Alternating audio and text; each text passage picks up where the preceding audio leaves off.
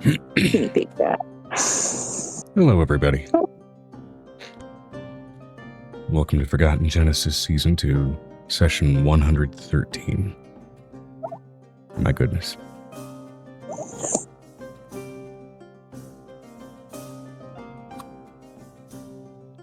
Everybody's got some new camera frames, each of which, to an extent, have been customized toward each character and their nature. What you doing, baby girl? You gonna lick my face? She gonna lick my face. I'm so excited. I just can't hide it. I gotta get you right here, and I think Well, let's get into it. it. It's been a week. It's been a stressful week. To that end, I don't really remember much of what's happened over the course of the week, because I was also getting rid of the very last vestiges of that sickness.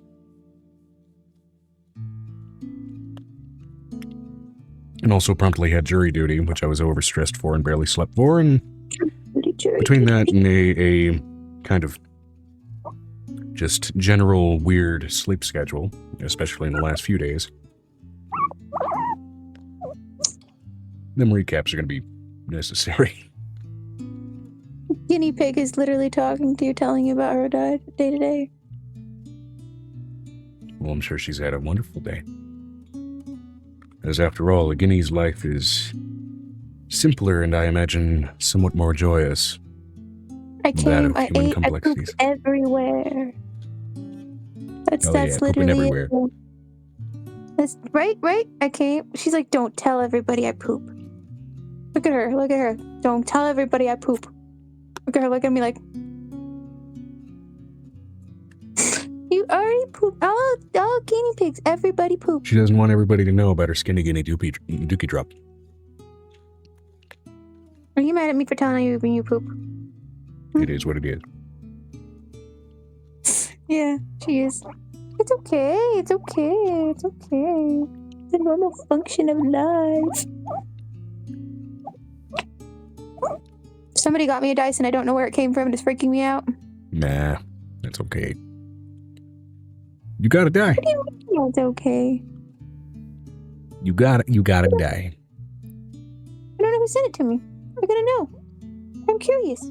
Just realizing this is way off. There we go. Yeah, had a lot of bottom frame with you, but it's all good.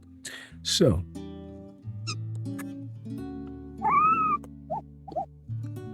You are so loud today. You have so much to say. How was your day today? Was it rough? let's get those roleplay questions up and running. Why don't we?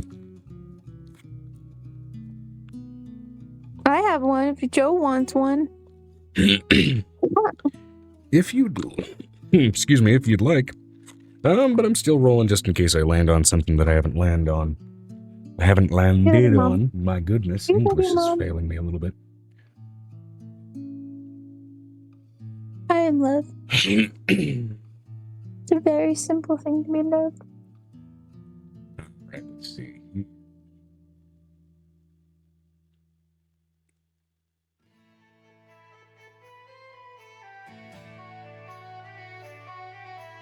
Tell him about your day. Tell him, Guinea. 51. So that's going to mean things, maybe. Carmen's looking straight at you, Joe. Is that your Uncle Joe?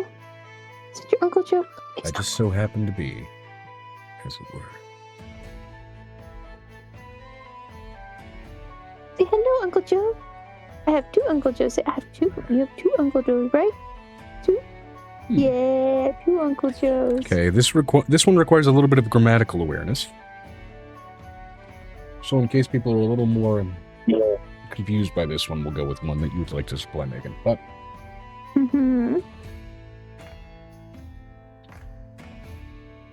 is your character more swayed by ethos, pathos, or logos? Oh, really? Joe, that's a big concept. Yes, Resamo.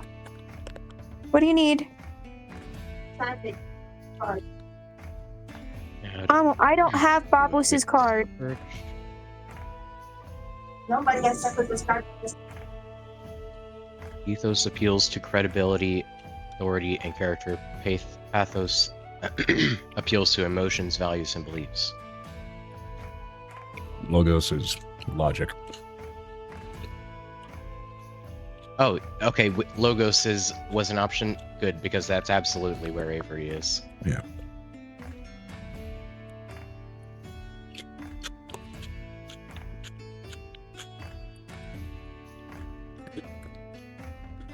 Alright. Be right there. Hold on. Alright. Then we'll go ahead and bring that question to Angel then as well. Joe, you're gonna have to give me a minute. It's been a while. It's all good. Big brain question. I don't think I have big brain questions in me today. I'm just letting you know, as a human being and as a character, with all of her kids, she'd probably look at you and go, "We really need a big brain question this early in the morning." Baby girl. That's why it's a warm-up to get you to think. So. Fair enough. Right now, I have to go find somebody's credit card, so give me a minute. Okay. Because apparently people can't find the things that I put at them where I put them.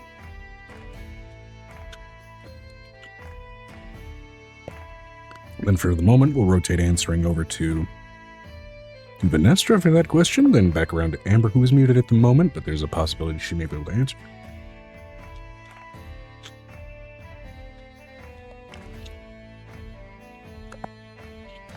Are we still on the 6th, or have we moved over a day or two? I know I missed last week. Yeah, we're on the 8th now. We're on the 8th? Mm-hmm. Okay.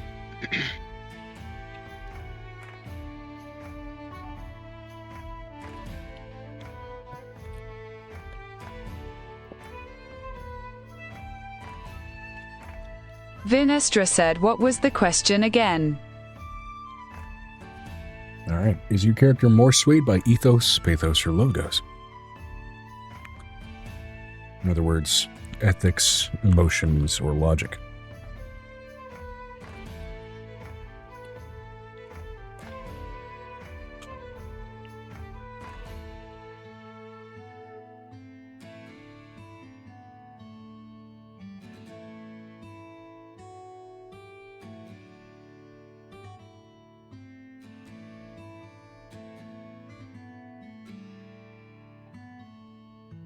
Pathos would be Vinestra's.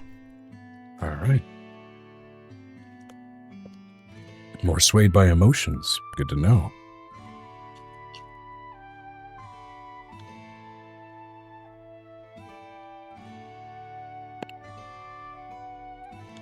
All right, we have swayed by emotions from Vanestra. We have swayed by logic from Avery. We'll move that on to Amber with Piper and or Bruce. If Amber, you are available, I know you are muted.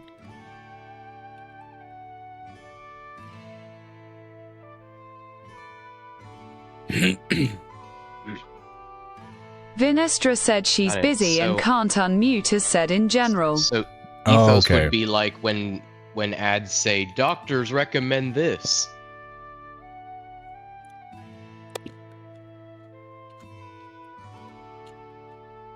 Whether or not doctors actually recommend it. Yeah, it's an example of bad ethos, to be fair.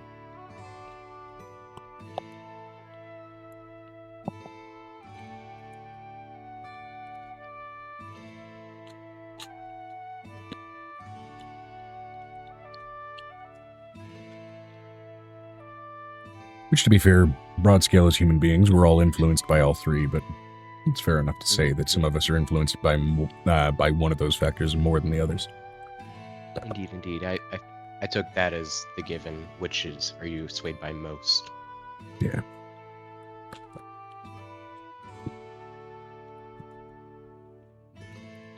Personally, as the DM. If I can remember what it means, it'd be ethos, but I'm not sure. Ethos is when you are swayed by, like, credibility. So, like, when someone says this person of credibility says you should do this. 𝕲𝖓 said leading experts advise X, Y, Z. Pathos is No, it's pathos. emotions. Both of my characters are run by pathos, but not necessarily pity. I don't like that question so much. Logic is it'd be a combination between pathos and logos. Yeah, everybody's run by a combination, but if that's a big question, Joe. everybody's run by a combination, but I think Angel and Violet both being leaning more strongly toward pathos does make sense. It doesn't mean they sacrifice the other two. Angel uses pathos to use logos, which is what is the situation. Like, her pathos is governed by, like, her logos. It's like the logic of what it is. I grab a cream soda. Pathos is a vessel for logos is just the path of the psychologist, if we're being real.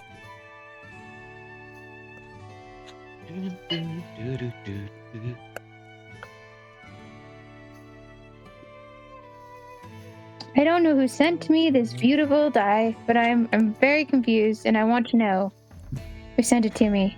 But I don't know who sent it to me, and therefore I must wonder for now who sent it to me.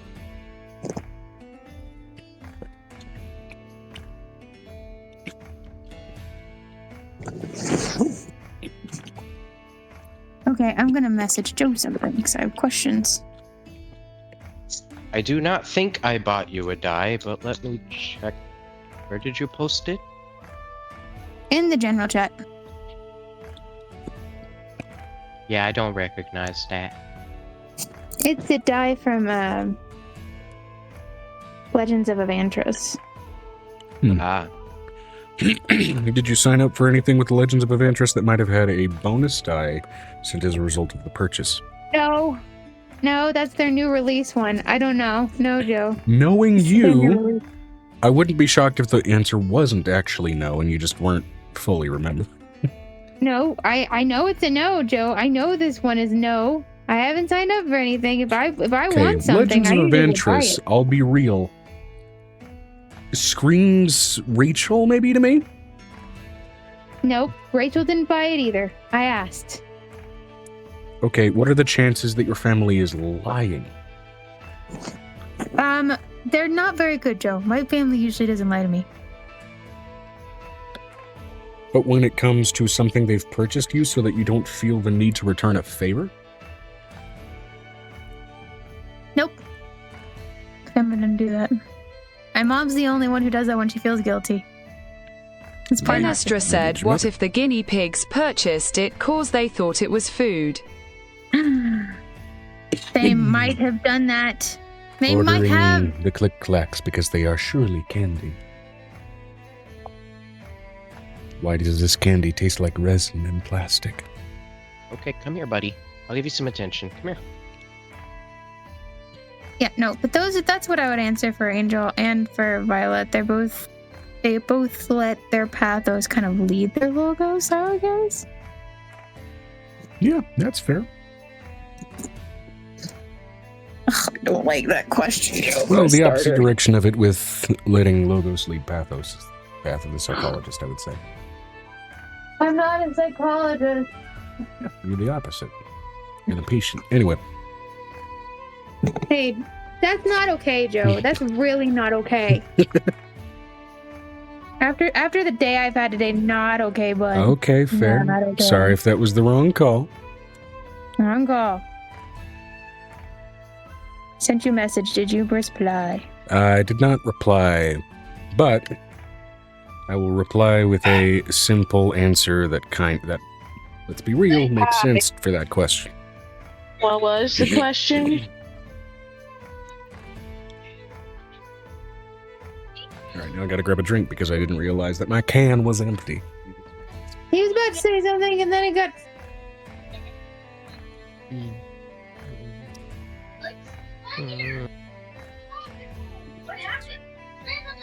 I have more questions for us to use. I have questions. And I'd for like those that concerned that I'm question. It dealing was with a easy headache, enough because that's for me. usually what the glasses mean. 𝕲𝖓 said, no, hey in this case, my Amber, stigmatism is what just is being your a bitch. character mainly lead by pathos, logos, or ethos? Jesus. I don't want to go to college again. It's decades since I've learned It those. took me like 3 seconds of Googling. Yeah, but Google's not what I want to have to use. I would like it to be at the top of my brain if I'm going to use the information. Okay. If you'd like me to roll again, I will give everybody an No. additional inspiration die for it. Otherwise, we can get No, to I would Amber really- and I would Bruce's really- answers. I would really like to use. No, I have Logos? like a whole. Yeah, she's definitely run by Logos. Logos for Viper, and I would honestly assume Pathos for Bruce. But I could Oh, be wrong. absolutely. Bruce's decisions are made on vibes. Okay, so I'm thinking. I really want to ask a question from one of these because we've got. You understand? I have cards for days. This is like 200 cards right here of just questions asked by the campfire. My poor fucking shin for some fucking reason. I'm really happy with how these frames turned out. Once I get backdrops attached to them, then I'll be able to move each of them independently, which will be awesome. Joe, Yes. are we ready? We're ready. Did you say you wanted to draw a card? By all means, do so if you want to. Okay.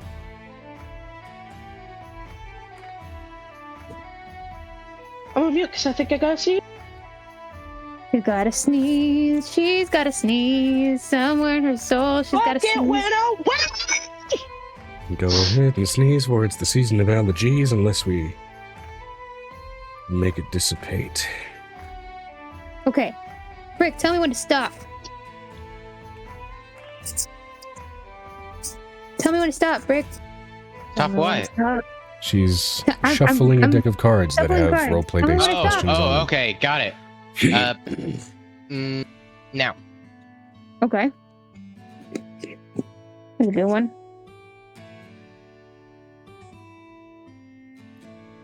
Ooh, this is a good one. What goal do you hope your companions would carry on if you could no longer pursue it yourself?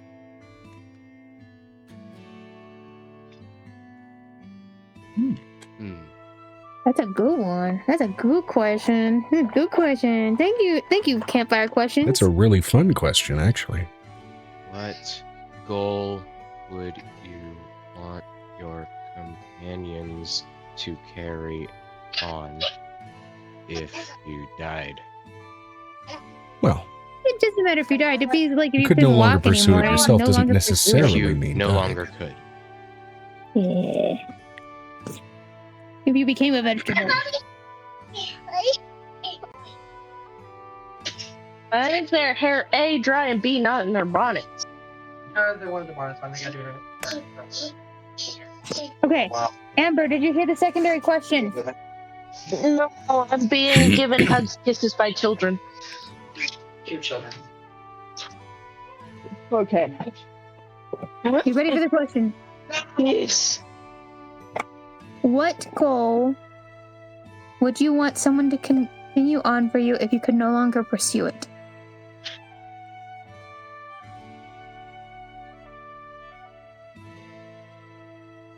Aqua, you need to go talk to Grandpa. You wouldn't have Angel do it? Angel would be great at it. Nope. I look exactly like Aqua. How's he gonna know? How's he gonna know? Good point. Good point. I take Aqua, you'd be like, Angel, take Aqua. Go talk to Grandpa. Okay. I think the implication I'm of this dying. question is who among the party would you have pursue it? And I mean player. but Oh, okay. well, shit. I would probably be Angel, but take my twin sister. My identical twin sister. He'll never know the difference.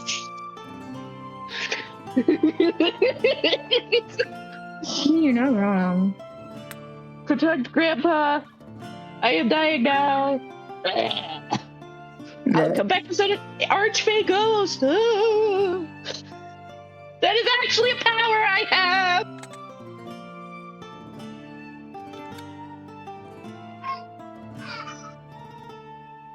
I wish I could remember that thing that Monty taught us to do to calm our nervous systems down. There's a few things. One thing that climbers do. It's a theater one where it's like Mom It's a- gave me home. no. It's one of those big. I am a pleasant mother plucker.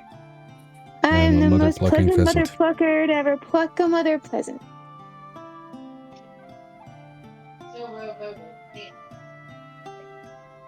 And instead you do it, I am, and basically it's like echoing, I am a.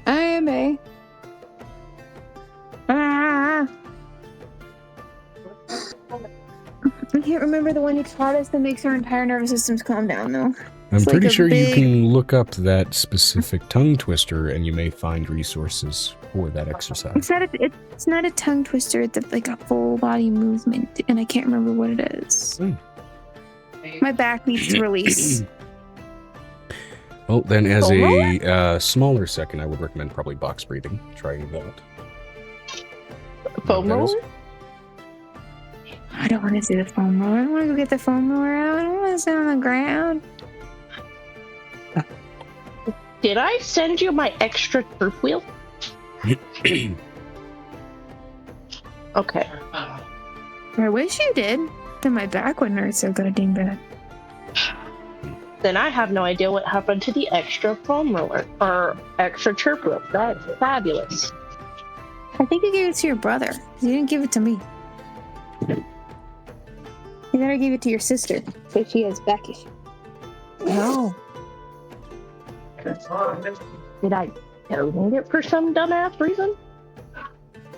Now I'm concerned, but I can't be asked to deal with it because I have to crochet. I have to crochet as much of this stupid stuff before tomorrow. Okay, so are we ready to begin, DM? We're ready. Well, it's the last. Okay, what's everybody else's answer? I know what Angel would want. The only thing we haven't done is recaps. If we're talking about Angel's answer to that question, Angel would want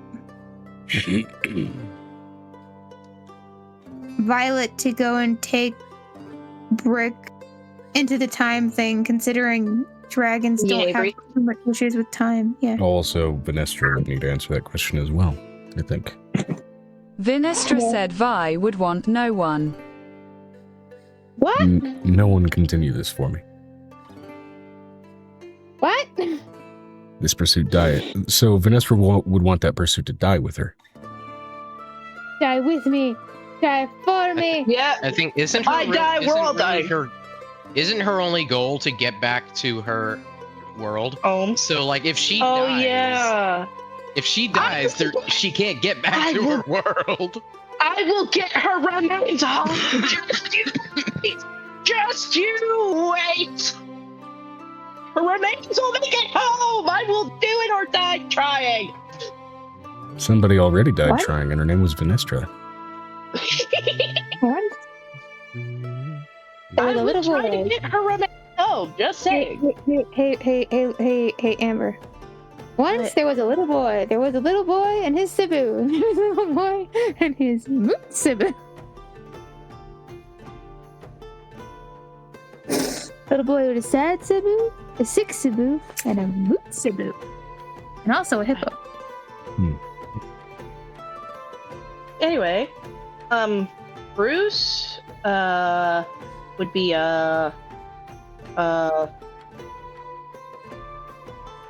probably look at Vanessa, guard the bacon. Missed your life.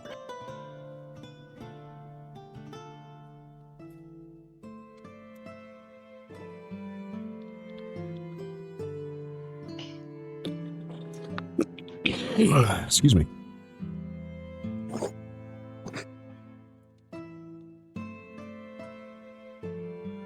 His logic is Venestra is big, intimidating lady. Nobody will mess with big, intimidating lady for the bacon. You know, that's valid.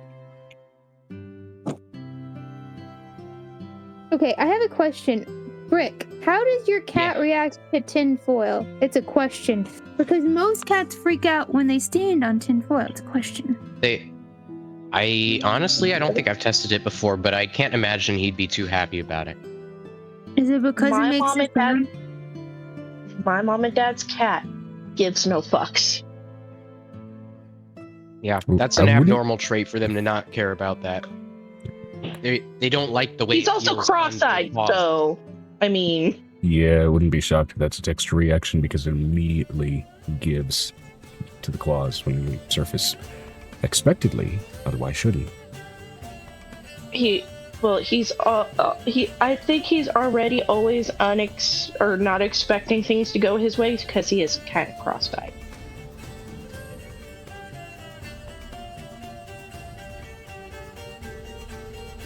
If the cat is cross-eyed, then I don't think even the cat is expecting himself to go his way.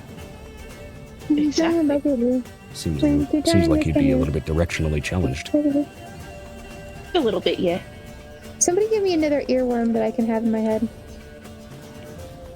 How much wood could a woodchuck fuck if a woodchuck could fuck wood? Ooh. Ew. No, that's not how it goes. How much wood could a woodchuck chuck if a woodchuck could chuck wood? A woodchuck can't chuck wood, so why bother?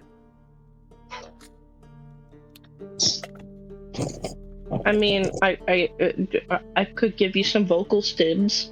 Vinestra said, I have posted my recap. Delightful. Fuck you and your battery low earbuds.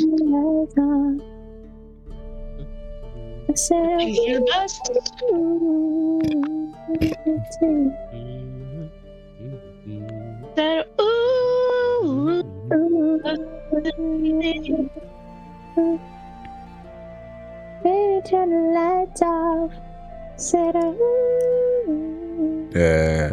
Where did that recap get posted?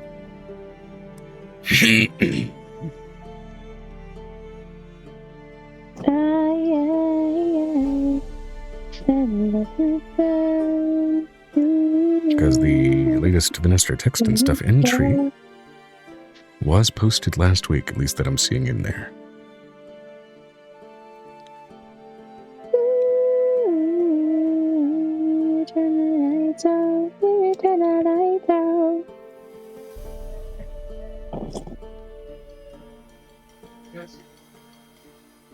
Okay, is this a stigmatism thing? I would just take a 'Cause, look for one. She doesn't have one out. Vinestra said it was posted last week. Yeah, but we did stuff last week, didn't we? a little bit. A little bit. Like, did I imagine last weekend? Yes, after the session.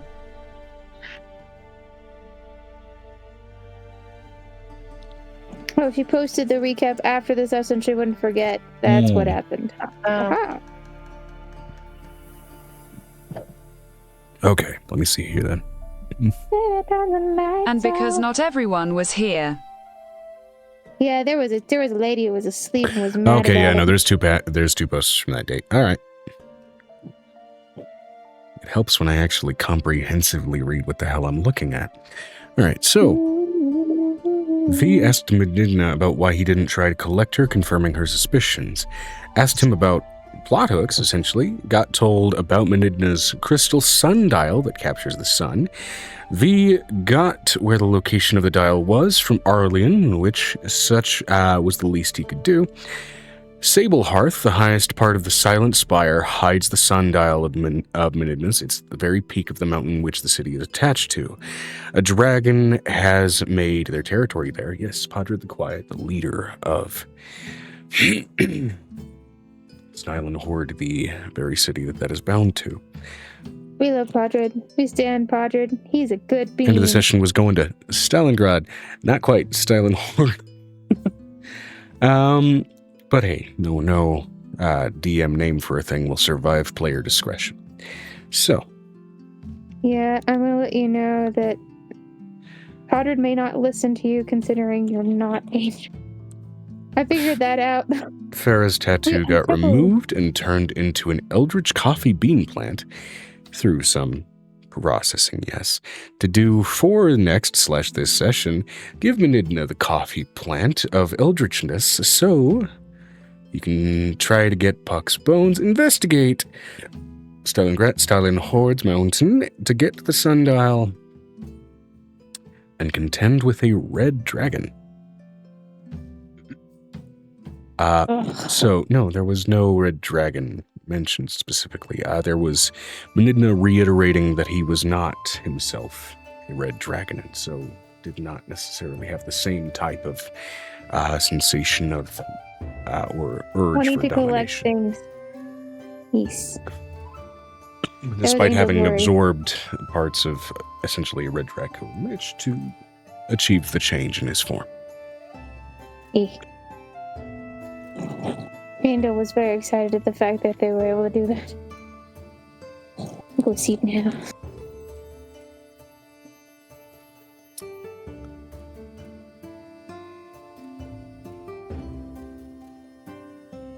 All right.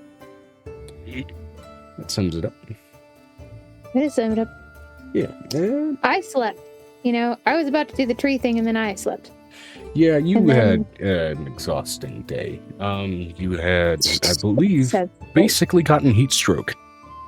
So, Yes, and then my grandmother had to go to the hospital.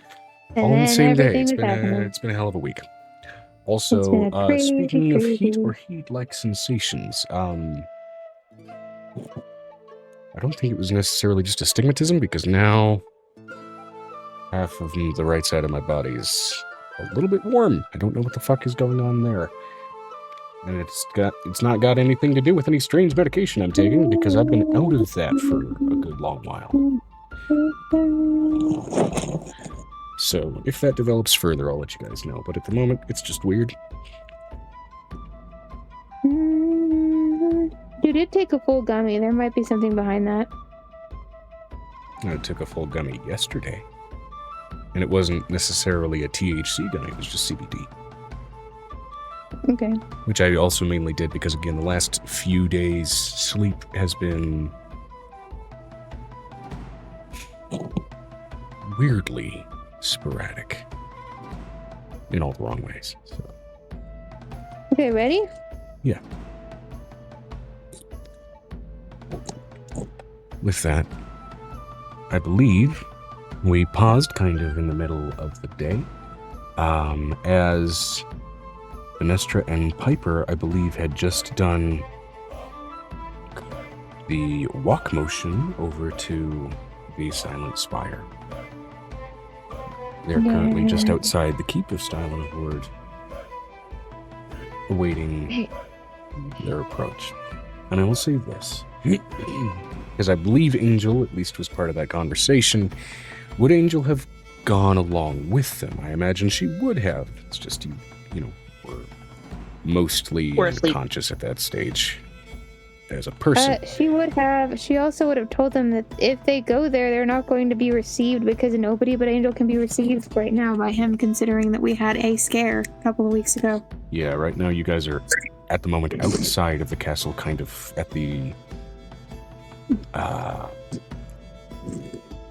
it's kind of weird to say foothills of a peak when you're already kind of on the mountainside, but that's essentially where you're at with that kind of staging of the mountain. Can I use the secret door to get in again? If you'd like to. With that as well, I believe, remind me, did Avery join in on that venture? Avery did did he not choose join in this venture. He did No, not. he He was stayed behind. busy. Okay. He wasn't here. Oh, he wasn't here. Right. All right. Yeah, I went to see a comedy show. That's right. This is what we said he was doing. He was working on Aegis. He still has to work on all of that giant bits of metal in order to work on Aegis. He's Okay. literally working on melting things. It was gonna take a while. It's not gonna take 5 minutes. It's a long process. It's a bit of an involved thing. It's okay. Yeah. All right. That was what we considered him doing at the time. Vinestra said, let the player decide what they're doing. That's what he was doing That was- based on the That's what I recap. would be doing. That's what he was doing. Since I wasn't able to join y'all. Yeah, that's what the comment was. He's like, I'm gonna be working on Aegis or something. Okay. So I will say, for the sake of this, just for sort of clean housekeeping, so that everything's consistent and we're not mulliganing anything, we'll say, for the duration of this smaller engagement in Stylenhord and what that involves, because it's not going to be anything extensive. Absolutely That will be absent Avery. and then you guys will be able to make your way back should you choose to go ahead and reconvene. So for the moment, this section of the story will be focusing on, of course, Angel, Piper, and Venestra. So Can he be rolling some checks with like Tavinius to get like higher tinkerers rolls? That would be great. yeah, I mean, honestly, if he wanted to utilize one of the many Tinkerer NPCs to go ahead and help him in his venture, absolutely. I will say that, with that in mind, I'd say you could feasibly roll with advantage, because these are a number of very experienced enchanters and magical tinkerers. There you go, Rick. There you get some things. What am I rolling? Some for your tinker check so you can work on your boy. A tinkerer's check with advantage. We'll say for the duration that this is likely going to take, just for the engagement in Style and Horde and in all of that, we'll say for the amount of time that it's likely going to take, we'll call that probably 1 roll's worth based on tinkering, advancement, anything else. If you'd like to sketch out plans and message them to me in the meantime, just to go ahead and make sure that you still have something to do, by all means do so during this. I can't think of anything right now. That's totally fine. Just as well. But we had gotten a bunch of mithril for something. Oh, it was for the chainsword, and I already made that. Mm-hmm. Weren't you also going to make like an armor plating that could switch out, like? Yes. Modular armor. Like Arceus switching out freaking Pokemon type? Yeah, but something tells me that's going to be a larger project. Not if you have a dragon. You are working. I don't even know how that would work. You're working with Tavinius. Tavinius is a dragon. Giant dragon man. For modular armor, Can I just explain that? Yeah, for modular armor, the big thing that you're going to first and foremost probably need to do to alter Aegis is alter his exoskeleton, essentially, to be able to actually handle quick switch modular armor. So that's going to be probably your first task. You can approach He already can kind of grow and shrink, so I imagine his base skeleton, it's flexible enough. Yeah. No, it's like making indentations so it can slide into place if you're going to like put little armor hooks on. and Like little hooks and little spaces that's like easy. that. That's easy, you know. Yeah. So I'd say for the duration of that, which that will be, by and large for the course of an actual day, a fairly quick engagement, I'd say roll a Tinkerer's check to go ahead and get that moving. This will be with Tavinius or any other Tinkerer you've chosen to bring in with you, assisting. Or Farah. So that'll be with advantage. Farah would assist as well. Yeah. Farah doesn't have anything to do. Nothing's in the kitchen today. I always forget what role we say our Tinkerers. Dexterity or intelligence. With tool sets specifically, I usually make skill type, optional within certain ranges. Got it. 13 plus 4 intelligence is 17. Okay, 17. And that was with advantage? Oh, no, it wasn't. Oh, nat 20. Hell yeah. Oh yeah. Those notches were easy. That was easy breezy, beautiful color, girl. And we'll say that for the duration of that time, not only are you able to basically get sort of the pin work and the inserts properly attached to Aegis, but you're able to do the rune work that will basically allow them to also sort of rescale themselves and therefore whatever they are attached to with Aegis himself. Are there also runes that kind of like swaps them? Like if I have plates in my little pocket mansion and just kind of like they just swap places. Yeah. Like we have the tougher stuff and the lighter stuff. And You've basically set the groundwork for that. You've successfully put the nail in the wall to be able to hang the painting, so to speak. And this nail just so happens to be able to hang just about any painting, as long as it fits the wall.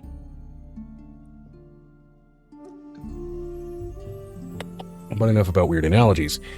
Let's go ahead and move on to the capital city of 𝕲𝖊𝖓𝖓. Still on Horde. Yes, indeed.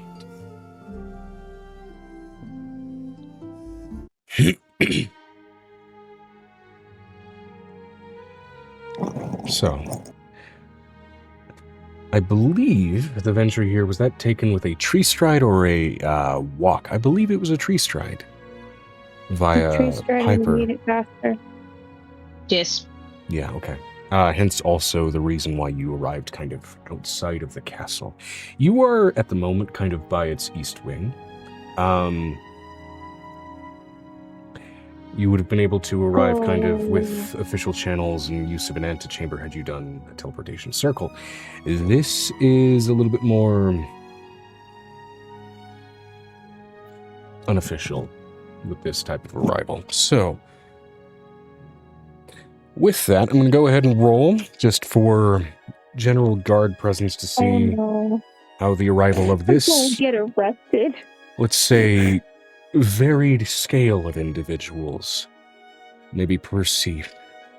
As you have an average-sized individual, a minuscule-sized individual, and one who is arguably a titanic example of a person. So,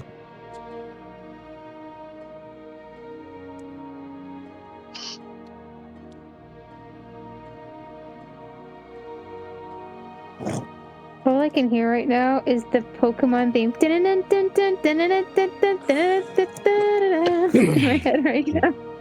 That's what I can hear in my head right now. with the mid-afternoon, kind of peeking above the mountain, usually altitude like this denotes a shift in temperature for things to get a decent bit colder.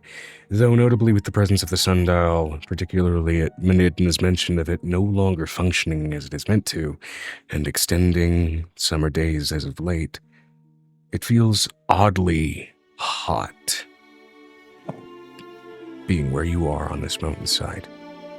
And that's not the only heat you've attracted. Okay. As, with unfortunately a natural 4. I give 2 of my inspiration for that empathy in particular. I don't want to go to jail. I am okay catching heat. I would love to see them try. I would. If you want to give to that inspiration, then by all means. Oh, come on! I would love to see them try. Let them try. So, Let with them get eaten by inspiration, the usually fish. with the way that rule set operates, is I have to take the new result. Let them Now. get eaten by the bigger fish, Piper. With that in mind, I am sad to say that was a natural 2. Yes! Yes! Yes! Let them try. Let them try. Jail. We're not going to jail. I would like to see them try. I mean, you won't because you're the warlord. Now, I will say this before I describe the scene. It wasn't a natural 1, so we're not dealing with immediately aggressive temperament, okay? You're not immediately rolling initiative against Steel Guard. However, dotted from the castle walls, you notice a number of figures rising and pointing in equal parts. Longbows, crossbows, and in some cases along higher ramparts, as well as dotted little outposts that are sort of tucked in within rock crevasses, kind of out of immediately apparent sight. You see the gleam of the heads of ballista bolts pointed in your direction as well. Ooh, The ballista may not have that means there's proven... nobody in this tower right now. That means there's somebody in the tower right now. The ballista There may wasn't not have- last time. Very true. Now to continue my description. Sorry. Ballista may not have proven necessary if not for the, let's say, more sizable companion amongst your trio. Yeah, but that means there's somebody in the tower right now.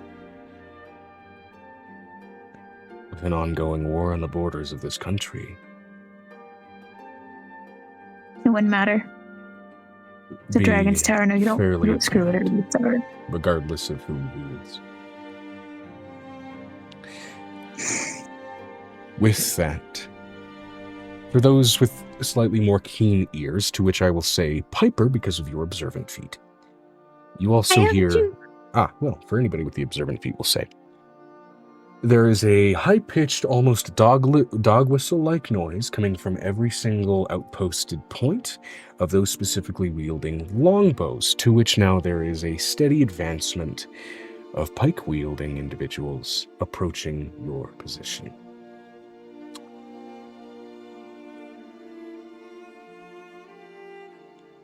Am I leading? Please tell me Piper's got my hand at least. That's up to Piper. Wait, If what? we're tree striding, somebody has to be holding your hand to tree stride. You gotta walk together as one group. Well, the holding Yes, hands I'm isn't holding quite everybody's hand. necessary. It's more so just getting in there very, very quickly within that 6-second instant. Holding hands is the easiest way to do it, to be fair. Yes. Piper would hold hands because we're not getting lost in the fucking tree.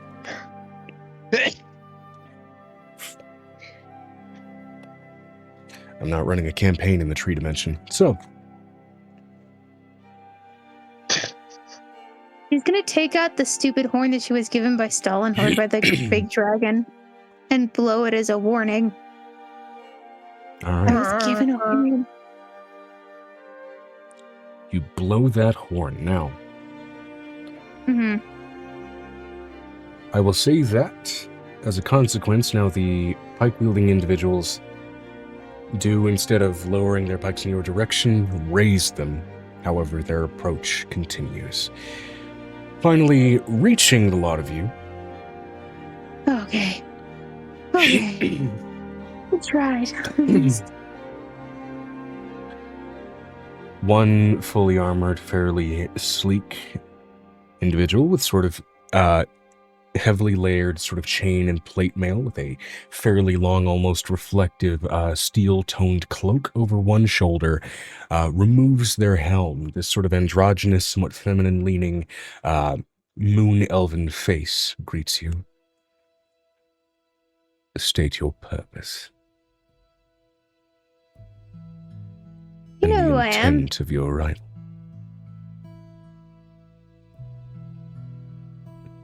You've seen me That- before. I've been here before.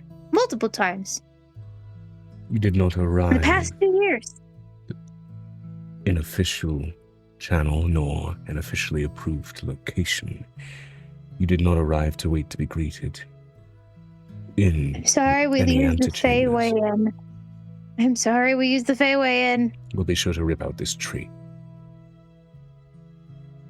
I wouldn't rip out this tree in case there is an emergency. It is precisely to avoid emergencies that we must. Then put a tree inside. So what you're saying is, in case of quick evacuation, you want the tree to be gone, and then ergo a very quick way of teleporting away from evacuating places. And my brain just literally fucked There are that whole carefully sentence. handled and guarded trees within various courtyards in the keep. This, Yes, but Piper didn't come with me this past 2 years. well, this one is an unfortunate weed that may prove a risk. So we will. Then why return. don't you just plant it in your courtyard? You know what? I'm gonna do the one thing I haven't done this entire... I'm gonna cast Awaken on the tree. Are you gonna tell it to walk about Walk 1,000 that miles way and away? take a nap. Walk Yeah. this way! You could just tell it, I'm gonna Hey, awaken hey. the tree. go over there. Okay, Get out of the way or they're gonna kill you. how do you cast Awaken, Bard? 𝕲𝖓 said, "Do people need a reason to approach your city?" Yes, we do. It's kind of part of the rules, Nestra. But either As way, per how do you customs officers at the gate of every major city in the 𝕲𝖊𝖓𝖓, yes, particularly with an active war going on, particularly here in the capital.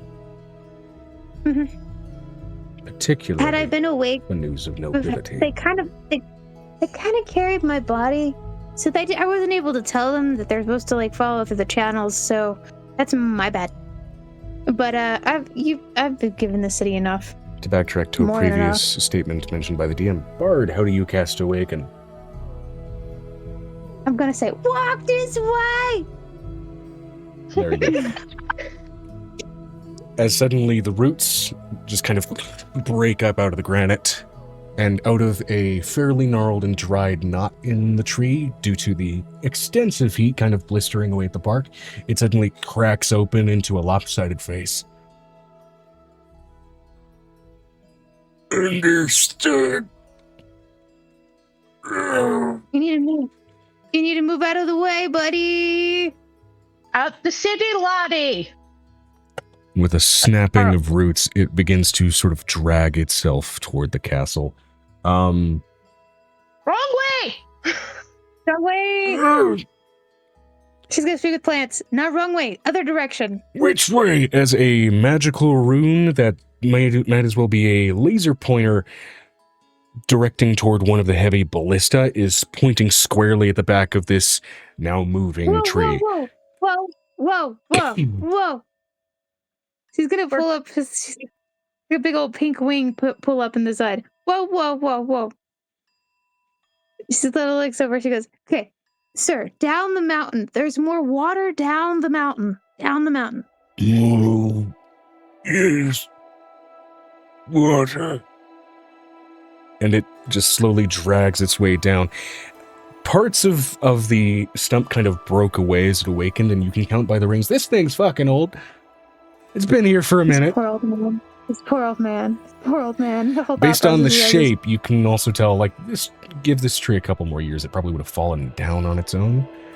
Just from finally crumpling under its own weight. She's just like, now, you don't have to worry about moving the tree. She looks over at the man.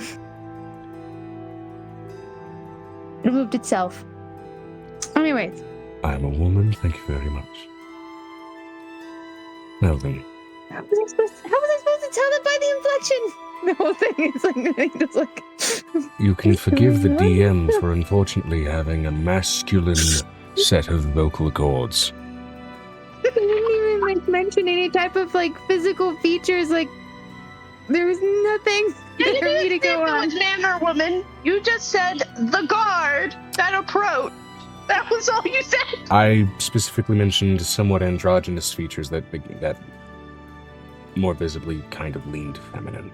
Okay, well, that makes more sense, because apparently my brain didn't register that. It registered that you were going to kill my tree friend. You were going to kill the tree, and we don't like when people kill trees. We need the trees. We do like when they kill trees, but also when they replant the trees. You gotta replant the trees. If you're gonna kill a tree, replant the damn tree. As you do. As you do. So she looks over at Piper. She's like, Piper, we have to leave. We either have to get inside or we're gonna have to.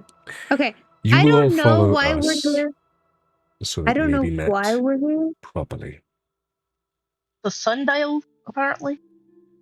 I was asleep. She looks over at Piper. You carried my sleeping body through the tree. I figured we had discussed this, beforehand. We just, Yes, but if you were talking to me, I had mom's sleepiness, which means I'm half here. Follow me to the Eastern Noble Visitor's Wing, and you may address your purpose after you are summoned to the following antechamber. Fine. And she's gonna pull out one of her most annoying children. Mommy, what's that? Where are we going? Her most annoying kid, Christina, who doesn't understand magic, who's literally like, wow, this is so cool. I like this. You are all quickly enough directed toward that eastern wing, which you do have to kind of go around the walls to an official gateway to get in. It's a good 30-minute walk to finally get into that wing. Another 40 minutes to get pulled into that antechamber. And once again, wait. After another hour, you are beckoned forth.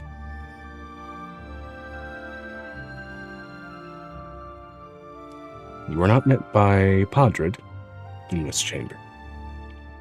But there is an individual sitting at a desk in a chamber that is far too large for the single desk at its center and the halfling who sits on its seat.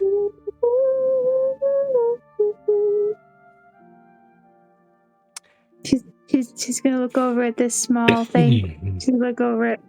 What's up, homie? Wow. Looking up from the book, finally getting a gauge on the age, this halfling in particular looks to be a young man, probably a little too young for this station.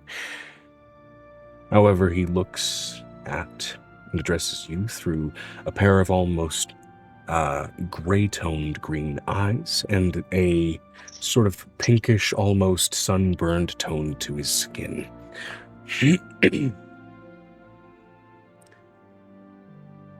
So, a Cadian Underdark noble. Mm-hmm. An archfey and a foreign dragon found at the peak steps of the Silent Spire just outside of the 𝕲𝖊𝖓𝖓𝖊𝖘 Keep. During an ongoing war, when security right now is, let's just say, aggravated. So, why are you here? She looks up at Venestra for some sort of sundial.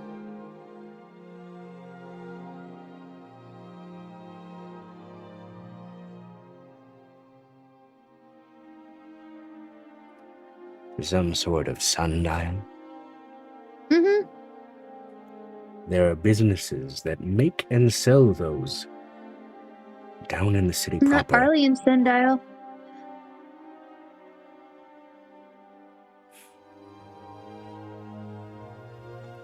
I'm going to roll a religion with advantage. And again, technically not Arlene's sundial. Arlene was just taught to guard it. That said, official religious doctrine I have a question. may not have actually officially cited it as 𝕲𝖊𝖓𝖓𝖊𝖓. I have a question. Christina does not know good etiquette. She's also only 2 years old. So I have a question. Where is Christina at this point? She's like a baby gnome. She's baby gnome girl. This is, again, a chamber that's far too large for the business it receives. She thinks she's in a playground. You know, big open space, small energetic child. She's taking the opportunity to try to run.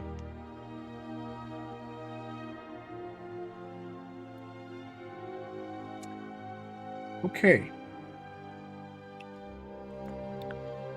Arlean sundial. Mm-hmm. The thing that's keeping this place hot right now. Keeping it hot. Under what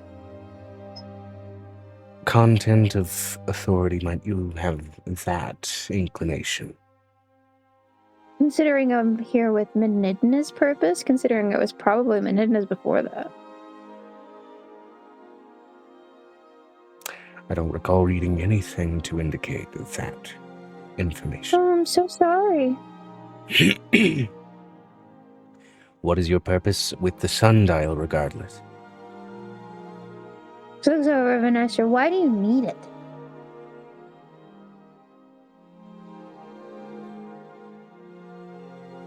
I was only awake for half of the conversation. She looks at her daughter. This is my brain right now. She looks she's just such a Christina who's running around in circles. No, at this point, she's laying down and just trying to roll sideways along as long of a stretch of this place as she can, and giggling the whole time. Christina, practice your cartwheels. Cartwheels are more impressive than the roll thing. Rolling in acrobatics. With a natural 3, she tries to cartwheel and promptly face plants. I'm gonna let you know she floats. Angel's gonna feather fall her. All right. Going slowly into the face plant as she just drifts down. Okay. We need to work on your form. We're gonna have Dad talk to you about that.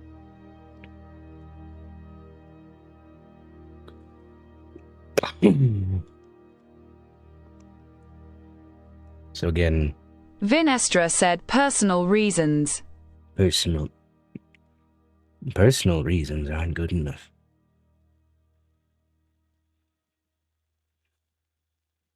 Do you know how the sun came to this world? There are plays about that. So, Yeah, well, why don't you tell me how it happened? well, Educate me. the Grey Thief forbid his name. Did one good thing in his horrific existence, and that was stealing this world away from the Valaks and their place in limbo to pull it before the sun. If you're high enough in this situation, you know exactly what he stole it from. And if you are not, then you don't need to be talking to me right now. Not that can be spoken of on official channels. Now, personal reasons aren't good enough. I'm going to need exact reasons. Again, we are in a tense environment at the moment. I need something that I can report in official capacity to those that It looks are over at above Vinestra. me. She says this also to Vinestra. That thing extends the heat here and keeps it temperate in this location. It has a purpose. Whether it's residual magic or not, it still creates heat. That's why it's hot in this location. I keep wondering what happens if we move it. I don't think we should move it, technically.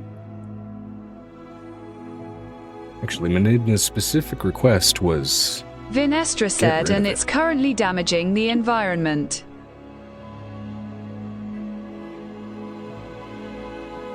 Wait, it might be allowing those things to extend their reach as well. Yeah, to fully kind of, again, reiterate what Menidna's original quest/demand with it was, is it is no longer functioning as intended for what it was. So, his request, demand, his quest, basically, that he gave you was get rid of it, and in doing so, you may split its pieces to put them to your own purposes, but right now it is no longer functioning as intended. To that end, it specifically offered a piece to Vinestra, a piece to Violet, and I believe a piece to Piper, though you guys may split it further if you would like to do so. Wait, what?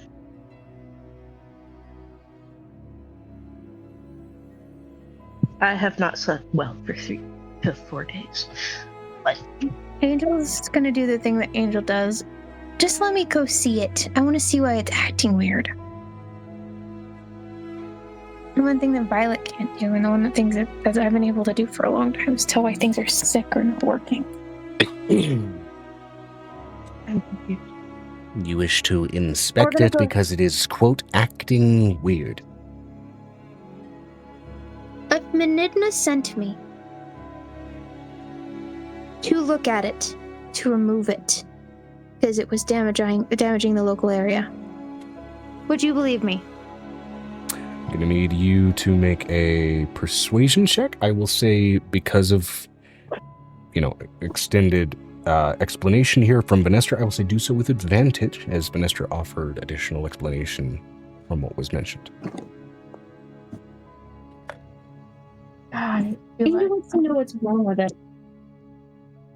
If it's not working, she wants to know why, and she wants to know what's wrong with it. 17 plus, is this a persuasion? 17 plus a lot, like 25? 17 plus 25? Did you roll with advantage with this 17 there? Oh, no, wait. I mean, here's the thing. You probably got it anyway, right? With a 17, but... It's 2 17s, Joe. Okay, with your modifiers, that is fuck you, basically, as the result. So, It's like asking Piper to do a medical procedure. Fuck you, that's how. It's gonna It's happen like- with it's like- or not. She does have trouble with like minute stuff because Angel always has to steady her hands for that. I got an essential Piper- tremor. What do you want from me? No, that's just She has player a who has tremor. a tremor. So she's like, no, that's what you also described Piper having that. That's the reason she had trouble with cutting the first time. You will be Angel given an and Herman from escort working on it. who will be able to properly record and report your findings and your intentions. If you are stated to be needed to remove it, then so be it. as you look down and note some subtle, sort of glowing runes of a circle of truth beneath all of your feet, it rings the entire chamber.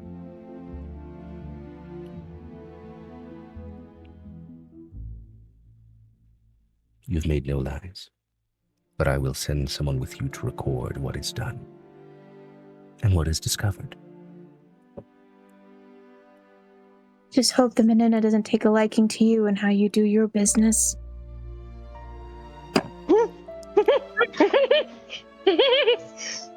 Just you see Piper looking out windows, giggling. Understand, I am not trying to be difficult. I am doing my job, and my job is to be specific.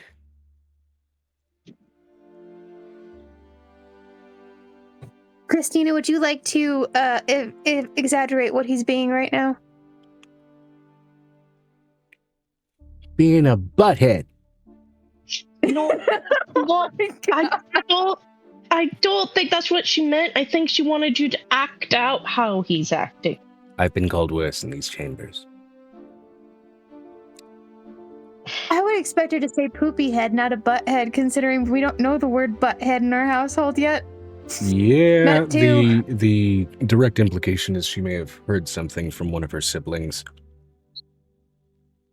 Or somebody. I apologize. That's not the word that was using.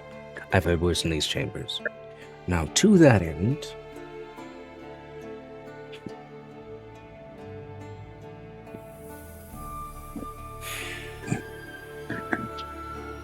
depending on the nature of what is discovered, I may send something of recompense in your direction for the inconvenience of the delay should prove to be something cautionary. If not, you will otherwise just be unimpeded in your exit from the city. The report of your arrival and the intention and nature of it has been sent to the appropriate ears beyond my own. The royal chambers are aware of you. Oh, great. Awesome. You know what? Let me put it this way. I've never met the king of this place. The only person I've met is the dragon. So I answer only to the dragon. If you've met the dragon, you've met the king. Then... Well, there you go. Him and his wife are nice people. I gotta go. Bye! Good luck. All right. You are ushered rather than through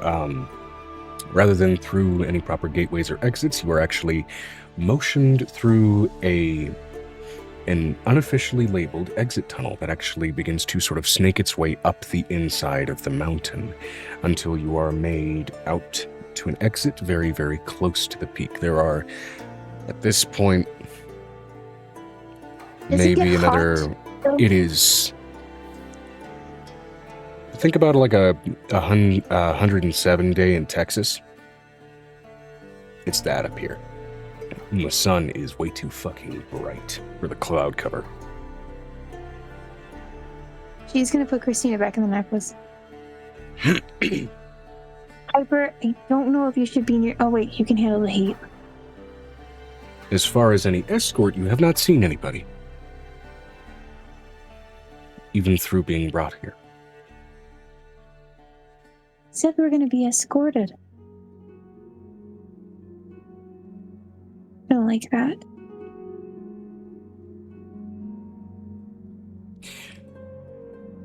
And I will say, Piper, what is your passive perception because of your observant feat? And Angel, what is your passive perception because of your observant feat? God Right fucking now it's a off. 32. If we're talking about my actual passive perception instead of just me not paying attention, which is my normal 18 that I just don't give a shit. Alright, so 33-ish. 𝕲𝖊𝖓𝖓𝖊𝖓 is 28. Oh, okay, shit. I have no idea what it would be at this level, considering I Amber, with still your have to wisdom get- on it, all three of you are at capacity to note this. You hear the slightest, and I mean the slightest, not footfalls, right? The slightest sound of breathing coming from just kind of an invisible space about 10 feet off to your left. I can see invisibility naturally, Joe. That's one of the items right, I'm true wearing. Yeah, no, there, okay. Yeah, you see... V also has tremor sense. Tremor sense would not be procced with someone wearing boots of elven kind in this case. But No, but somebody who can see invisibility again. you see a True sight up. with true sight, and therefore the see invisibility that it provides. You see a very sort of sleek and slender half-orc man based off of the tusks and the sort of greenish hue to his skin, covered in a again steel-colored cloak, as well as sort of a very, very light, almost steel weave armored tunic, who is currently obscured by what appears to be a sort of lit up runed ring, likely a ring of invisibility, who is present and keenly observing you as you then make eye contact with him. And a knowing, if almost amused acknowledgement kind of curls up in a smile on the orc's face.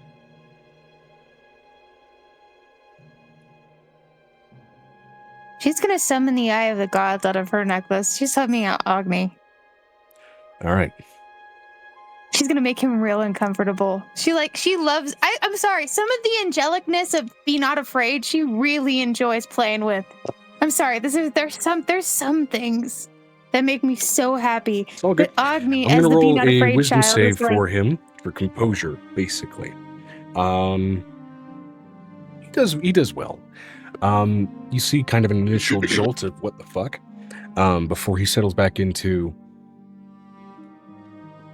I've seen some weird shit, and I should have no upper bar for how much weirder shit will get to be that I will see in my lifetime.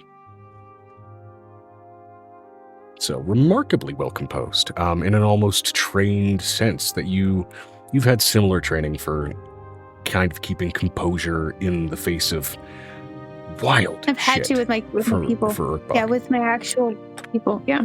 Yeah, it is an unsurprising skill for someone trained in stealth, infiltration, observation, that kind of thing, which this individual clearly is.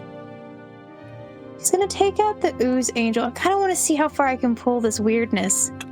Are you just pulling stuff out of your necklace, like kids out of your necklace that are wax slowly filling out the mountainside? I want to see how far I can make the weirdness factor kind of make this guy uncomfortable a little bit. Slowly but surely, while he maintains his outward composure, there's this just slowly more befuddled look that kind of crawls onto his face, along with a cocked I have a eyebrow that looks question. like it's gonna freeze in that position on his face. In the first part, she's going to say, and all of those came out of me. And she's going to say it. She's going to mouth it for him. You watch his eyes, which I will say for Venestra and Piper, you see just have now kind of carefully keeping your eyes trained on where Angel is looking. The thing about invisibility is if your eyes were fully invisible, that would mean that the kind of opening in your irises and therefore your pupils would also be invisible. Biologically, that would mean you would also suddenly be blind. in invisibility. So invisibility does, by its own nature, have this little limit where there is this slightest bit of an opening in the spell where pupils can be seen to allow light in. So that is absolutely fucking terrifying. I love that so much. It's one of my favorite things. And that is something that you two finally kind of realize and pick up on after training on where Angel is looking. Noting somebody very invisible. I know he would be trained to read lips because it's part of something. If I had a guy who was higher level, they're trained to read lips. Yeah. So that's what she said, and all of those came out of me. And I kind of want to know what the reaction is. 𝕲𝖊𝖓𝖓 said, just to point out, tremescence does let someone know the location. They can't see the person, though it's tough vision. Not with elven boots of elven kind. Boots of elven kind because of their Boots of elven kind. Their specifically written undisrupted nature to any surface they walk upon, and sort of silent step. The implication with that is they also do not give off a vibration where they step. They don't give off a vibration. Yep. That's why they can walk above the snow. It's one of the scariest parts about boots of elven kind. But that said, again, both of your passive perceptions are good enough, especially with where Angel is looking, to pick up on where that individual is. I want to know what his reaction, Joe. What's the reaction when she basically says that? You see kind of a jolt in his chest that is just barely tightly restrained by a closed mouth of like a want to chuckle. But he, again, trained not to make a fucking sound the way he is, just barely manages to hold it back. Based on the look on his face, though, there's an amused chuckle, right? That could be, but there's also likely, in this case, the nervous chuckle that would very much just kind of translate to, like, what the fuck? But he's very much kind of leaving it at that.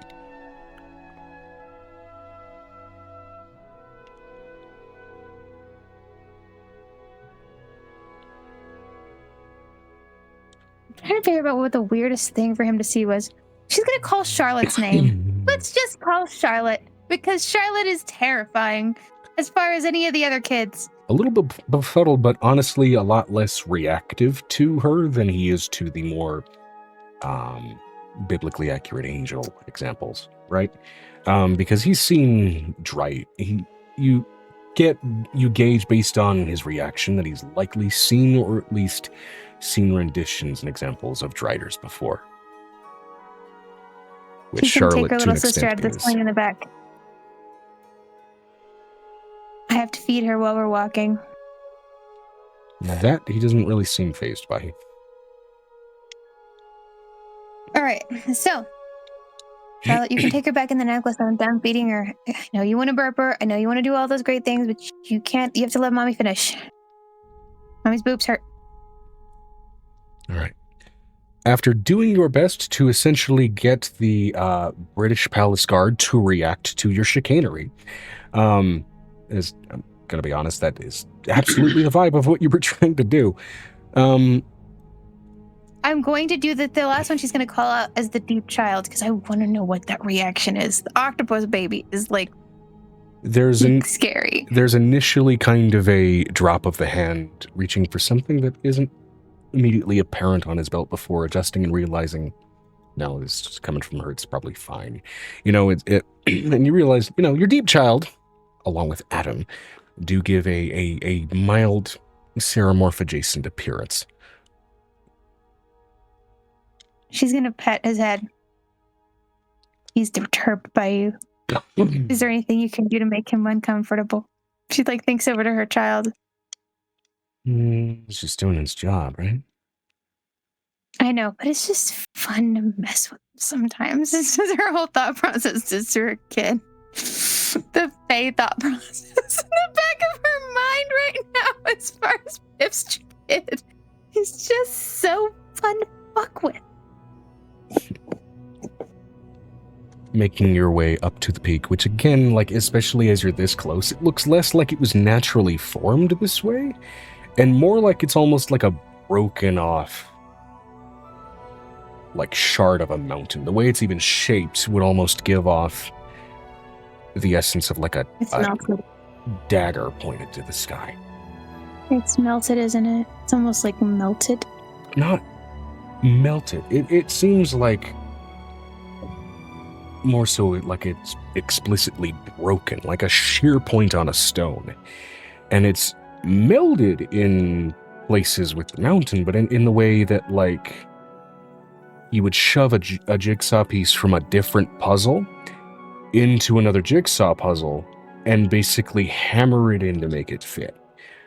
It's very much giving that sensation all the way down to like a 5-year-old try to put a thing in. Is it kind of like a 5-year-old try to put like a square peg into a round hole? Is it one of those moments like kind of, yeah. And I will say, Angel, because of your life spent in the Underdark, your familiarity with cave systems at this point, you are close, and I'd say you're familiar enough to recognize, even just from the basic tonal differences, the sort of large dagger-like structure of this peak, big-ass building of a size that it is a completely different type of stone than the surrounding rest of the mountain. Does it make noise? Because stones make noise.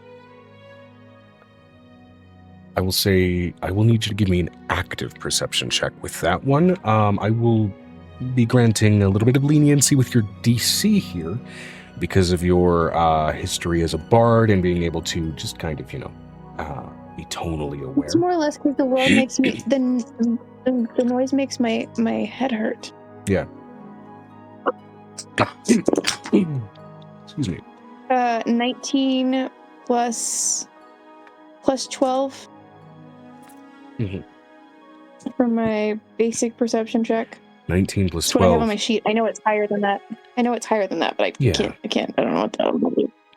I only know what my passive is. I wrote it down once. Yeah, 19 plus 12. Okay. That would make a 31, which the DC for that normally would be 30, but because of your bard-like nature and your sensitivity already to the different tones and like vibrations and shit, you had it knocked down to a 25. That said, again, you're well in excess of what was needed. There is a vibration to it that is different from the rest, even the wind up here, because the wind is still present. The wind is still present? The wind is still present, but it's kind of like a hot wind, like when you open an oven, right? Does it feel like when I went to the fire realm that once? Not that severe, but it is apparent and it is noticeable. Not only is this a completely different kind of stone, but you're realizing because of the resonance to it, there's resonances to different stones in different areas because of density and things like that.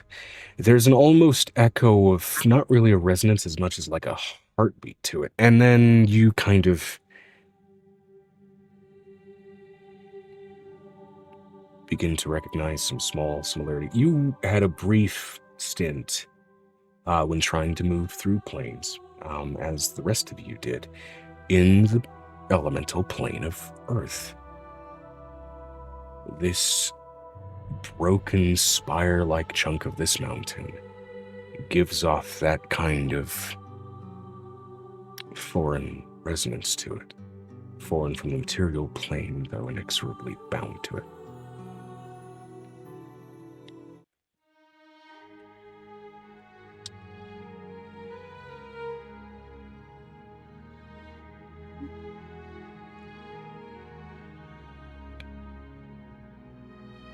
It feels almost alive. I know I had a speak with stone spell somewhere. We talked about it. We discussed it. Yeah, that was a spell I believe you took time to develop because it's a fairly abnormal thing. It's basically I learned how to speak with items and try to figure out where they came from and that kind of thing. That was something that I developed during the 2 years. That was something I was working on. I'll be honest. It was kind of kind of an augmentation and a play on psychometry, essentially, as a magical trait and ability, and kind of really trying to isolate it down into a spell. It's less speaking to it itself insofar as a form of sentience, as much as it is trying to almost personify the collective history into a memory that can communicate with you. It was a bitch and a half to do, but you got it done. Can I do is there any way I can do the minor one where it basically allows everybody to see the memory of this thing? Projecting it out so others managed can it with observe Nicodemus. it would be... I know I've only managed it with Nicodemus. No, I've only managed it with Nicodemus once. And Remind me what the level of the with- spell is with- again? It's a level. You said this is a level. Would be a level 6 spell because it Level 6. wasn't super high for this one. Okay. Yeah. It's kind of like major illusion, almost. It was a Yeah. combination of something because we made combinations of spells to learn this. Yeah. I If you also wanna- have legend lore. Yeah. Well, legend lore would also do it to a similar extent, except it wouldn't be in a form that communicated it with you, right? Alarm went off, sorry. It's all good. With that, though, I'd say if you wanted to try and project it out to others, I'd say you could upcast it from 6th level.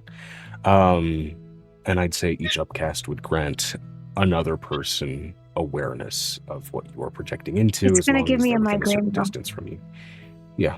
It's gonna give me a migraine though because it's one of those kind of spells. If you It's not wanted supposed to be easy. basically upcast it to make both Venestra and Piper aware, I'd say you could upcast it to 8th level and be able to pull it off. I'm going to do it to 8th level, and I'm going to allow even the servant to see it so he can understand what she is. If you want to add him to the party for understanding, that'll be 9th level cast. I has essentially D&D version of Excedrin. She will be fine. Oh, okay. Well, that's fine. Fine. Then I'll do that. Okay. I can imagine. I know that I can manage 2 9-level spells with my circlet on, so we'll do that. Yeah, and I believe we didn't properly give a name for that spell didn't give beyond it a like name. Speak with Stone, We didn't. even though it applied more so to like broad objects. I'd say It was because we were trying to do. It was kind of like along the line of creationism for the bard stuff, which little is also part of it. since you developed this spell, I will say this. We'll call. I want you to write this down because we're going to call that the official name, and then I'll plug it in later, right? Okay. Also, spell names are really fun when, at least phonetically, they alliterate. It is Subas's sentient psychometry. All 3 of those words have different front spellings, but they all have the same front sound.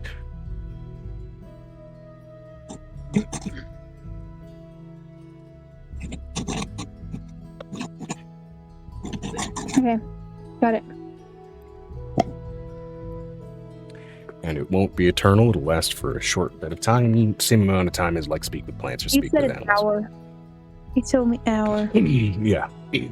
So, It's if supposed to give you a kind of a very brief run through of their life, and it's supposed to kind of, it can be run like a. I remember that the last time when we earlier versions of it, you said it ran like a play, like a puppeteer kind of play thing, and that was kind of weird. Yeah. However, at this stage, because you've managed to fully develop it, it's more communicative than it is like a visual thing. The visual thing in that capacity still kind of exists for legend lore, but you've got a more direct communication version here that you can use for an hour. So, It's also because I can walk through time, which is the other part. Yeah. That's the one thing because of the love goddess. Excuse me. Sorry about that. For the nature of the spell, I'd say Spasicipient Psychometry. Because you were a sorcerer and a bard, it's obviously going to be available to those 2 classes. I'd say reasonably a wizard can deconstruct it, so a wizard would be able to access the spell as well. Yeah, but you said that the wizards had to write it, Yeah. which it has to be. It would have to be either alliteration or some type of song. Yeah. Wizards have access to it. I'd say artificers probably wouldn't. That would be remarkably useful for them. You could if you put it on an item, if you ruined it into an item, possibly. I mean, yeah, enchanting items with spells is another thing entirely, but getting to the Yeah. point, you approach sort of the, at this point, sun-blasted peak of this spire, and it is very much, you kind of have to recoil for a moment, even through your, immunity to fire, just because there's that immediate nervous sensation on your fingertips of basically like touching midsummer Texas or Arizona asphalt, where you feel like an egg could cook on this. The kids back inside. She's gonna put the kids back inside because there's no way for them to handle this heat, and especially those three. You touch it and you begin to cast out the spell. Since you've constructed this spell, how do you cast it?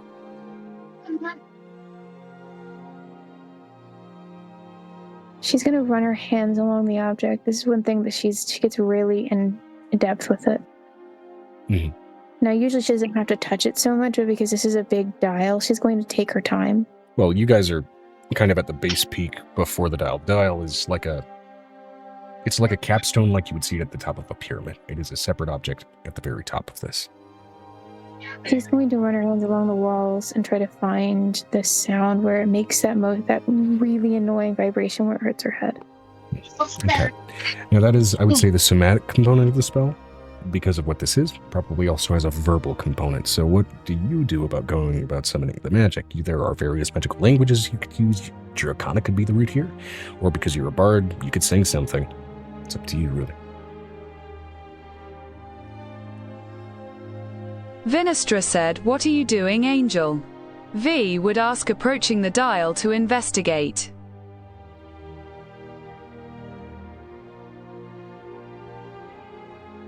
The stone's different. It makes noise. Objects make noise when they have magic in them and makes my head hurt. It always has. Alright. And what do you do for the verbal component of this spell?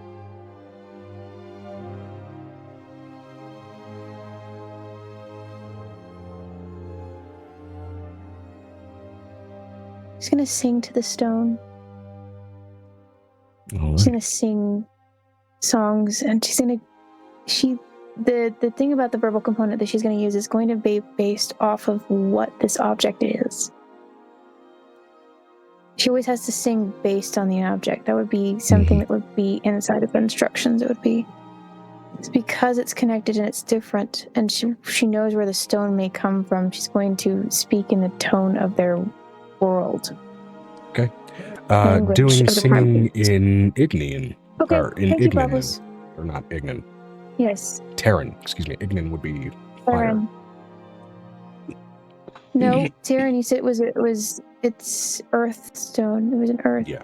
Terran would be earth primordial as language. Yeah, that's what I thought, yeah. Singing in it, in Terran specifically, it is the sound of it for the pair of you. It's adjacent almost to Mongolian throat singing.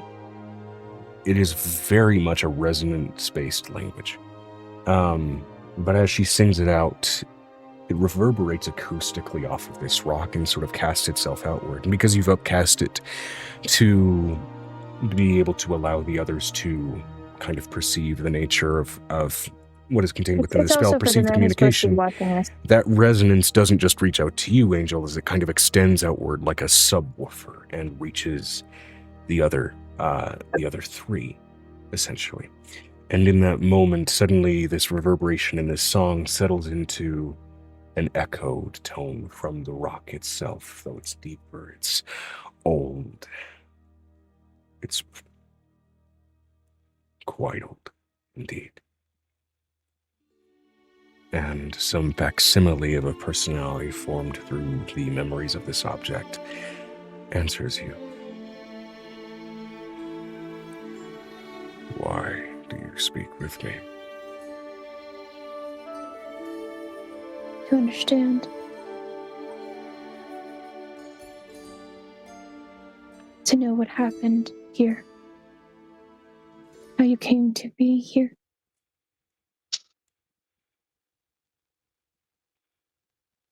I know where you're from. I've traveled through different planes. When the 5 rings were one world, the world was broken so totally and completely that what was left of it was not just salvaged into the 5 rings, but pieces of deeper places had to also fill in the cracks, like mortar between bricks, glue between shards. And so I was plucked from the plane of earth to hold these mountains together, as I was then echoed 4 times more to hold together these mountains in each ring beyond me.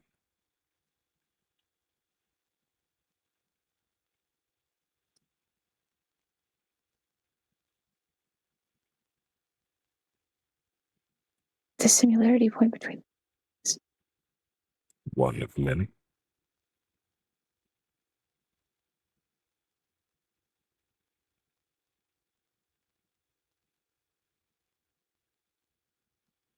the veil is going to be so thin here. As this world was ripped into limbo and once again pulled away, a piece of me was sheared from my top, and an anchor placed upon me, the first step in brightening the world. That anchor became unnecessary after a short time, but still held power, presence, and purpose about this mountain and below it. And now its purpose further degrades. If I could get back the piece that's missing, what would happen? The piece that's missing of me. It sits at the base of this mountain in the city, a cornerstone and a worship site, upon which a great many shrines to gods have been carved from it. What is it Nothing would discussing? change if it was placed back upon me. Yes, it would. It has power. It has more power now. Belongs more to the world than it did before.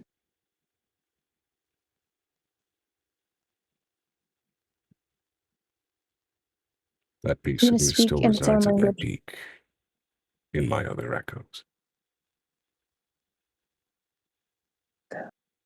In limbo? Does there a piece of you reside in the limbo space? No. Thank God. The other echo.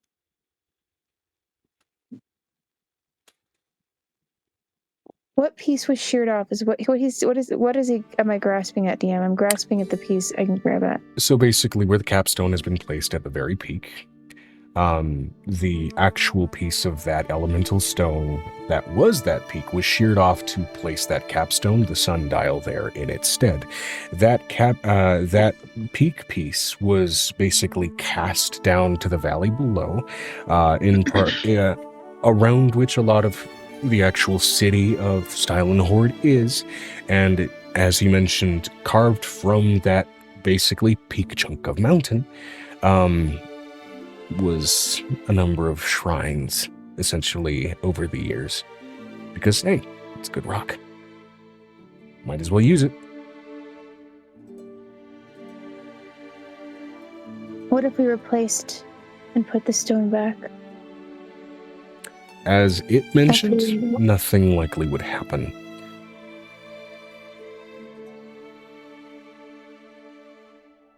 what if I made something?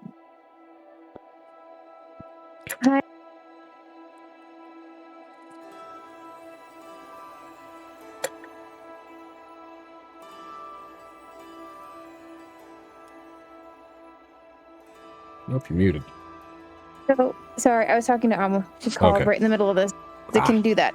It just overshadows you guys. Every time they call, it just makes me so frustrated. Gotcha. So many times. It's okay. So She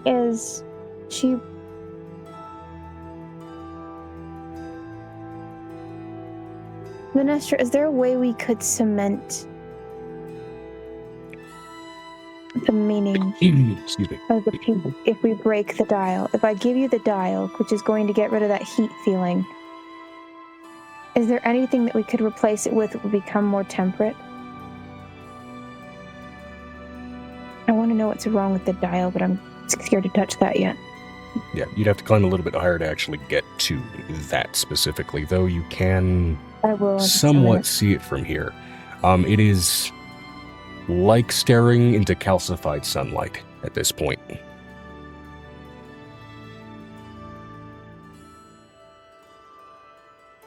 It is bright as shit.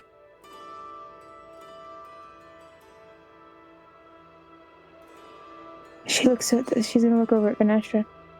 We have to put something here to stabilize the seasons. If we're going to, we might need the stone back. I might be able to do something with the stone from the base.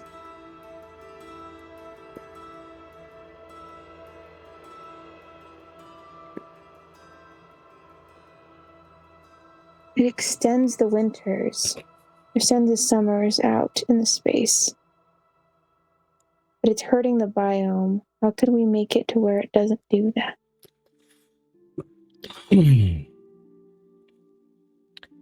Again, as Medinda specifically mentioned, right now with the problems it's causing, he mentioned at least just to get rid of it. He had intentions to replace it with something else. He wants to replace it with something else? He does, yeah.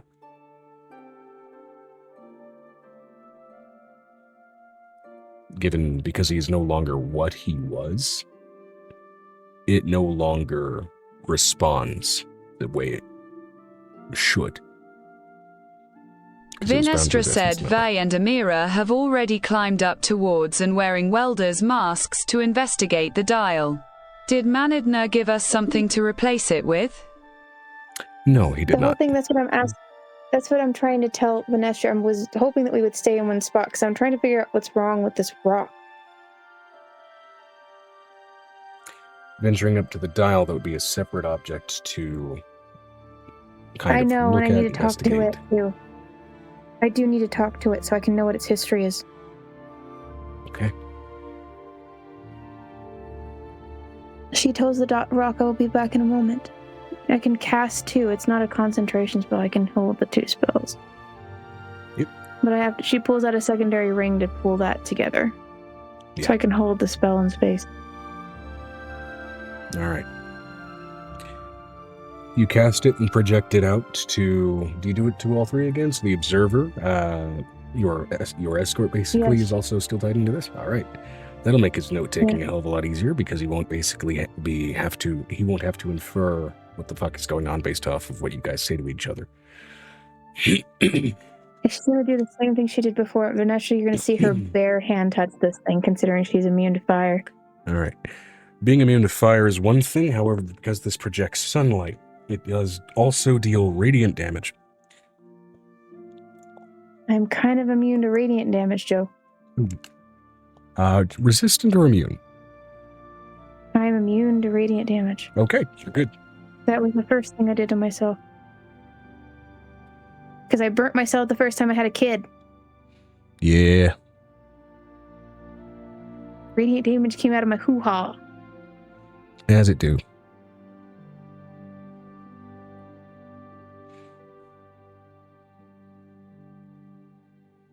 All right.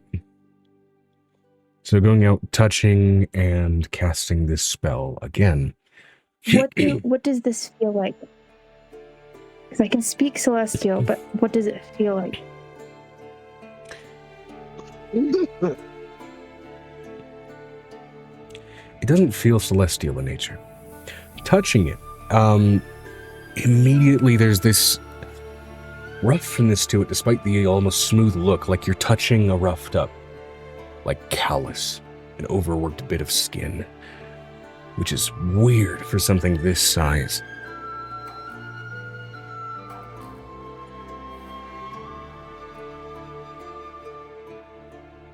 Is there anything under the surface from what I can tell? Go ahead and give me a perception check. Okay. Because I would be able to know. Alright, well, so Venestra, you may do so as well, or offer Angel advantage, given the welding masks are It's a the smart natural decision 20. here. That's your 20, okay. Natural 20. Excuse me. Alright. Is there anything alive underneath it, considering I've held fire before? Alive beneath it. Looking through it, you realize, with that perception check, kind of with the layer, you realize it is a layered, kind of packed, what's the word I'm looking for?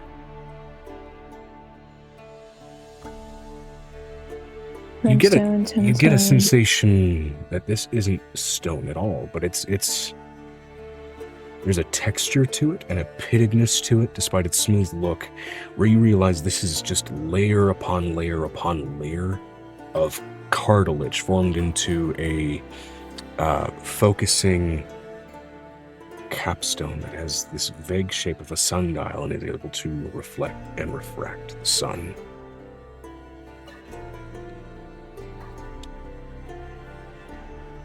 This is a massive chunk of cartilage. And any normal-sized being, even some of the most massive of dragons, probably wouldn't be able to pull a chunk like this off of themselves. It's not from a dragon, would it be? It's not a dragon piece. Yeah,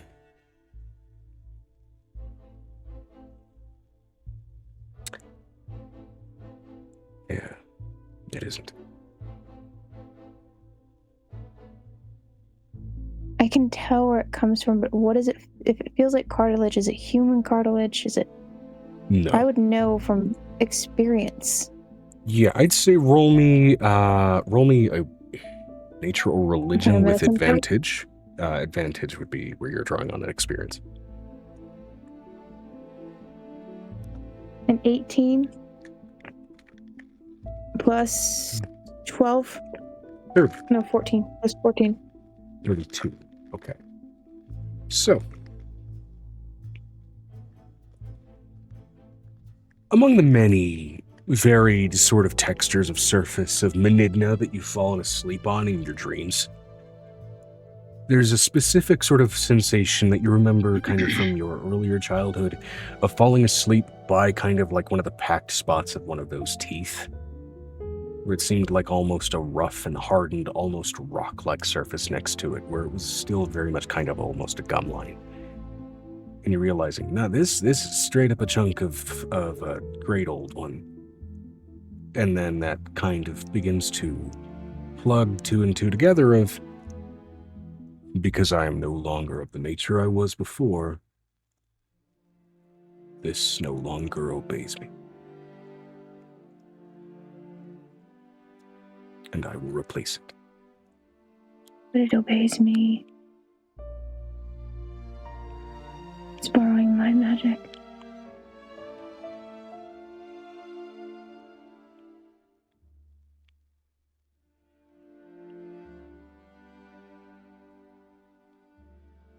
Can I shape this thing into something else? Because it has my magic.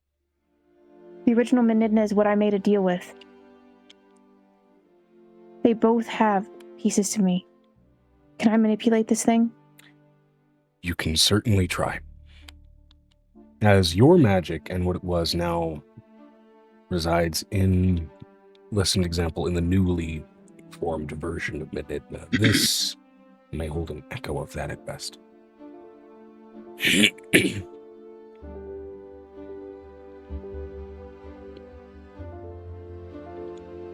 Oh my god, I could make a new great old one with this thing.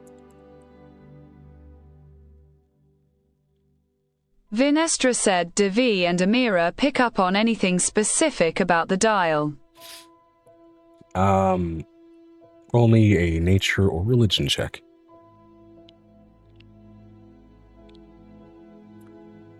Or I should actually say, what specifically are you kind of looking for? Yes, what are you looking for?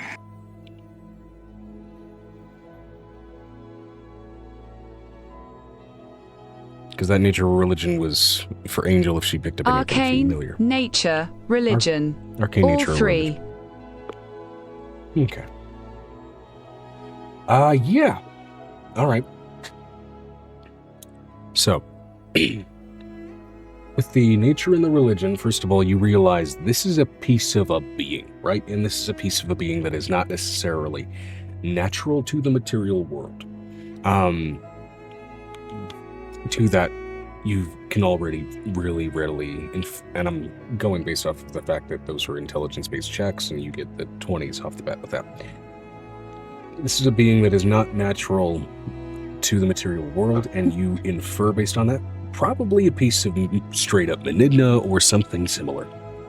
Arcane. Arcane nature specifically.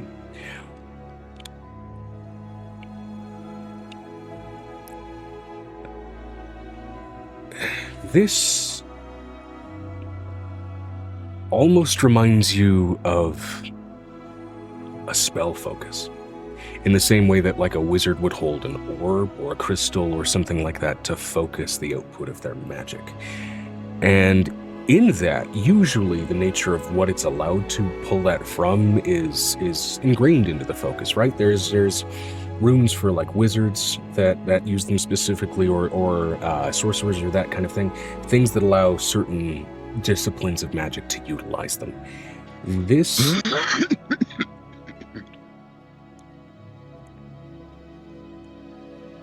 the runework present here for basically allowance of utilization, using it as a spell focus. Runework is really subtle. It's you realize it's kind of almost ingrained into the almost like fingerprint-like texture of the calluses in places. And you realize you're kind of looking at the barest bits of like archaic primordial script and archaic essentially eldritch script in there as well, which would lend credence at least to 𝕲𝖏𝖏 suggesting that they left it to Aurelian to look after.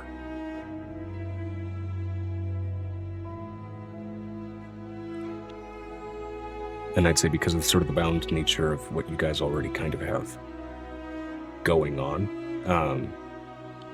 that information could be shared pretty readily. Now, that said, Angel, you said you were going to cast that spell on this again. Go ahead and communicate with it directly. I'm going to sing in a mixture of my own script, considering it's my magic. So mine and Nicodemus's magic, and it's contained to this thing, so that our actual songs actually work well with things like this.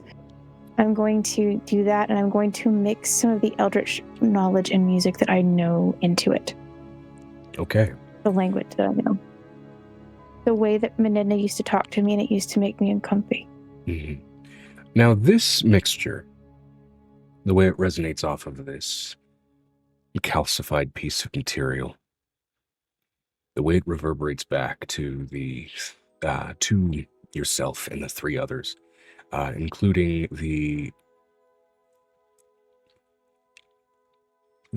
escort. It's hauntingly beautiful in the same way that like a tragic opera is. And it pulls you in with attention to that almost tonal story that it gives off almost immediately.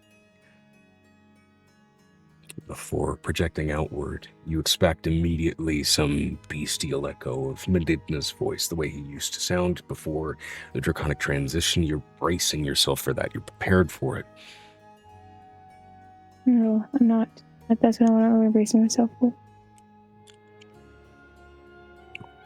I imagine you're bracing yourself probably for something somewhat bestial in nature, just because of what it's a piece of. I'm bracing myself because I basically, the last thing I talked to that was eldritch basically stared back at me for a hot minute.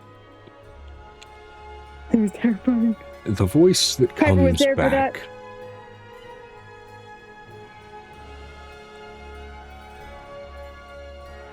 And I will preface this before I get into the voice. Great old ones are things built and manifest of ideas, impossibly old as thought and the universe itself. For a piece of that to gain intention over merely some 11,000, in excess of that maybe, years. It is a blink of that time. At most an infant unto an elder. So the voice that greets you is unexpectedly youthful in its tone. Hello.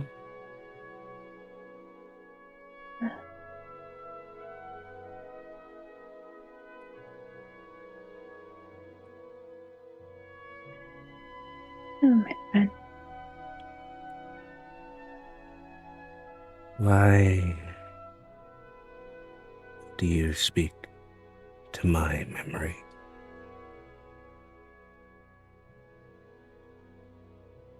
You speak to mine. It's only fair. I'm broken, lost, adrift, and stuck. I have a question. All at once. If I cut you free, the soul of you free, and they're able to use the rest of it, will you be my friend? I am a thing. I will be whatever I am made to be.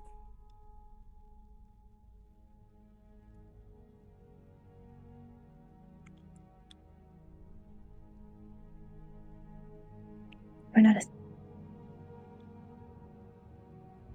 You won't be a thing. She's going to take a portion of this cartilage and she's going to find the most living part of it. She's going to cut it free.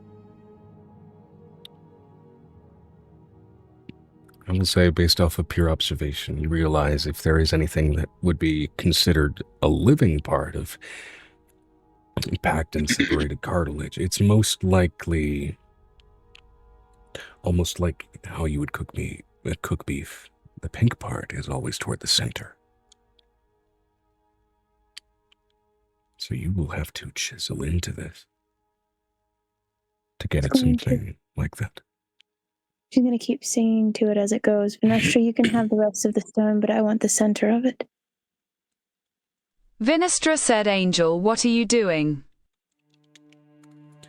You were part and parcel with that conversation because of Angel casting it again at 9th level. You can hear it. Although I don't know if you verbalized your intention. You get to keep the stone. This thing is carrying a bit of my magic. I have to take that bit in the middle.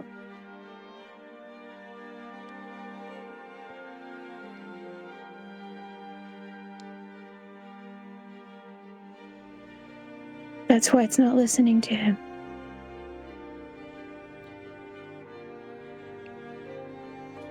Well, for many, many reasons, it is no longer listening to him because it is no longer of him. Yes, but the problem is that anything that he left behind, there's still bits and pieces of me in that. Yeah.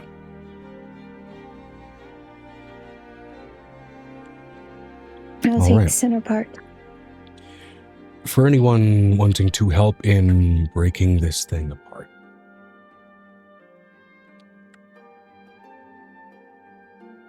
go ahead and roll me an athletics check, or if you would like to use a spell work of any kind to do it, you may instead roll. Vinestra said, Joe, just to make sure, would Angel doing such prevent Vay and Amira from doing what their main reason for collecting it was? No. But I can't have you tied to my magic. Yeah, this would not negatively impact that at all. Yeah. I have to get that little bit of pink in the middle.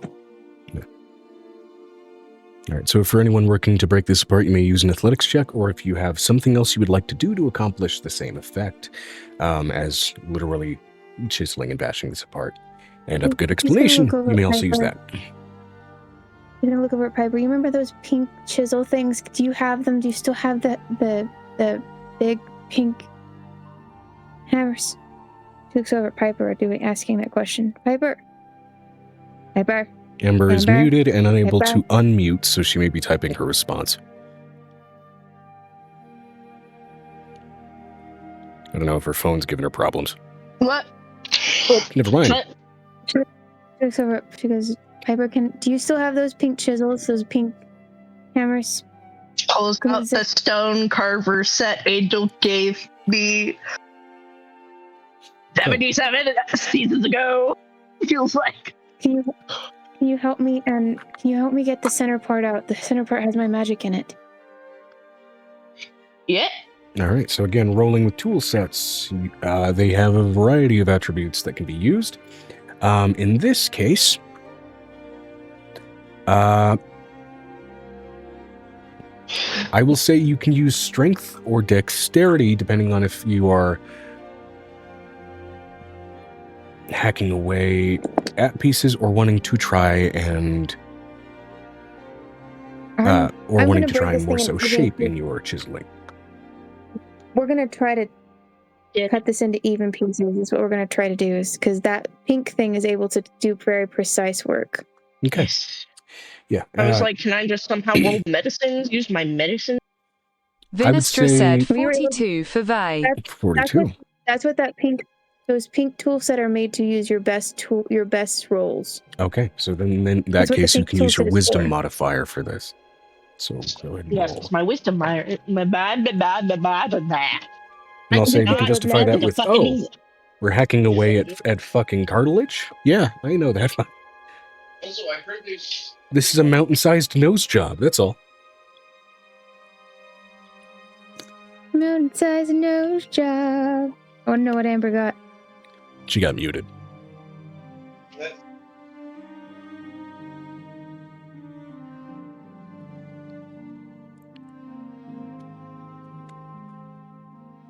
She unmuted and then muted. Yeah. She's probably telling the guys, shut up. Probably. yes, actually. Possum, maybe. It was for sure, and Dusty is bringing me my dice bag. Oh, now Liam's bringing me my dice bag. They took turns bringing me my dice bag. Yee! 18 plus 8 plus 6. 8 plus 6. 18 plus 8 Oh, plus 18 6. plus 6. And then plus 12 because the tools have a plus 12 to the 26, tool set. 32, 44. All right. Mm-hmm. Yeah, with carefully guided precision. Notably, each hack and separation off the stone dulls the intensity of the light that it is giving off, until suddenly, hacking away at this, again, what amounts to looking at like you're trying to break apart calcified sunlight, is now little more than some very, very luminescent chunks of large rock you're carrying with you, that especially now that you have them in separated chunks, feeling along those layers, it's like feeling sideways along a broken off callus. Yeah. That's a weird way of describing it. It's an apt way of describing it, as that's effectively kind of what this is. Angel's gonna pull out a book of angels, like biblical accuracy of angels, basically, that she's had for a long time. I was about to say, what do you mean, Book of Angel? You're not that far, Godhood. We now read she's gonna whisper. entry 47 from the Book of Angel. Everyone rise. Everyone please rise. Except you, Tyler. You sit the fuck back down. Peace be with you, and also with you. And with your spirit. With your spirit, we lift up our hearts. Anyways, so she looks over at this piece of cartilage, this center piece of cartilage she has. She's going to whisper Nick's name into the air, considering she needs him. Okay. Easily enough, Nicodemus does drift into being present. Where'd you come from? This thing has a soul. I want to utilize it.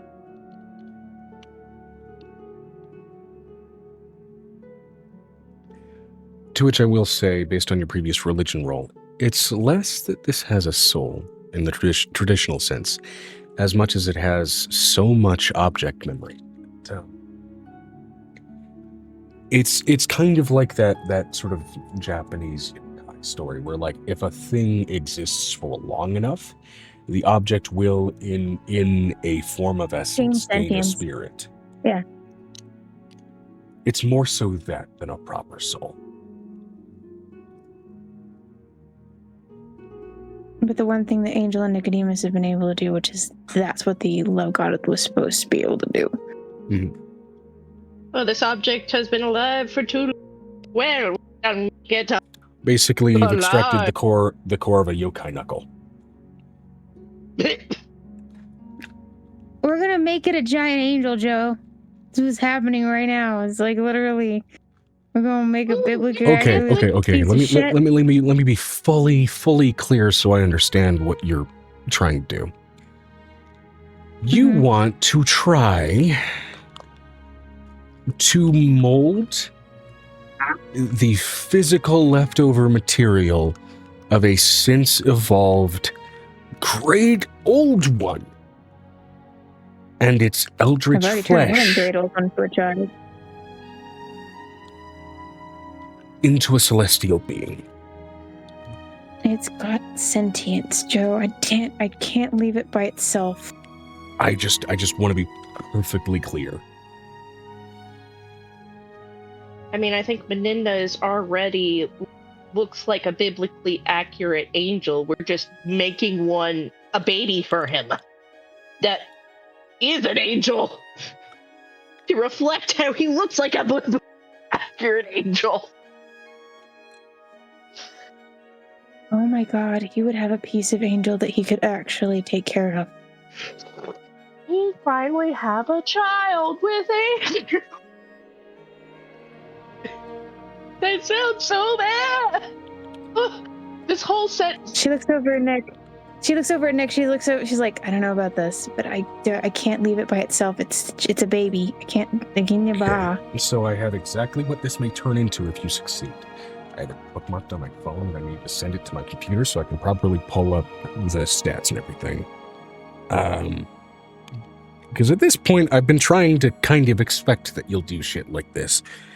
Are we making a seraphim? Not quite. Yes, we're making something like it. Something else with eyeballs, like a... This may result in something that's less strictly biblically accurate angel and more definitely eldritch angel. It's potato. Don't they all look slightly eldritch? Angels as a given, like the original versions of angels look slightly eldritch-esque. It's terrifying. Yeah, There's a reason why they would come down from the skies and say, "Do not be afraid." No, this is literally one of them. Does it have Don't eyeballs? be scared, pussy. It sings. This thing sings. This has, like, look at all these little wings. Vinestra said angels are different to the specific ones. Let me see here. So it would be a biblically accurate angel. Look at all the eyeballs on this. Look at all the eyes. Look at the god. Look at this guy right here. He's so spicy. Is, you know how if you were to read how medieval people... That's not an angel, that's an ophonym. Ophonym is an... Ophonym. An ophonym is technically a variety of angel, to be fair. It's a type of angel. I have another one. What do you know? Here's my thing. Real quick. the way people back in the medieval times Gotta find it. Look at that. described serpents, or not serpents, giraffes. If you see what people who never seen giraffes had painted of giraffes with the physical descriptions they were given, they look Hold on, I've been hearing absolutely banging monstrous. outside. I need to check on my dad real quick. What the fuck is it? So it makes me wonder, what is it that... Hi.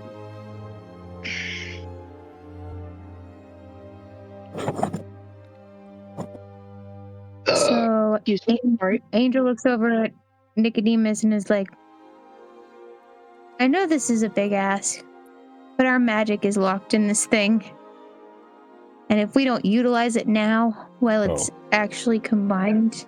Also, we're still trying to look to find the stat block. So yes, continue. Looks over next, just like, I know this is not it coming out of us, which is great, because that would be great for us to be able to do this without it coming out of us. That would be awesome. Yeah, that would be like something. That would be nice. That would be nice. Do you think we can do it? Like today? There it is.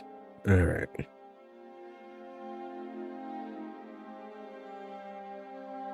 It's still gonna start out as a baby. It's like the idea, baby or a film sound adorable And terrifying. and terrifying. I'm letting you know, one of the kids is already supposed to be technically an openim. So I know, but it's still absolutely both terrifying and cute. And then I send this to myself over Discord in my DM notes, and then I can properly paste shit over. I question to see if Meninda's gonna get mad at me taking this thing. We're gonna say, I will say he's already expressed kind of an apathy toward whatever the fuck you choose to do with this. Well, now he has Yeah, a baby. technically it's his baby. Sure, you are the father. Technically you're the Take father. responsibility. Yeah, he's gonna be one of those deadbeat dads who goes away without you know. No just wonder goes the for first milk. one betrayed him. Take He's the guy who goes responsibility. for I've the- already signed away my parental rights. But there's no mother. Exactly. He looks over at Nick. I know this thing is. Hello? Who's in the bathroom? It's terrifying. Who's in the restroom? Who just walked across my bedroom door? The bathroom. Hello? I didn't think I was. Papus? I thought I was. What are you doing? The moment of I thought I was home alone. No, we don't have just one. Put it back over there. That's my one toilet paper I have for me in here. Put that back over there. There's more inside of the washroom. Yes, there is. Yes, there is. Go put that one back. Go put. I'll show you where, but you gotta go put that back. That's my toilet paper. No privacy. No. Okay, so she wants to try to make this into a thing, while Vanestra's gonna take the rest. Because she's like, Yeah. Violet's like, ooh, this is Which interesting, again, conditionally, Meninda already said you can take a chunk of it. He initially leaned into, because it's sun stuff, Vanestra, Violet, and Piper, because there are things. But whoever else wants a piece for shit, whatever. Wait, I know what are I'm we doing. just gonna steal this?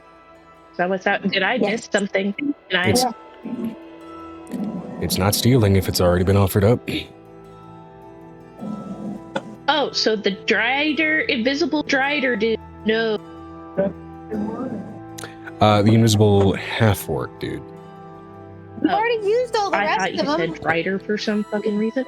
I Okay. don't know where my brain is today. Well, I've been trying to keep them all. Probably taken because care I of. spent a little bit of stay time on it. expressing that he was kind of unfazed by seeing a Drider. Oh, okay. So he's cool with this? This guard person is cool with this? He was already filled in on this because he was attached to the communication spell. So, he's just recording what he is hearing from these various things as much as he'll, finally have leave to process it later. I have a question. I'm gonna get the guy in trouble. That's all I care about. Are we gonna get the man in trouble? Right now, he's doing his job and he's not intervening. So, as far as that goes, okay, he's not likely to get in trouble. Okay, because if he gets fired, I will hire him. Yes. Because good boy, listening to D&D. Angel's looking over at Piper. She's like, I don't know how we're gonna do this, but this is gonna be a new try thing. I don't know what's gonna happen. Beans. I think I'm going to figure out how we're gonna get the sundial. If you put it inside of your thing, but if you put a protectant layer on it, like no, you can't put that because it's got radiation or like radio magic in it. Yeah, for the record, this small initial section has definitely taken longer than I initially thought. Sorry, but we're enjoying ourselves. We're trying to figure out how to make a thing. And then also, we got to figure out how we're going to run off with this sundial and hope to God they don't think we're stealing. Based on what this escort reports back, that it having been an approved collection by a higher being, it will not be classified as theft.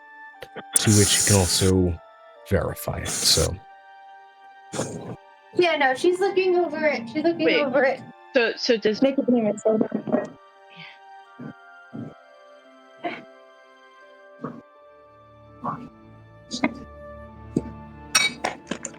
So, then look over at Nick. I think we need to try to do this together. I don't know how this is gonna work. Yeah. Let's see about getting this figured out. I think we should try to tap into whatever. I don't think Amora would have been able to do this. They told us Amora couldn't do this kind of stuff. We are not Amora, are we? No, we're not. That's why I'm saying. You're a more of us. There's a more of us. Anyway. I need to make a point. I needed to get my allotted pun out further. She looks over at Nick. She's like, how do you want to do this? Because like for me, I think we should try the egg thing, but the egg thing always sometimes doesn't work. We try the egg thing? Do we fly into the sky? I don't know. What do you want to do? We did this on this battlefield once. We built an animal on a battlefield once. You know what, Lovey? I have a thought. Okay, what's the thought? Religiously, most all angels are formed in their respective heaven. I want to see if maybe we could do this in the necklace. Oh, you'd have to expand the space. This thing is a lot older than everything else in there. It's a thought. This is even older than Amora herself, so... Would it a better place than be with Manina? No. Piper's like, I'm confused. Are we making a Manina? We're making a baby. Therefore, technically, because it's our magic and we're just taking a piece of Manina with it, it's also older, which would give us more edge as far as, like, magic-wise. It would give us a huge edge. Hi, Rachel! How was your drinky drink? Okay, besides the fact that the way you said make a baby, I had a moment of, oh boy, now I have birds and bees, and then remembered you have lots of children. I don't need to teach that to you.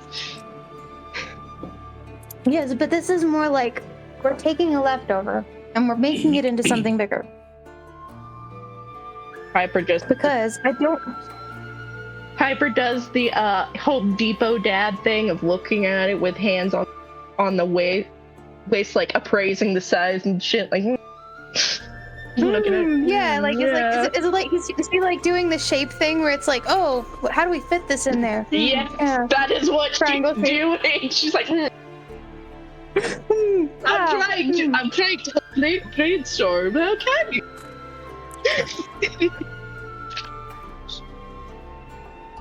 How do we put the square peg in the round hole?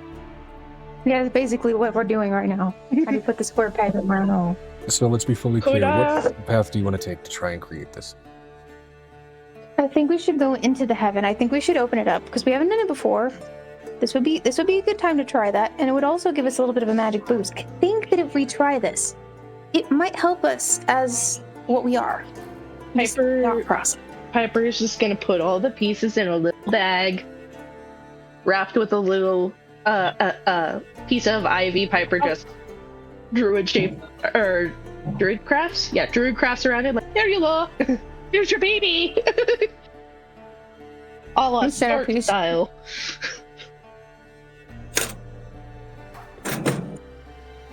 That's clever too.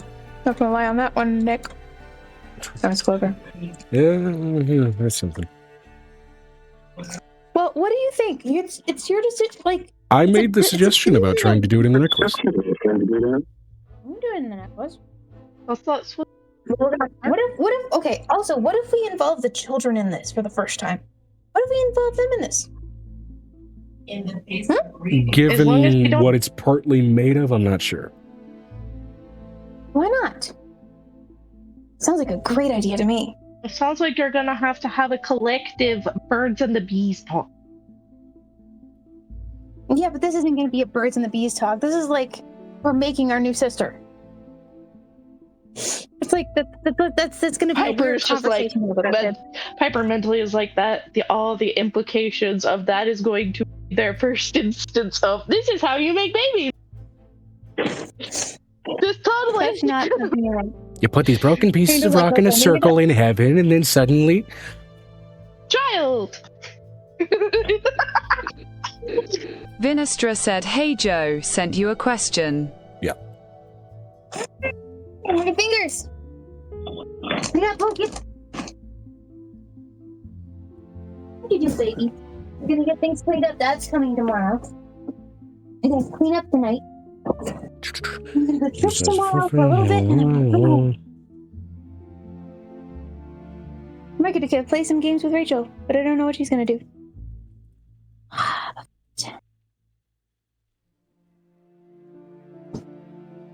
Hold on, I do. While you're looking at that, I'm gonna take a minute.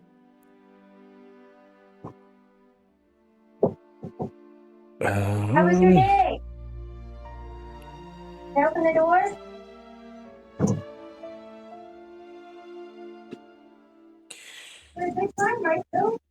well,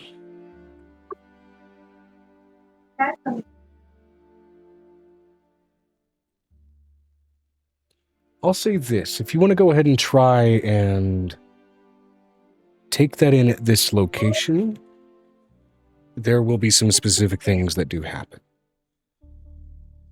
Taking what? Doing what? All right. Piper, no longer appraising the wee bitty bits, is now going to look at the sundial and do the Home Depot dad thing of I could like, how are we gonna get this? Well, does anybody have under their tool proficiencies forklift certified? Why do you think Piper's doing the Home Depot dad thing?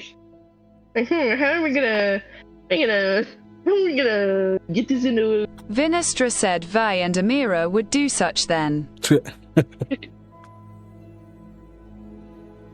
All right, do such as in taking in a piece here at this location, or forklift certified because of the world you're from? Please be. Peace. Damn, I was hoping forklift certified. That would have been great. Okay. We will get to that right after Angel gets to the construction of a new Celestial. How is Babby made? Yeah. How it's made! Babby edition!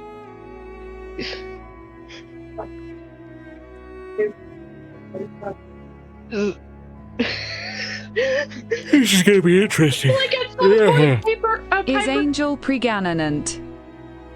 Okay, we'll get to that. Right now, Megan is indisposed because she's directing her grandfather to where to find the toilet paper.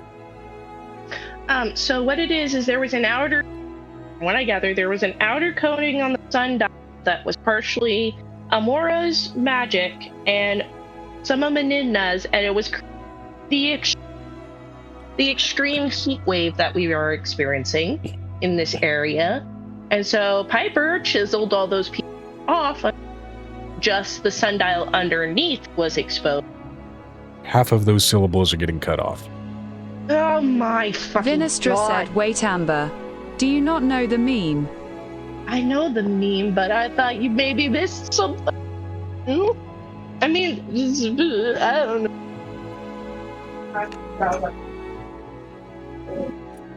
Ah, all good. Do appreciate. It was just memeing.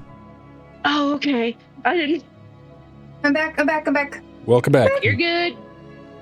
I have to eat my food because I've been told I eat food, apparently. So apparently I'm forgetting to eat food again. Oh.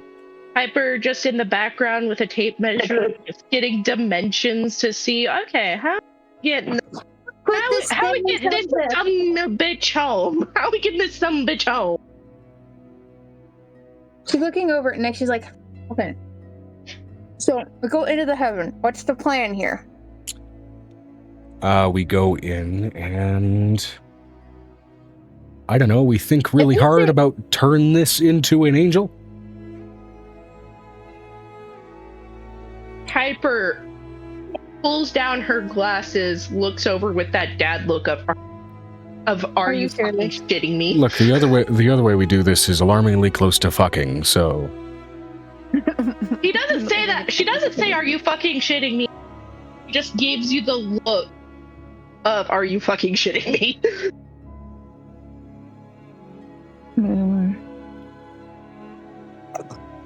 It has been a dry couple of days, but Wait, is there soil in Angel's Heaven? yeah.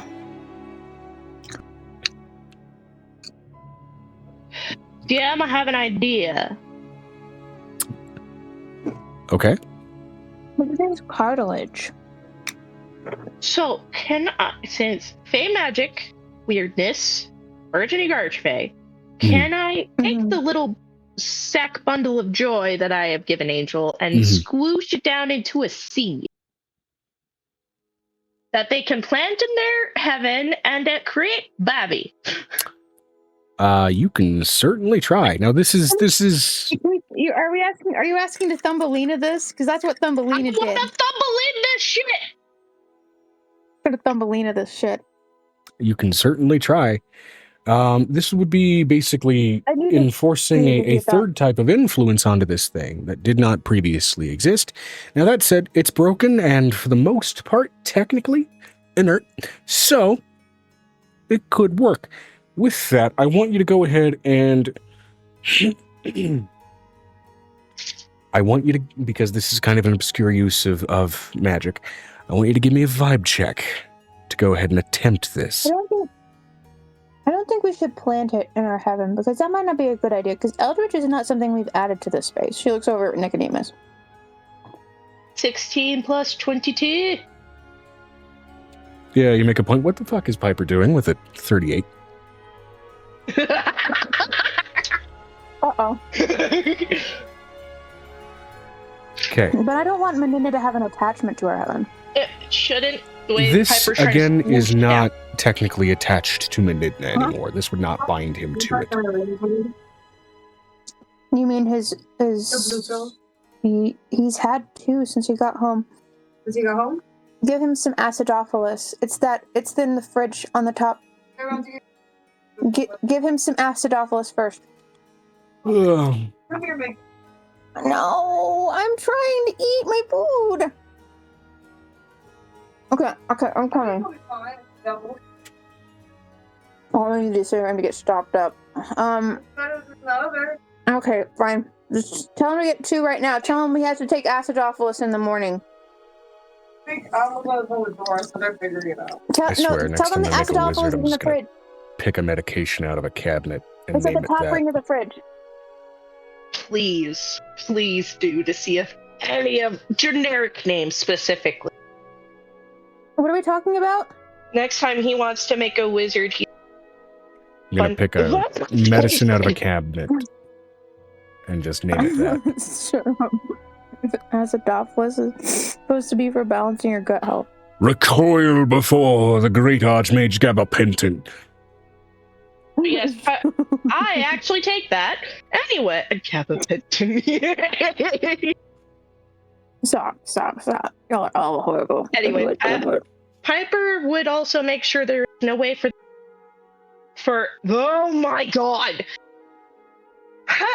All right, Piper would try to make it where essentially no man in the oh my fuck. I can tell it's not. Are the crisp sound I am getting there. Them fingers that do the things to the sounds. Better now? Can we hear me? we just cut you off again. I love how Piper's like, full send, make this thing into a thing. But it's also going to be no man. It's still cutting off your syllables. I'm gonna cry. Just quit. If you don't yell, sometimes it like you're peeking the microphone. Don't peek the microphone. That could do it. I could do it. Okay. Anyway. Yeah. Piper would try not to let there be any Meninna attachment. Meninna attachments not included into the heaven space. Okay. Is how that would go. First of all, despite the familiarity with the material in what it was with Meninna, there is no latent presence that sort of gives off his presence of being in any of it. As even he stated, and it seems to hold true, he is no longer bound to any of this. All of this no longer technically of Meninna. This is of something else. So. But yes, but if we make something out of this first one, it might be able to absorb the latent magic in the other spaces. Right. So, to that end, Piper already full send planting it right when you and Nick are questioning the she's making it into a seed. Strength of that decision. I'm making a seed. I'm squishing the sack into a seed. With they that, have yet to go into the necklace yet because they were still debating. They wanted a plan before they went in. All right. Well, the seed does get condensed as you're basically compressing down this calcified kind of, sunlight, cartilage-like material. What eventually you kind of produce, it's about the size of like a mango, really. And it is luminescent, it is bright, and it is yellow. Like sun-drop yellow. Hands the glowing baby. The glowing seed to Angel. There you go! Angel looks at you, she has her hands open, and apparently you just stick it in her open hand. Oh. Now, notably, in condensing it down, you've not lost the weight from any of the mass, you've just made it really dense. So this thing is fucking heavy. So I almost fall down, is what you're telling me. Yeah, it's like, It makes me think of Shinpo and Mulan when they're putting this. We got a 19. We got a 19. We're fine. You're expecting to hold a bread roll when you realize you're holding a brick of gold, and it's like, fuck. Fuck. All right, have fun. Piper's just gonna go back, measure the sundial, being Home Depot dad.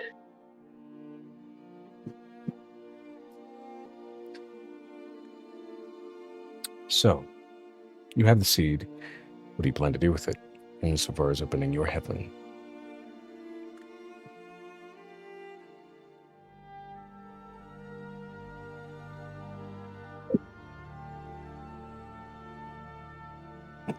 She is going to reach.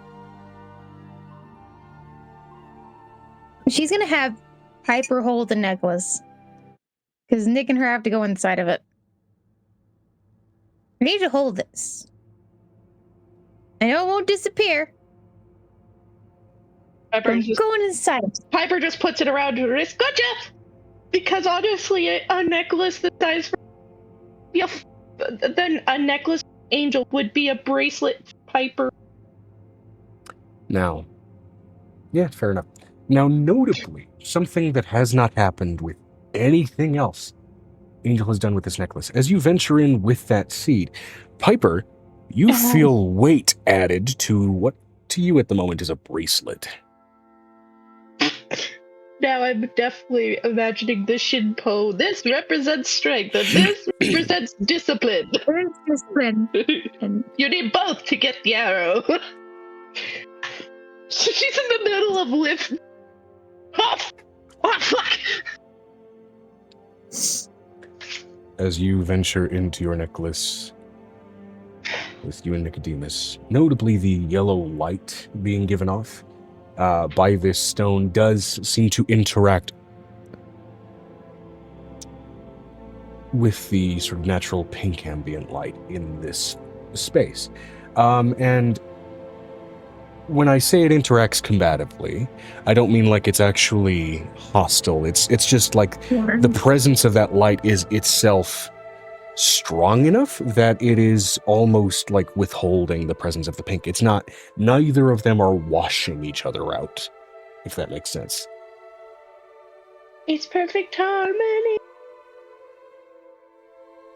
She's going to take this to the open aerospace, which we don't go to very often. It's Nicodemus is in her space.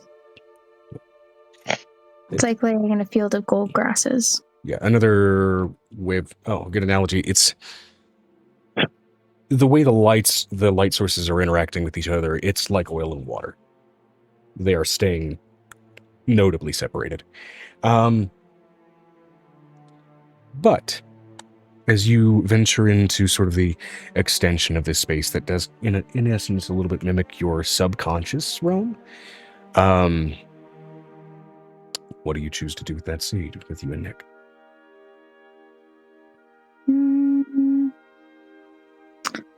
She's going to plant it on the ground. Hold on, my camera froze. She's going to plant it on the ground. She's going to dig a hole. Dig a ton. You are a gnome and you're digging a hole. DDO. Looks over at Nick. Sorry. Okay. So we've got it in the ground. Now,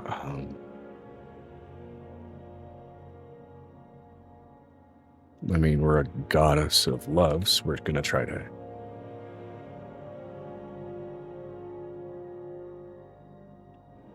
The child cannot see what we're doing. Just like it always happens. So we're doing it. We're doing it the normal way. Are we just going to do it? Are we going to do it over it? Or are we going to do it next to it? We're going to use over it. Duh. Wait, what? Y'all are... No! There are other Roll a kinds performance of love! check. Familial love could be a thing! We could, but the problem is that the children don't need to be exposed to Eldritch magic. And Angel's body's been overexposed to it. Natural fucking 20. Shit you not. For the first time in a while, Nick also rolled a natural 20. Hell yeah! So... No, Jesus harmony. I'll say this. It's been a tense couple of days.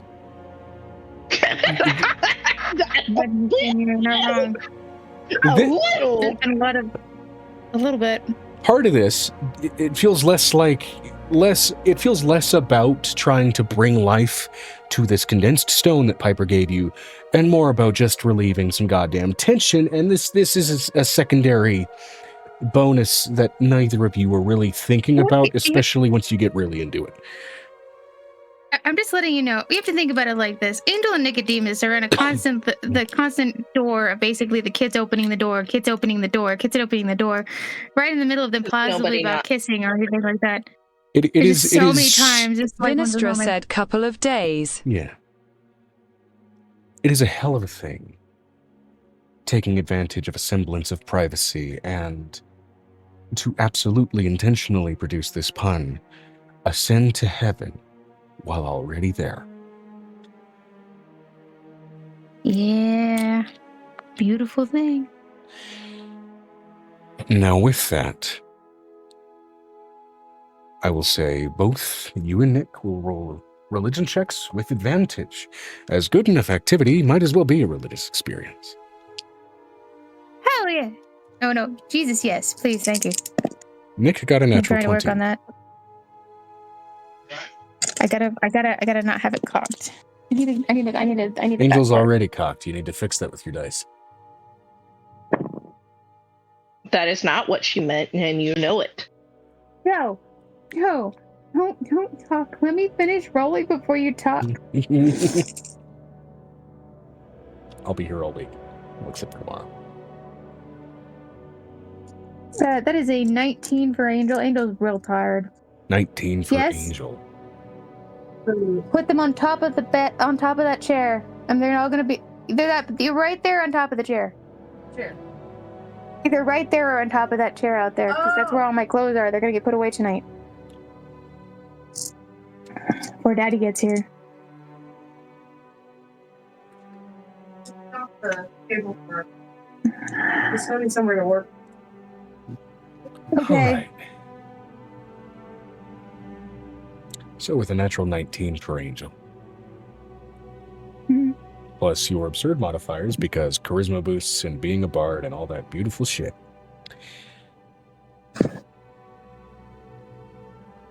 Suddenly, two things happen. The first thing that you observe, this open, beautiful grassland part of your domain suddenly explodes outward to make this open grassland more so a clearing in a vast forest. It stretches out until fog overtakes it by a number of magnitudes of miles. We've never done it in here. Secondly, the glow from the seed is gone. You're not sure where it went. The seed itself is no longer in the small divot in the ground that you created. As a matter of fact, that divot seems a little bit deeper, and soil seems to have overtaken the void left behind, until suddenly, exploding forth from the divine earth that you both have seeded, pun fully intended.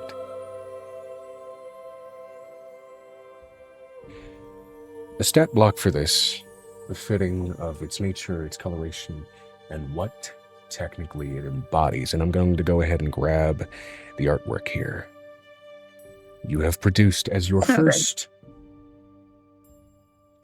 technically your first heavenly created celestial, the way that gods do it. Minus your specific proclivities.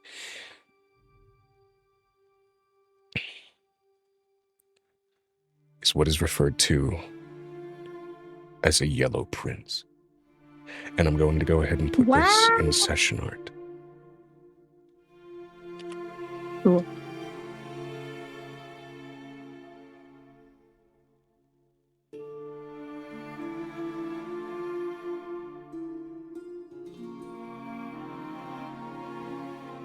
Oh, it's pretty. Hello? Okay, excuse me as I... Bluetooth headsets! Producing it in the form of a Thumbelina or a child. Despite that intention, did not succeed. As of course you did produce this the way that gods do. It is fully adult. It is fully aware. It is fully informed. It's a male, isn't it? Because it's gonna be a male, probably. Well, the funny thing about Yellow Prince, particularly as you may denote from its physicality, it is neither male nor female. It is a thing of a knowable and haunting knowledge, yet great cosmic order, and is, as such, androgynous, as its role fits neither. So pretty. Truly ordered thing. I'm gonna save this photo because I like him. And I have a stat block to go with it, should you choose to bring it along for things. It is CR24, It's gonna by have the to way. be brought up. Yes, but it's still got a childlike nature. Yes, it's fully aware, but the problem is that it never really had the chance to be a kid or be an actual thing. That was the whole thing. Angel was like, you gotta be able to move.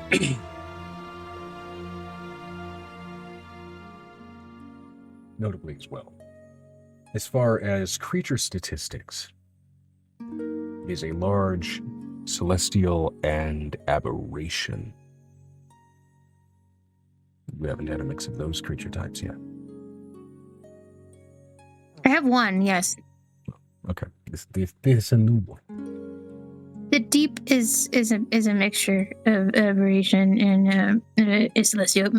Okay. Yes, you had one. The deep What was about technically a different the variety of aberration? aberration, like in the lines of like an aquatic thing. This is more so in regards to like the classical eldritch horror variety of aberration. Okay. I was about to say we had one less.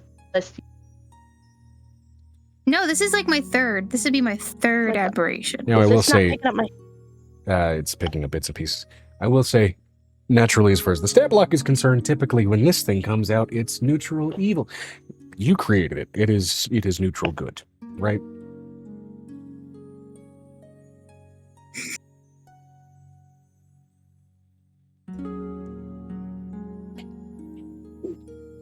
Hello? Where is Technically, the creature would be chaotic neutral. Well, actually, because of its flat alignment status, then we'll simply call it true neutral.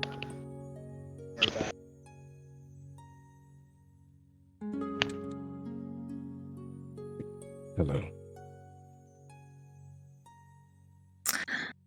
It's terrifying when they're always so much taller than you. He looks over at Nick.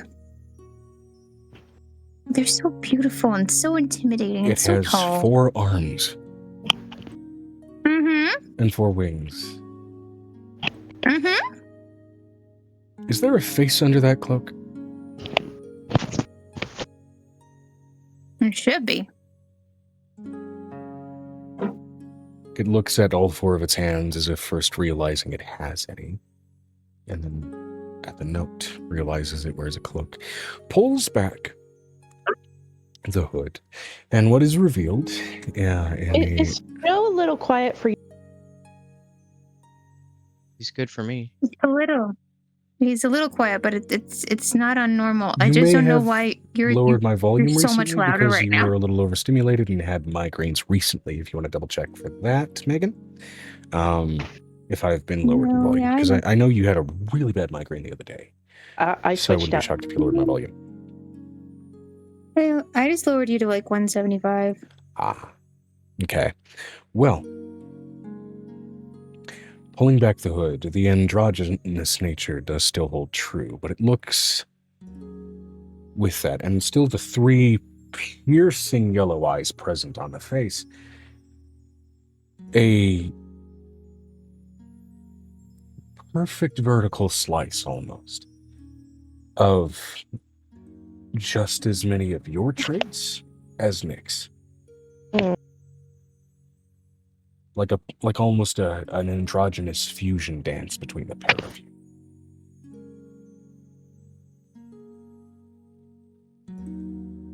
Seeing your eyes, she looks over at Nicodemus, with my lashes are completely... It's a very frustrating look right now. Which the eye shape is his, right? The irises, the whites of the eyes, all of that still gives way to just that piercing golden yellow glow. She looks over at Nick. There's a mental conversation that they're having right now where she's just like, seeing your eyelashes, and not on my eyeballs, but on basically seeing my eyelashes on your eyeballs is a glorious thing. Lovey, I'm a changeling. I can do that. And he promptly, with a small popping sound, your eyelashes appear on his face. It's yours. It's more masculine. Please, it's so confusing. You It's said so it was confusing. glorious. It's glorious, but it's like, it's some of the moments like, it's glorious. I don't know what that process. Oh, I get you.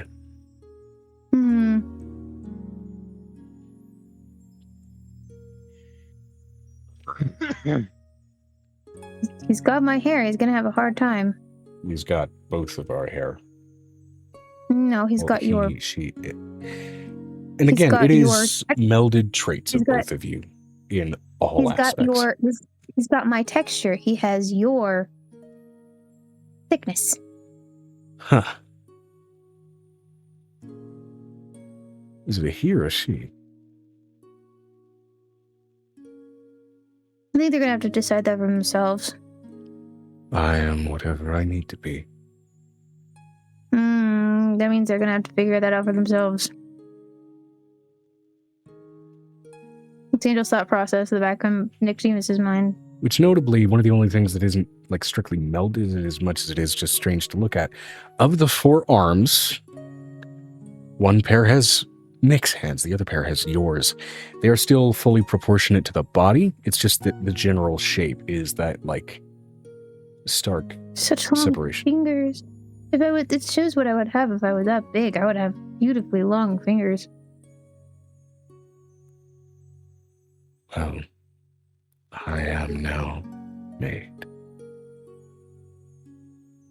What do you deem to be my purpose? I want you to live. You're sitting on top of a mountain for so long. Now you can live. And what do you deem to be my purpose?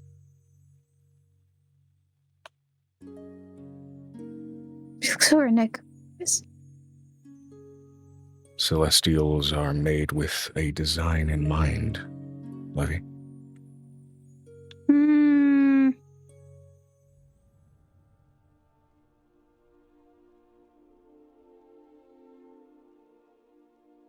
I don't want to have to. She looks over at Nick. She's thinking of her thought process. I don't know if I should want him to be the go-between for Medina for me, but I don't think that should happen. I think I should handle it on my own. I will say this. You gain an immediate kind of sense of this after its creation, because you are the divine that created it. Its highest statistic by a long shot is charisma. And based off of the prior lore of these creatures,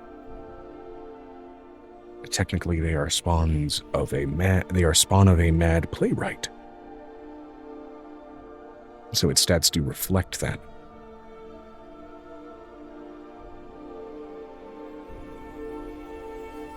I kind of like that.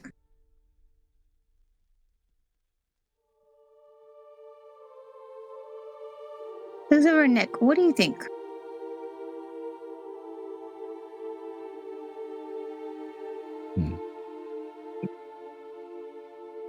Is not an answer. Is a question. Is like, well, with that skill set, I mean, immediately I could see applications in theater, but, well, are not battlegrounds in war also referred to as theaters?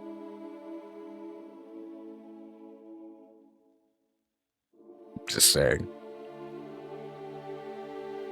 But that may be a further step, because I feel like we still need to let this one have a life first and get an understanding of what the hell that means. Yeah, but it's gonna have to find its own human form first. Or basically mortal form-ish thing. Okay, I'm gonna say this first. We need to decide a mortal form and then we'll decide a purpose. Most children choose their purpose, just so you know, in real life. So,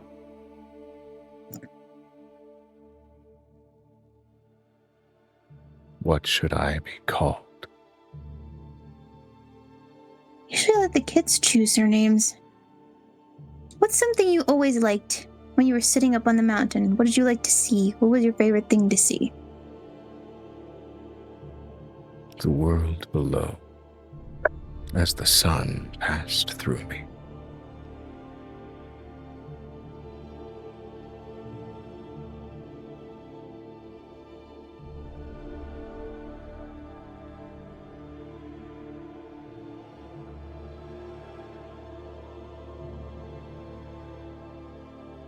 I kind of want to name him Solaris.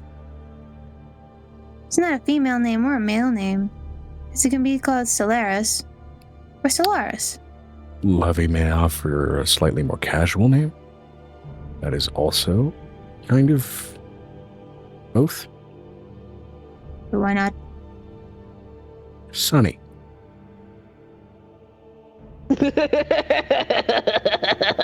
Not.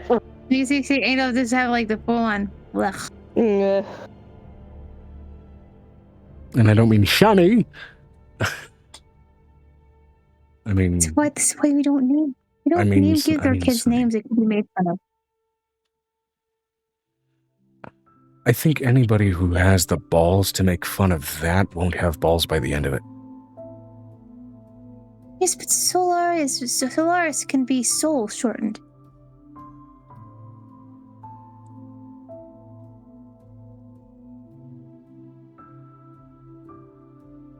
You want to go for that?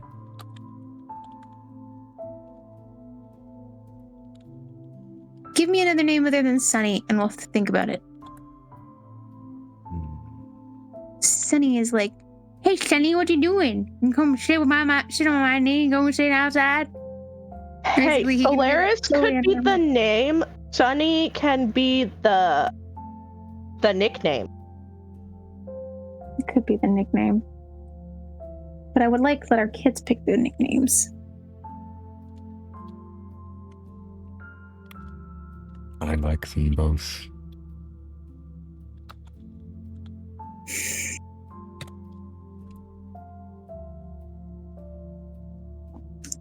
Okay, Sunny can be the nickname. Ooh, I have another thought.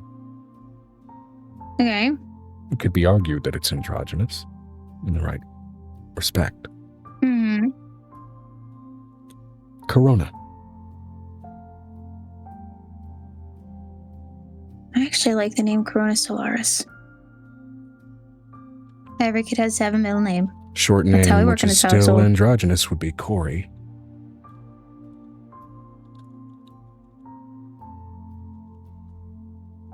I've never met a nice Corey. And we'll make a nice Corey. It's a good idea.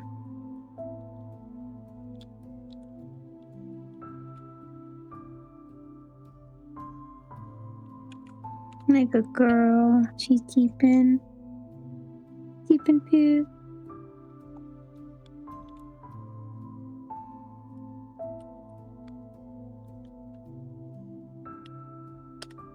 Thoughts?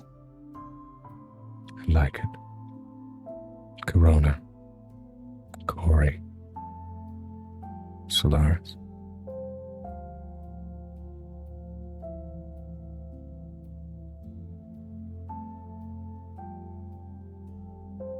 Nickname could be Sol or Sola as well.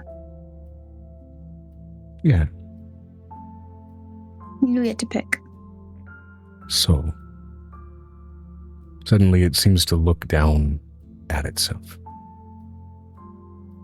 Do I have one of those? Yes, you do. That's the reason I made you this way.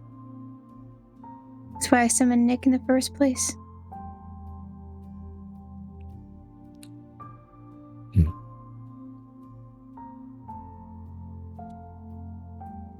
Corona, then.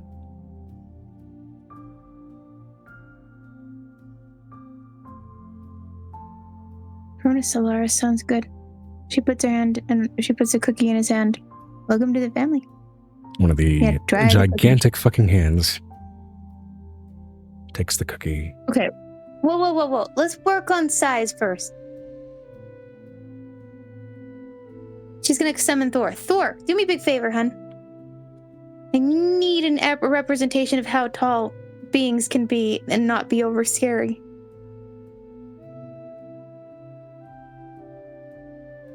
It's either gonna be Lucian or him, because they're both tall. Ooh, it could also be Fiero, but Fiero hasn't come out in a while. One of its one-a-days is called Heavenly Ire.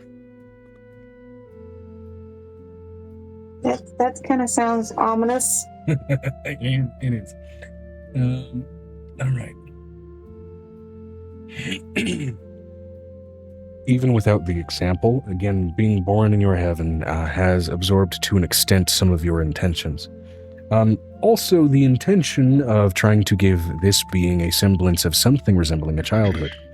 As such, it reduces itself in both size and proportion to almost a stage of age regression down to relatively your height, but respective to something between, like if there was a being that existed proportionally in size between you and Nick, whatever that would be if it looked like it was 4 years old. Like half of our kids, yes. Yeah. Okay, now the cookie should fit in your hand. Now that said, it's still dealing with the forearm thing, but with that, I mean, it looks, based on the sleekness alone, it would be comparable to like an elven child of this deal. But it's still staunchly something that is just physically between you and Nick.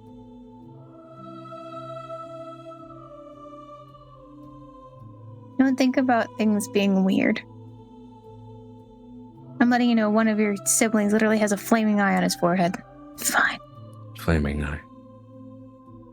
Mm-hmm. I see. He's technically the eye of the gods, or whatever that means. She's like, and then I'm letting you know they walk out of the heaven, and I'm letting you know Angel's hair is a mess. All right. And this 4-year-old looking at this stage, Celestial follows out with you, wherein the sort of quartet of yellow eye-covered yellow wings have also kind of settled down and at least visually somewhat blended in with the cloak that it was naturally born with. So it's like they're just kind of an extra layer of a couple of side capes almost. They haven't recessed into the body at all. Oh, okay. We're gonna have to work on that.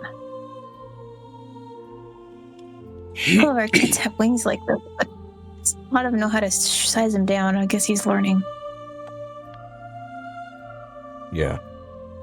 Now, on the subject of somebody else doing some wild shit with their piece of this rock, Venestra, you said you wanted to try to take in your piece. Yeah, I'm gonna be gone for that inside of the necklace for this. I'm not there for this. I'm gonna let her have her privacy. Okay. Venestra, I want you to go ahead and roll me a vibe check.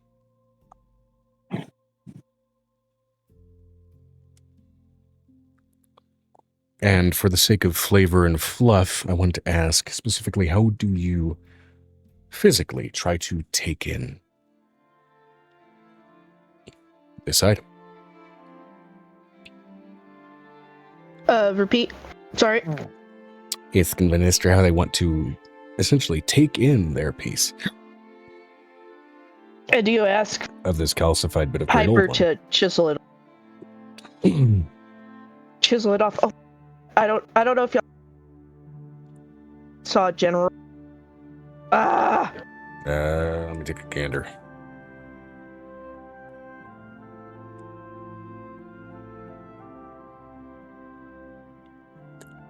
Okay, the microphone is being fucking... Yeah.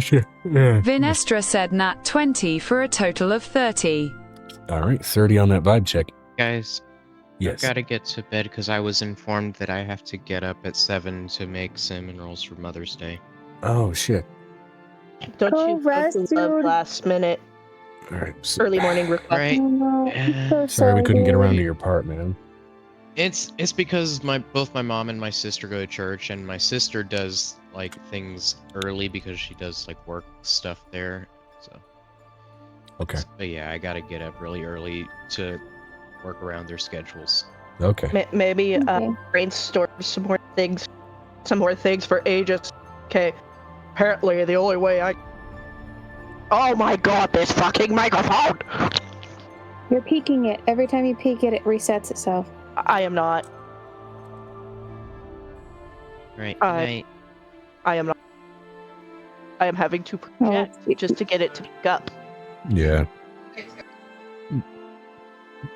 Does it have software bound to it? Because it seems like maybe the ducking threshold for that thing is a little weird. No, that's not the issue. I think the mic got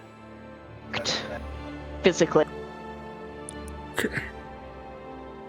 Gotcha. All right. So it may be literally just damaged hardware. Got you.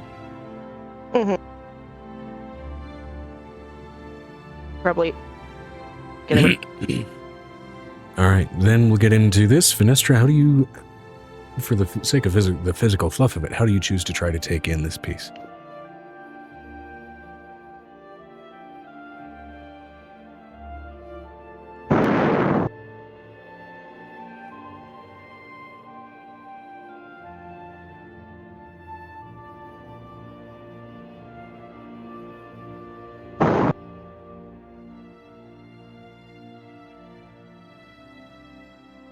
Vinestra said, what would be the best way to do so?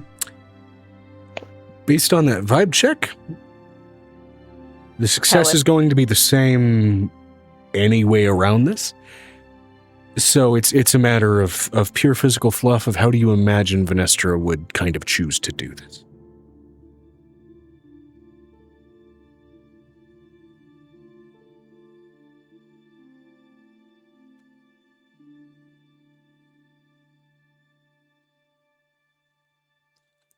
Motor on that AC is chugging a little bit.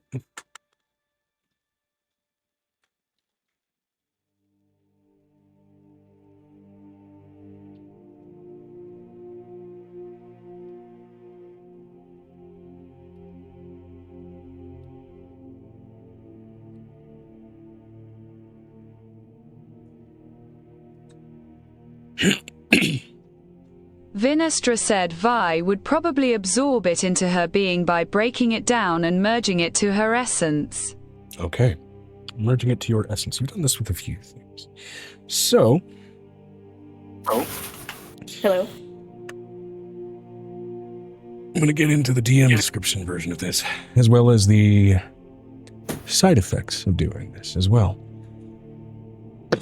So, as Venestra, you begin to sort of physically break down this piece, breaking it down into sort of smaller and smaller parts, effectively being able to take it in like you would kind of take in smoke over charcoal. As you sort of naturally inhale, and this golden essence begins to almost recede from these broken bits of calcified stone and enter into your nose, into your face, into your lungs, permeate through every single tattooed rune that you have on your body and on your surface. Even some of the ones that you have along some of your enchanted items, just because rune work is so much a presentable sort of extent of your, an extension on your power.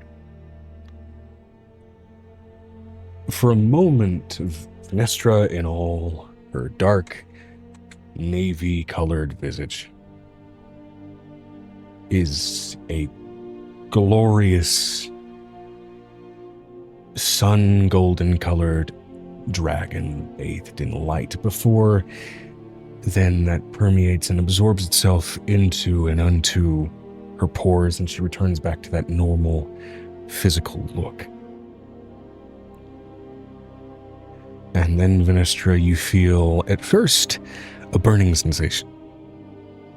Like sunburn that's kind of reached a few layers of skin too deep. It's agitating, it's rough, it's hellish, and you want to scream and jump into a pool, but that sensation lasts for the barest of split seconds before, in its stead, as it settles in and becomes comfortable once more, a flood of knowledge and expansion and familiarity with what you've absorbed Not your familiarity, but familiarity from something else, with itself. But you've done this already with a piece of maddened paper from the same being. And you get a rush of history of impossible knowledge, impossible magics, and feel yourself expand, your consciousness grow. Some element of yourself exists beyond your body, as it already did with that page, but now almost feels like it has an ability to reach, to light areas of the world and areas of the mind that were bathed in shadow.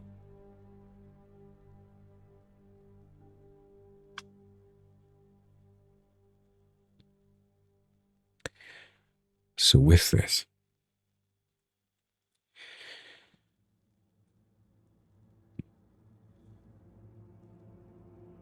you now, at will, can use a sense called ethereal sight, which means you can see into the ethereal plane at will, lighting up the shadowed parts of existence.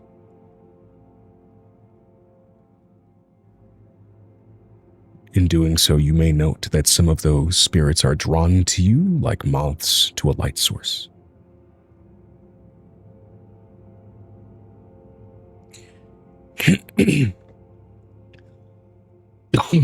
Furthermore, any warlocks bound to you now inherently know the light cantrip, just on that game.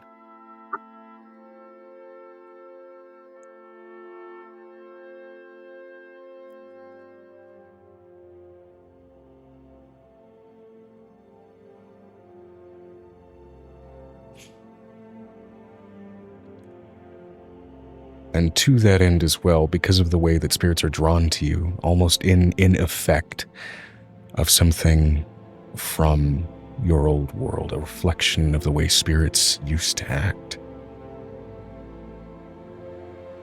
You get the feeling, and it will take some experimentation to truly figure out how to do this. But you get the feeling you may be able to tame some of the spirits that are drawn to you, like you would tame any animal.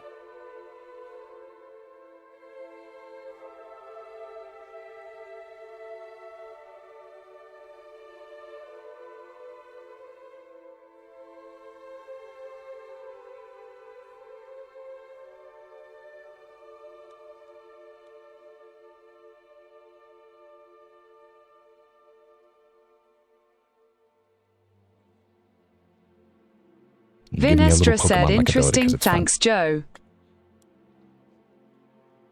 Of course. And now also a side effect for you, Angel, also upon the first spawning of your yellow prince, you do get a thing from them called the Yellow Prince's Blessing. So let me go ahead and read this properly. I'm going to read it on my phone because I can zoom in on the page on my phone where I can't in this fucking browser. Don't you? Hello, please tell me, can somebody hear me? I can hear a little bit of you. So. I found my headset. I'm gonna see if the microphone works better. Now I will say, while normally this ability is a temporary thing for combat, right? Your first instance of being blessed with this will just last until you manage to use it. So, Yellow Prince's Blessing. The Yellow Prince bestows its blessing upon a willing creature it can see within 120 feet. That will be both you and Nicodemus. Hi. This creature becomes the Yellow Prince's champion. A bit ironic, given that it's your kid. But I digress. Gaining a 1d6 bonus to both attack rolls and saving throws. Additionally, at the start of the Yellow Prince's turn, the champion also benefits from its regeneration trait instead of it. I was kind of a little. The children are little. You are their champion.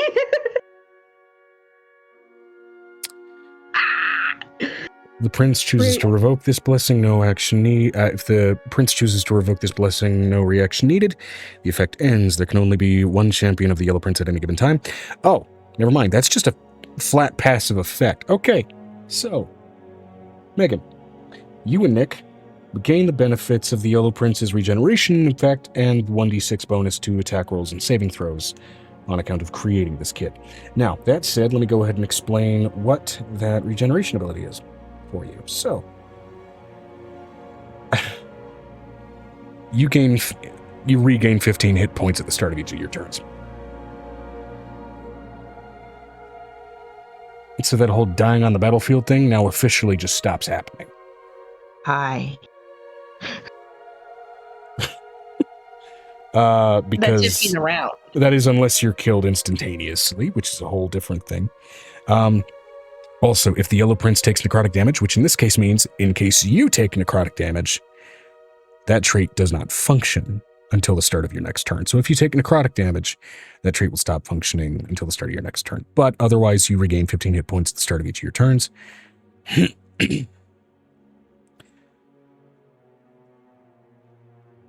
And of course, the caveat there is also, you die only if you start your turn with 0 hit points and don't regenerate. Which is to say, in your case, because you're a player character, only if you start your turn with 0 hit points, don't regenerate, and have failed all your death saves. So. Piper still measuring the rest of the sundial. Like, huh. Now, there is also still a piece in reserve for Violet and for Piper for respective uses therein. But you got some fun shit. I know, but Piper's trying to figure out how to get it back, because how's Violet supposed to get it? Gotta, get it to Violet. How am I supposed to do that? I'm not a lift. Megan.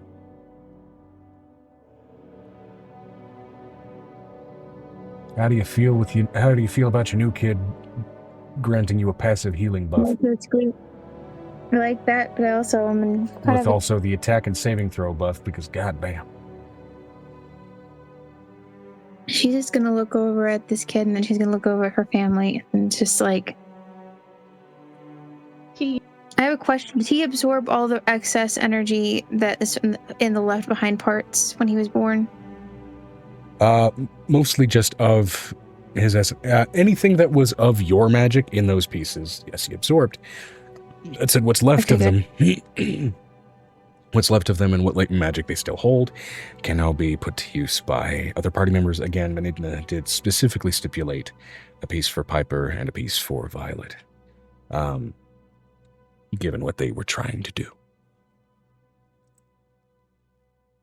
I don't know what Violet was trying to do. Violet's been trying to purge a bunch of vampirism from her family. A big ol' sun rock feels like that might be useful. Didn't we grab the guy who was like the leader of the vampires last time? You did. Yeah, but now there's vampiric illithid. Vampillithid. Ugh.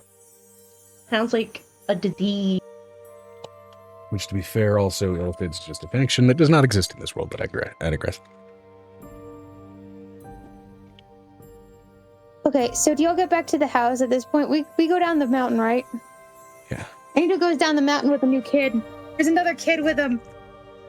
That just depends on if I can get, I suppose, the rest of the... Vinestra said Vi will pick up the rocks to carry it down. Okay. That microphone hates you, Amber. Piper, the whole time. Glasses. Click none on the microphone. Click none. I will say it was better at the start, and it's just been getting worse as the call's gone on. Put the crisp back on. Put the crisp back on, because it might. Maybe the crisp will help. And then lower. I have a question. Lower the threshold of what the mic can pick up. Lower the volume of the threshold it can pick up. I don't know how to do that. It's in the voice settings. It's the sensor part. It shows you the little green dot with the little microphone. Just to double check as well, Joe sent you what I understood. Did I miss anything? Mm-hmm. Oh, is echo cancellation turned on? Because that might be part of the problem. Yes, it is. Turn that off. How do I need to turn the thing down? The input sensitivity? The input sensitivity, if you turn it down, it makes it more easy for it to pick up. Okay, then I'll turn echo at cat. Yeah, turn echo cancellation off because, like, here's the thing. I don't care how. I could do without the speech share thing. Okay, better? Okay, I have a question. Do you have headphones? One headset is dead. The other one I can't find the doggle. The only one that is charged and you micro. Yes, but now we have different microphone settings. I know. I don't know. Try it.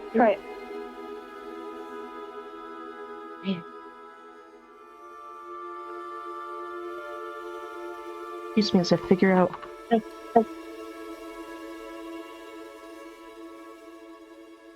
think Rachel's taking a break. Yeah. You need a break from everything. I'm also in the same boat. I need to get my room cleaned up so when my dad gets here it doesn't look so... Hello? Hello? That's better. It's much better. Okay. By a fucking long shot, that's so much better. Yeah, earlier it was barely picking up your voice.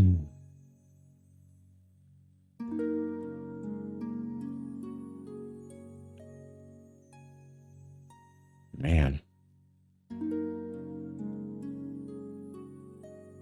Okay. She's going back down the mountain with this baby. With Vanessa being as big as she is, or whatever is going on right now. All right. Tattoos of glowiness. I have a question. Has the heat gone away from the mountain? Is it getting cold? Or is he putting after something having else in broken place? it down, immediately you are met with a rush of chill that logically fits what the fuck a mountain altitude should be doing. So does 𝕲𝖊𝖓𝖓𝖊𝖓 immediately start to replace that space? As that chill kind of filters in, disconcertingly, and you are hearing a shuddering sound from the mental connection to the black, elemental rock that you're still connected to. There are scaled, tendrillous, stone-like masses that are suddenly coming up from the sheer point that the capstone is no longer on. And they immediately kind of almost curl into this rounded, almost Ouroboros lens-like shape before it begins to then fill in with this like fully transparent, almost glass-like scale panel, almost like if you were looking at like glass dragon scales, as then suddenly it filters down the mountain. And that coloration, that altitude begins to warm slightly, but not unnaturally and uncomfortably. Nice. And even looking at this capstone, at this lens, it's still like looking at part of the sun, but as if you had really powerful shades on. It's not painful to stare upon. She looks over at Nicodemus. You do know that when we get back to the house, the babies are going to basically tackle us. Yeah, probably. You left the baby dragons with, Nimbar is going to hide inside of you because there's too much stimulation. Yeah, probably. Yep.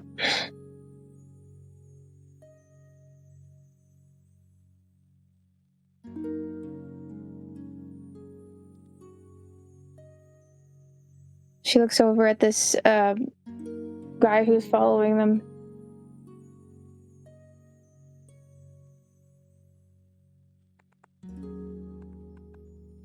Are you going to talk or are you just going to stare at us? He shakes his head.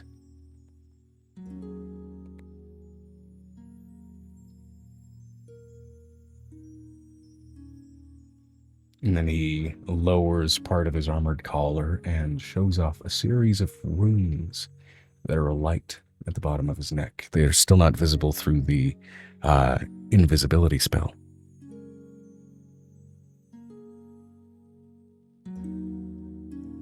They keep you from talking? He again shakes his head. He can't speak. Oh no! Is he not able to speak? He signs to you. Basically, in a nutshell, with sign language, he says, those runes are a spell that we place upon ourselves when we go to work, so that we cannot speak nor be heard verbally. It is part of our job. It is also so that should we be discovered, we can be trusted that we won't talk, as we can't. Until it wears off. Training. She's like, in the back of her thought process, I prefer Earthbox training. In a bit of clumsy signing as you would for an unfamiliar sort of word set. Because, trying to sign into another language gets a little weird as it looks. He still signs a relative, I am familiar with 𝕱𝖃. And the sign language for 𝕱𝖃 in this case, it does not line up with Underdark sign language, which would have a dialect that could properly sign her name. We have been studying the sign language. That's the new one that we're rolling for right now. It is a rough facsimile of an 𝕱𝖃-ish name that he signed, but you get the idea. She signs the name for him. First actual emotive reaction you get from him, there's an appreciative nod as he then corrects himself. Like, right. Forgive me. I'm guessing that she had a hand in this situation too. He then further shakes his head. And signs back. It's a street shorthand for professionals, no professionals, which is still just kind of game knows game.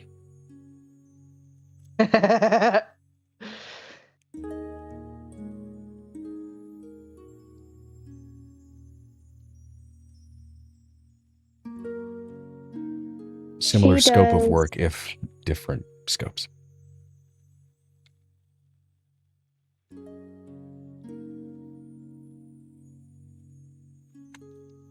Do the runes look like those bad runes that we had from those people? Or No. do they look like quadrats? No, these, they are also not strictly draconic in nature.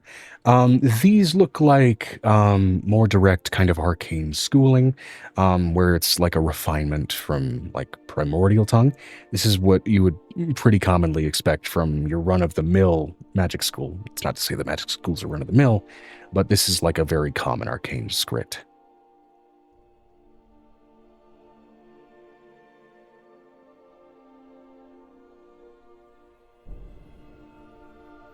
And it looks very deliberately and very delicately placed.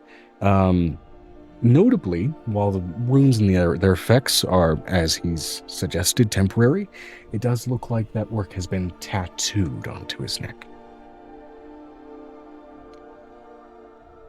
There is that sort of lift on the skin and the texturing that would Everybody has their own that. signature when they write, and they're written on anything. Is there a distinctive patterning with the writing on these runes? Not that you can see from the front. Which is the only part of himself that he's deliberately showing you.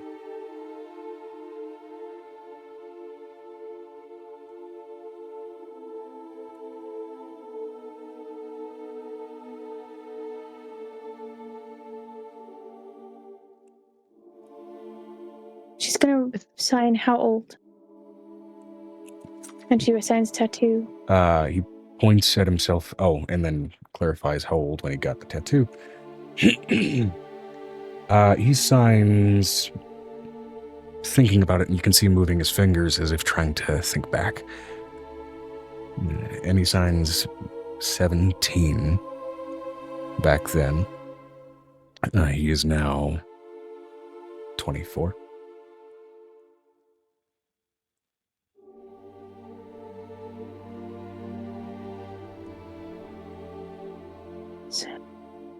Seven years ago.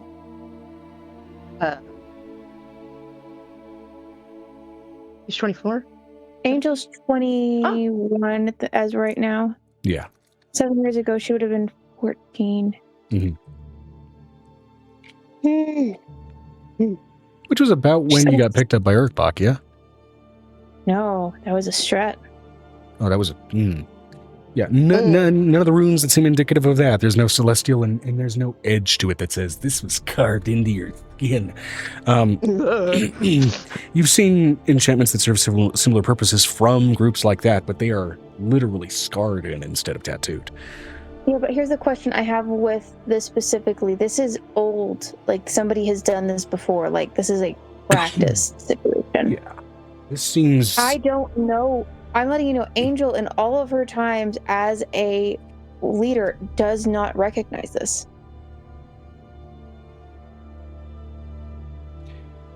And that, I would say, that look of confusion and lack of recognition on your face, you catch the slightest, almost sly smile on him as he then goes to move ahead of the rest of you.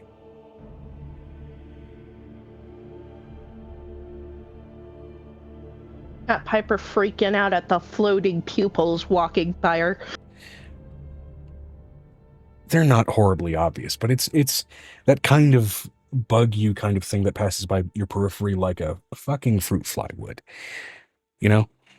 It's that She's literally going to take out her communism mentis alert button and press the button. Okay. And that would be to just communicate with them or to summon them? To summon at least that there's something going on and she's not comfy. Okay. I would say one of the more common scholars pops in. And this is while you guys are kind of passing through that hall that kind of goes back into the mountain and is meant to kind of lead back through into the keep. She's going to enter, she's going to pull in a mental rings that they can share their mental lines with for a minute. As they're walking. That scholar pops in. As he pops in, his communist mentis ropes immediately suddenly just kind of shift to suddenly blend in with the more common mage staff that are present in this building. They go immediately metallic steel color. She's going to mentally relay the entire visual to him, considering she's going to share his mind for a minute. Oh, yes. Ah. You know of that group. The Whisper is not the only informational network in the world. There are others. Are you concerned that you haven't heard of this one? She's going to show the many types of scarification she's experienced. Right. And tattooing she's experienced. Hmm. And the slave work that she's experienced on Menidna. Right, okay. So first thing, to 𝕱𝖓𝖓𝖓𝖓𝖓𝖊𝖓, he's not a slave. That is a professionally done marking. It does not bind him to an individual. He sees her shoulders lower first. That was willingly accepted, specifically for expansion of capability. He is part of a faction of people with this skill set. They are information gatherers. They are, as much as one could put this under a benevolent umbrella, assassins, under the right mission statement. They are escorts for nobility. They serve a collection of duties.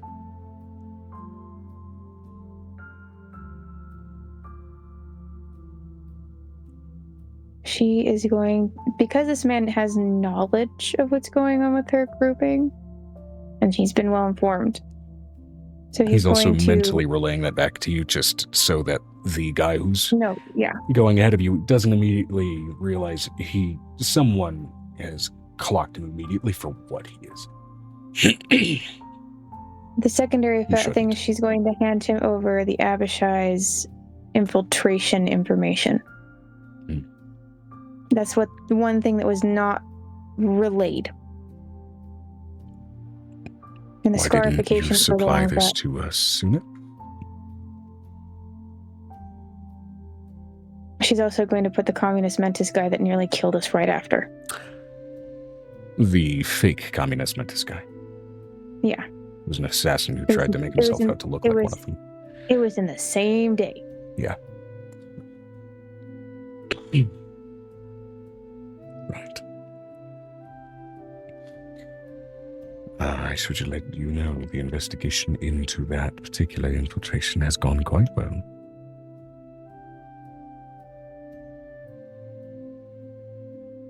Not Piper later. Ooh. Tea. She's like, she wants that information, so she's going to mentally relay that she wants that information, but she needs to know this faction. She hasn't been reached out to by every faction in the world, considering what she is right now. That's very dangerous for her. As far as the infiltration, it was a smaller contingent of, let's just say, promising students unto the communist mentors who shared an interest but had clear ulterior motives. And they all did, for the back end of their communication back to their masters, respectively, all have it through the same means and method, a scarred bit of rune work under their tongues.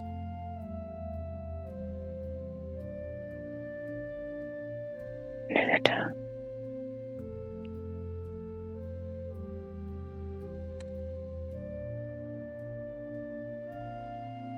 Oh my god, that takes me back to the first episode. Oh my god, oh my god, oh my god, oh my god, oh my god, oh my god, oh my god, oh my god, oh my god, oh my god, oh my god, oh my god. Piper, meanwhile, just trying to mentally figure out, what am I gonna do? I peep this She's going sundial. to relay the first fight that they ever had, the early fights that they had with Trent. Trenton Howler. Yes, and There she's was gonna already remind him- overlapping with those slavers networks, so... Yes, but the demonic people had the markings under their tongues. Mm-hmm. Vinestra said, sent you something, Joe, and Megan mind sharing with the class. She's going to share with the class as soon as they're out of earshot of this man, considering they're part of the Whisper. She's part of the Whisper. Essentially waiting until we are back home. This is my glow squidney. Squiddy! There's Squiddy.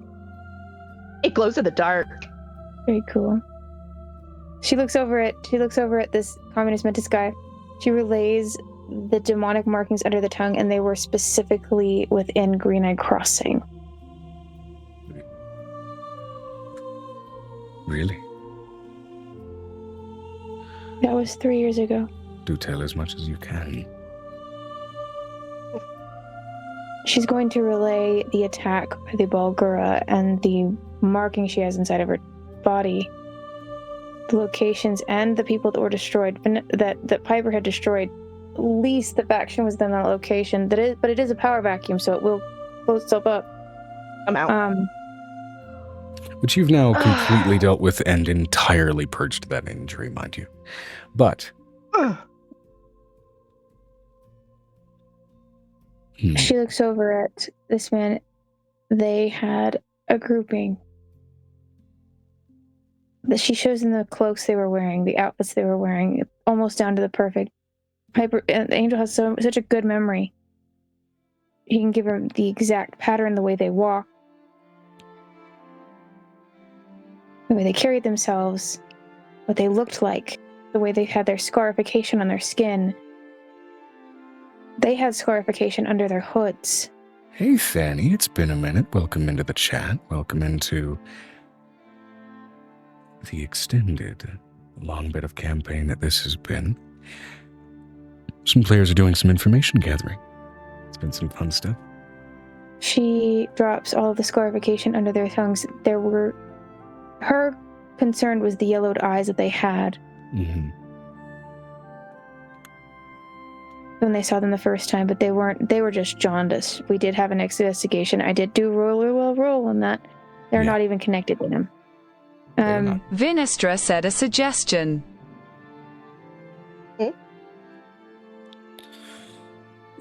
Excuse me.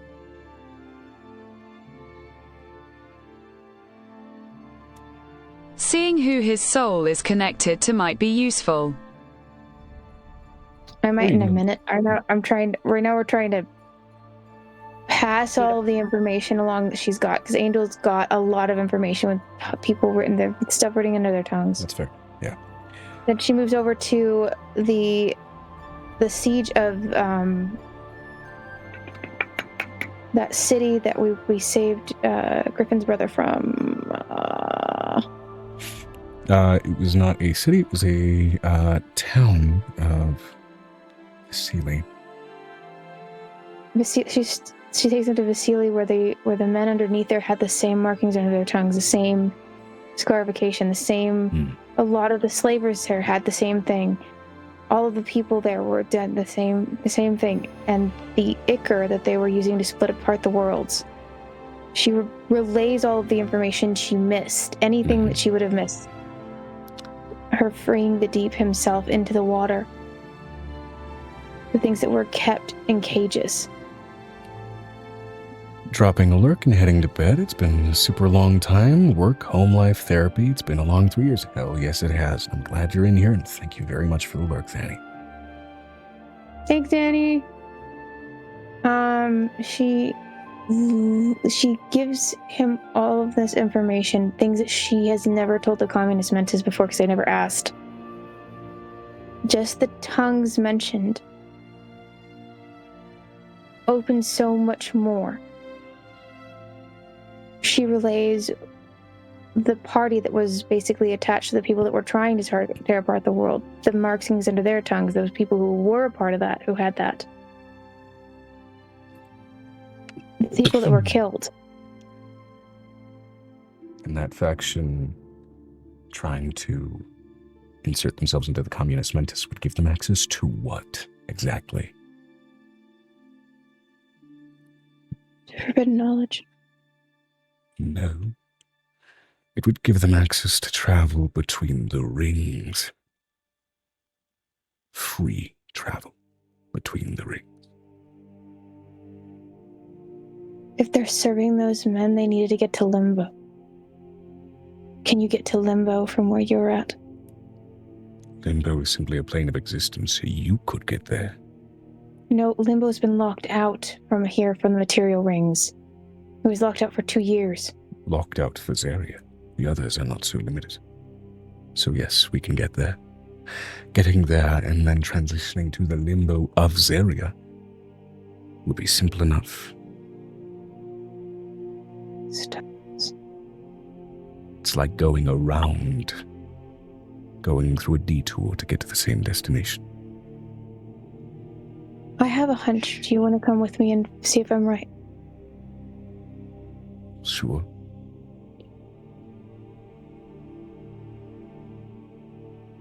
She takes a piece of that rock from the edge. I'm going to take this with me, and she tells the stone. She's going to take one of those larger rocks with it. Piece from the edge? As they're leaving that top part, she picked up a stone from that area. Oh, like a piece of the actual peak of the Silent Spire? Just the rock so she could compare it. Okay. I've got a hunch. I need to figure out if I'm right. Sure. She looks over at Piper, and she looks at Piper, and Piper, she gives you the hand signal for danger. Piper's just gonna stop with her eyes. Just like stop walking, go. Yeah. Where's the danger? Which Essentially. now, having ventured into the castle proper, your escort is now no longer present. He has peeled off. She's going to take the communist men down from Stalinhorde. She looks at the guards. And she opens the door to where that man is, and she looks at him and is like, I have a request. A very strange request. Yes. I need you to make every single one of your men lift their tongue and open their mouth. Enough.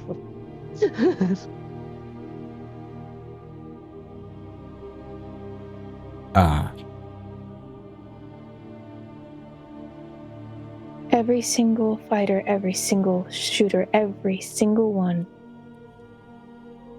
including yourself, I need to look under your tongue. He lifts his tongue. Normal ass tongue. Ah, thank God.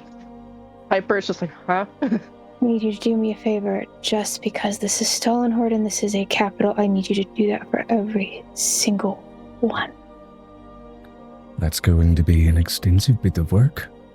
There's a lot of people in the guard. It is the It's capital not of a the city. question. Do you want the 𝕲𝖊𝖓 taking over the city or not? No. You're gonna tell him what you're looking for under the tongue? Would you like to Piper's so clarify? confused. I need you to look for tattooing under their tongue. Tattooing. Primordial. Eldritch. Tattooing. Okay. Which notably, specifically, it was sort of eldritch and abyssal tattooing. There was no primordial slant to it. He's going to... I'm still in that room where I have to tell the truth, right? I mean, if you ventured back to that chamber, sure. Well, I would have had to because he's there. I would say I would look for something demonic also within that. Understood. All I right, need well, the entire... Now. I'll do something a little No. simple. I'll do something a little simple. I'm going to go ahead and just send out a broad scale message to our guard as a request. It's going to be a little weird otherwise, right? For them all to lift their tongues. Those who do so willingly, as a request and think nothing of it, will suddenly be no longer included in the grouping, as it will detect their order fulfilled. As it would for any mass guard order, those that do not will be gathered up, informed as to why, and requested that they lift their tongues again, and will further filter down for those that still choose not to. Tell them it's a disease. They're looking for signs of a disease. Fair. They're not looking for any tattooing, they're looking for signs of a disease. Tell them they're looking for any type of abnormalities in tongues. Understood. You'll forgive me if this takes a bit of time. Again, we have I will quite wait. a few guards. I will wait. All right. This takes, all in all, maybe 2-3 hours for every single guard in their staff to essentially be accounted for. For then others yet to be brought in refused. I can't lift her. That was what the whole point of her staying... Okay, hold on, guys. Okay. That was the whole point of us not bringing her home and putting her in that dumb couch. I said this before. Do what you gotta do for a second. Excuse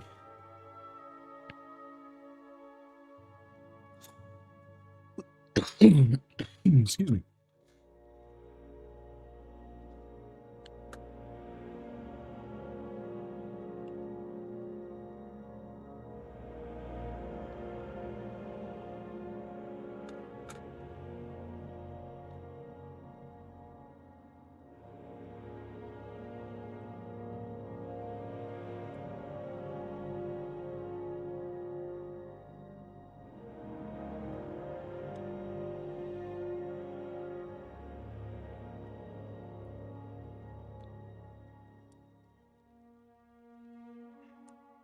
I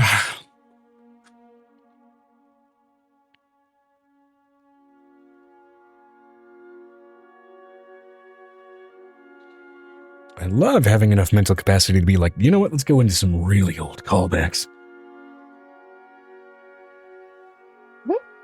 Sorry, I'm just.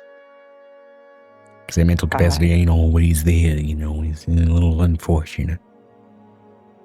Vinestra said here, though I do need an explanation on them. Whoop, let me take a look here.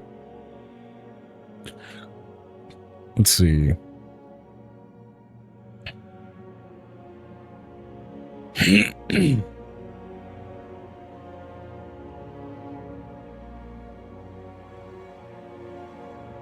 Oh, an explanation on the callbacks. Yeah.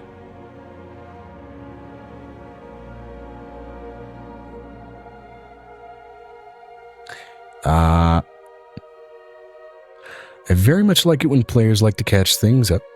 So when Megan gets back, she can absolutely do that. And then if she misses anything, I will happily fill in the blanks.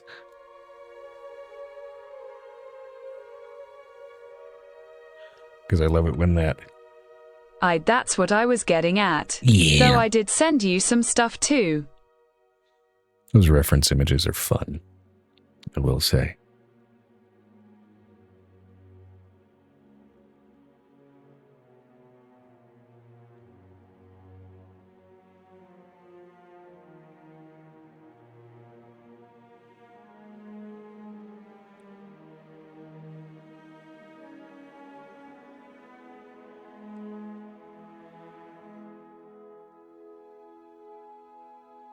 All right, I think for the moment, just to go ahead and clean up the VOD, I'm going to go ahead and put us on BRB real quick until Megan gets back.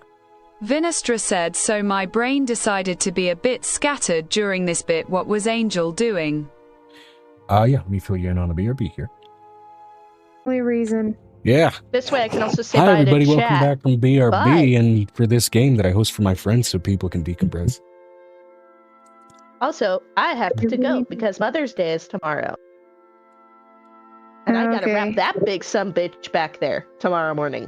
Because nowhere with wrapping paper is open right now because I forgot we needed to wrap that. Yeah, it's about that time for you, ain't it, Amber? Yeah. So, good night. Talk to y'all later. Bye.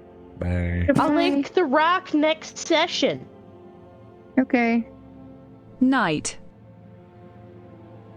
Let me get this done. I have so much shit to do.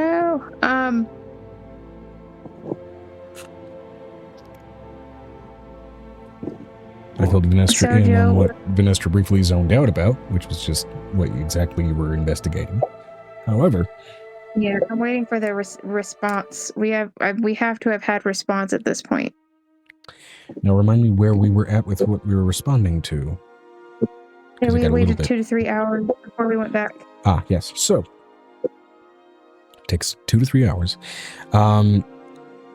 before filtering through those who, willingly lift their tongue after that news, those who do not, and then are reinforced and informed as to why after they are brought to the barracks to do so, and then those that yet still refuse are brought forth to the Royal Guard barracks for proper questioning. How many are we dealing with? Like percentage-wise? For the Royal Guard barracks of those questioned, let's see here. Which is to say, this is just of the Guard. They are not necessarily Royal Guard themselves. They're just... I need the town. I'm going to do the town guard too. Well, this was everybody, citywide. So...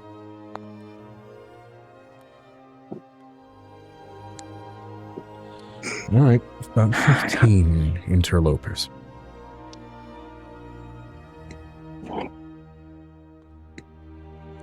None of which made it into the Royal Guard. These were all City Guard. What about the Royal Guard? There's nothing in the Royal Guard? Nothing in the Royal Guard. Seems She looks at the having man a and the dragon that presides over that shit means the vetting process is thorough. So there's no abyssal possibilities for Podrick. The one thing we've been trying to do is protect Podrick. So far, he seems all right. Which is to say, when it came to infiltration into Stylenhorde and Stylenhorde Keep proper, these fuckers were not rolling very well. So, yeah. So here's my question. With Stylenhorde right now, we have... I'm going to go get the guard that was in the hallway. She looks over at the man who's basically standing there. I need you to get the guard that followed me into the hallway.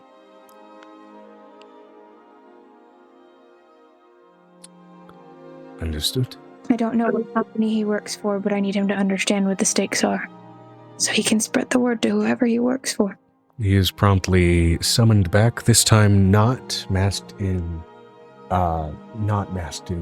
sort of any invisibility magic, wherein notably also the runes around his neck are now no longer alight, though notably where you expected probably like a black tone to that ink work, it looks like it was specifically ingrained in there from best you can tell with some kind of blue pigment or possibly even sapphire dust based on how it seems to catch the light at some angles.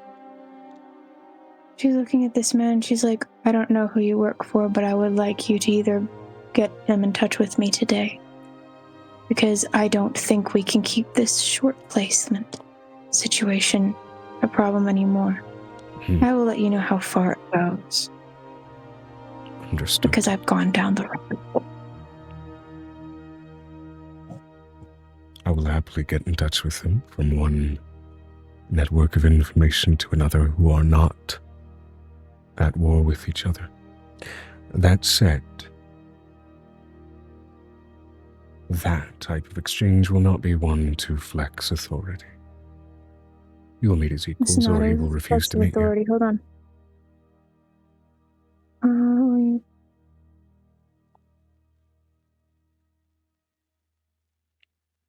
He seems naturally collected and soft-spoken, even as he is, which for someone of orcish blood, let alone a half-orc, is surprising. Hold on.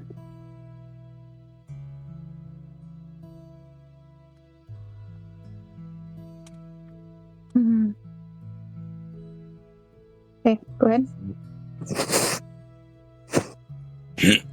So again, he seems naturally soft-spoken and reserved in his disposition, which for someone of orcish blood, let alone a half-orc, seems surprising, but nonetheless.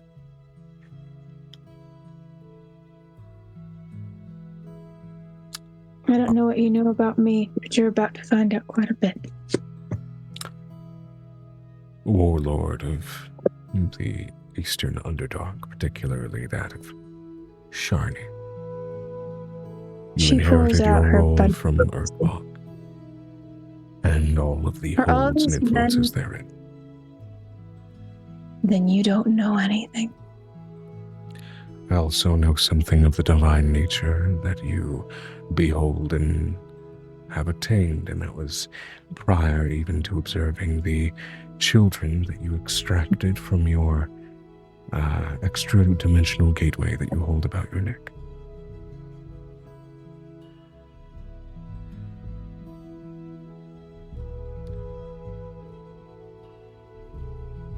I will not share beyond what's necessary, but I know something of you.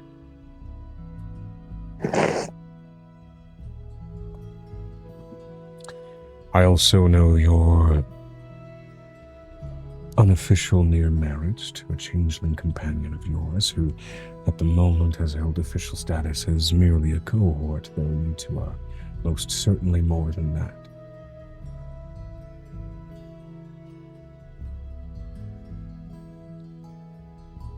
And mostly you've held him in that station due to concerns about his nature and that of his species, to be seen as coveted for reasons less flattering than what your nobility would provide. But I digress. I will inform my harbinger, and he will make make his way here. Not a question. Or she. Depends on which She looks over at this. it chose today. She looks over at the small halfling man. Is there a private place where we can take at least these 12? They're already being questioned, and there are 15 of them. I need them questioned in a way that I can actually make this work. We can set something up. In the meantime, they will be held until the arrival of your requested officiant. She looks over at Venestra. Venestra, can you fetch me 𝕱𝖃 if I give you a sigil and a... Oh my god, teleportation circle.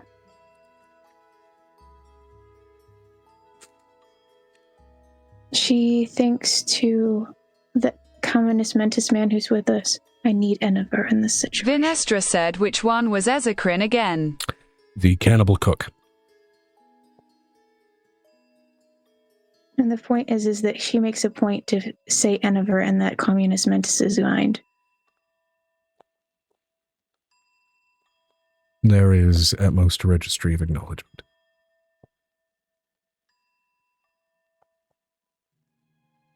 Just Very walk by the well, kitchen sure.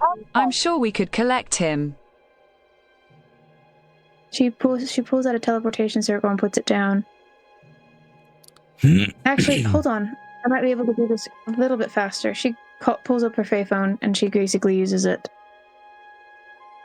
As she calls 𝕱𝖃. I don't care if you're in the middle of something. I know I'm going to catch a whole bunch of penises of flesh in the next minute. It's going to be fine. No, it's fine. People are cooling down.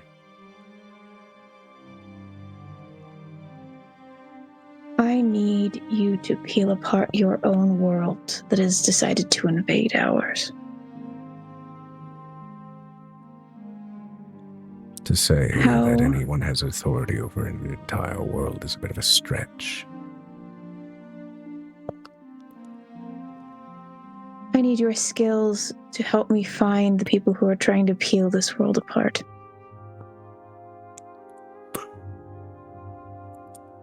I can do peeling. And I'll keep them awake.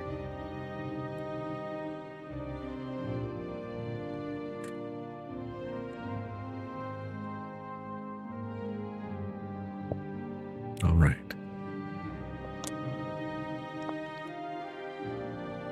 I would like to do this. I really need this. I need this for Angel today. And the person need this. The first one to arrive before 𝕱𝖃 makes his presence known is at first another guard who approaches you and puts his hand on your shoulder.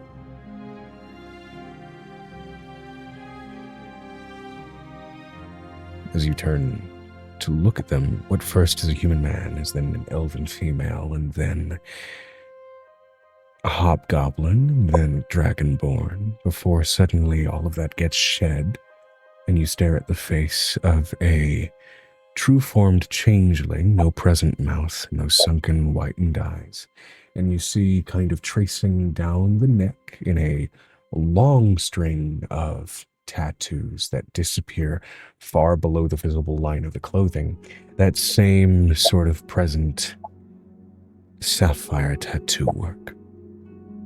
I have a question. Do any of the adopted changelings that I have in my presence look like this person? Facial features, anything like that? No. Kyra, any of them? No. I am Mani. Nice to meet you. She's going to speak in 𝕲𝖊𝖓𝖓 language. It's nice to meet you as well. So you know the mother tongue. She looks over at Nicodemus. Yes. A little more fortunate than I kin to keep my true name. I have a name too. She tells him what hers is, that her family gave her in 𝕲𝖊𝖓. An honorable thing. I am the harbinger of the steel net.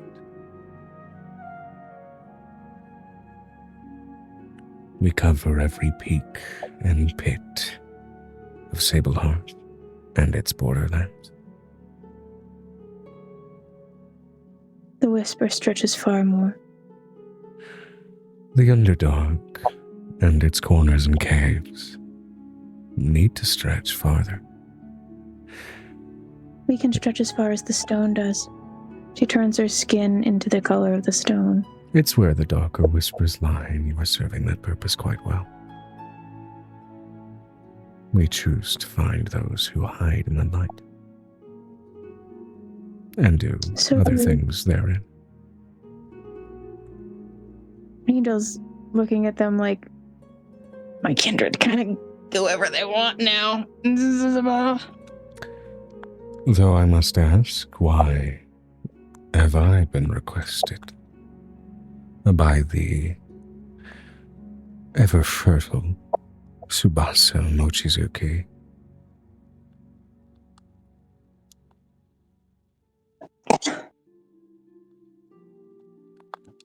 Don't worry, I won't encroach upon your own partnership. As There are bigger tempting as stakes you at may lie. be. Technically, my child is married to the first changeling of this entire ring set, so I don't really care at the moment. She's like, I can drop some shit. You want to talk about it? I am literally carrying the first changeling that ever lived in my bag. We're not playing One that game. thing that you do kind of immediately read off of this individual, he's not carrying an ego and presenting that to you. He's simply laying out facts of what he deals with. I am... Vinestra said Vi's going to keep a watchful gaze on the increasingly gathering cohort of people as well as checking people's souls. She looks over at him. She's like, I think we need to speak. I don't know if you know what the entire stake is. Notably, on checking the soul of this Mani, there are two that seem to be swirling around each other within the peak. Soli can carry two souls. We had that discussion about changelings.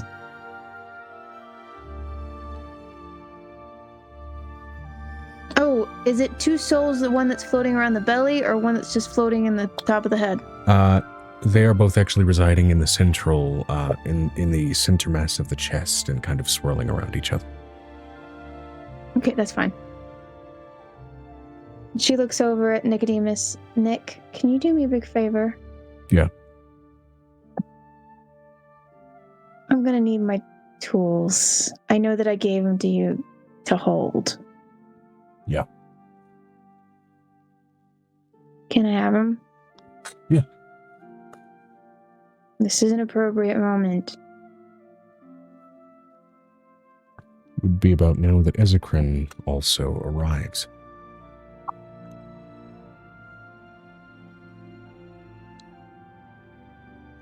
𝕲𝖊𝖓's soul, notably, Vinestra, is a bit of a sketched out mess, and it looks like a live wire that won't stop sparking.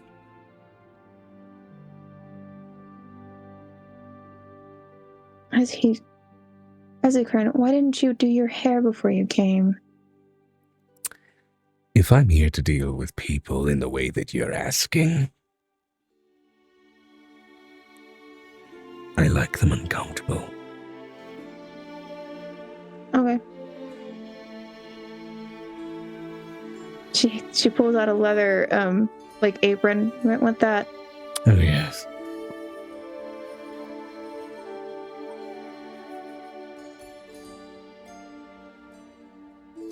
The reason I'm calling to you, he looks over at this new man, is because I don't think you know how big the stakes are.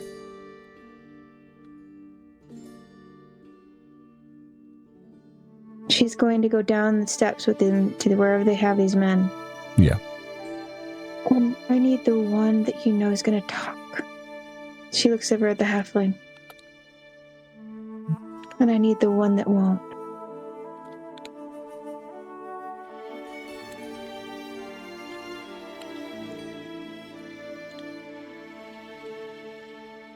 And if you have uncomfortable stomachs, I suggest you leave now. Then I'm heading out.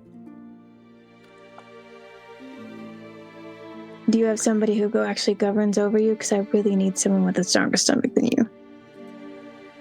At that mention of your command, two individuals in shackles are brought out by a pair of men who are not really wearing much, but do have a hood covering their faces.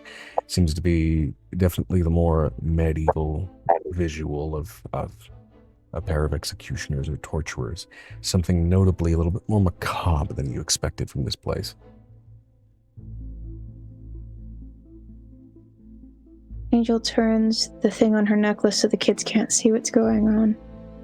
She closes the wings so the thing closes over. She puts the angel that's the brand new one inside of her necklace. In they go. Mom's gotta get to work. And for flavor's sake, we'll say that one of the torturers appears to be a human of a fairly massive build. The other appears to be a Leonin, of which all of his fur has either been shaven or he simply is of a condition where he has none.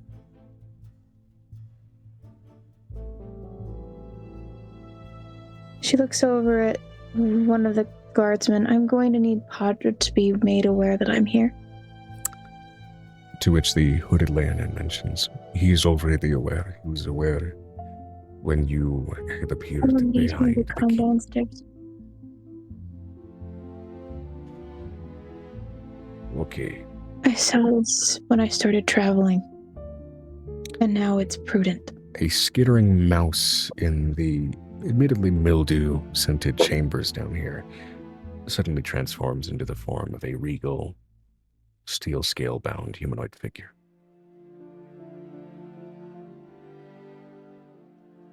You can stay outside the doors.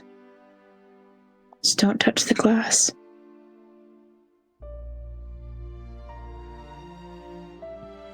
Do what you need to do. She's going to peel up the tongues. And you get that flash from a couple of years back of something just so very unnervingly familiar. He's going to speak in abyssal. How deep do the whispers go? One of the heads snaps back a little unnaturally, stretching the muscles in that neck in a way that is absolutely tearing something, but the face seems not to care. Deeper than the deepest of wailing pits.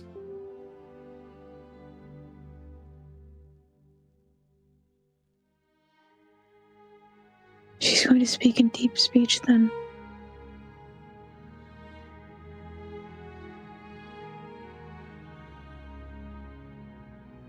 Does the mind control you?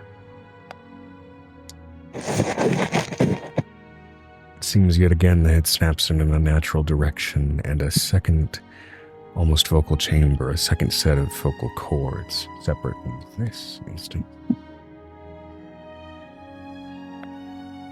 We have eyes everywhere. The voice even is separate from that one. She's going to take out that tuning fork. And she's going to bang it on the side of their head and let it reverberate.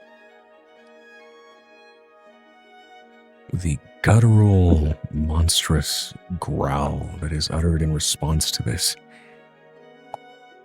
It is that same sort of unnerving mind flayer trill intermingled with something supernatural and corrupted in its nature, overlaid over whatever may be left of the mortal beneath the pair. How many voices do I hear through the guttural sound? 3.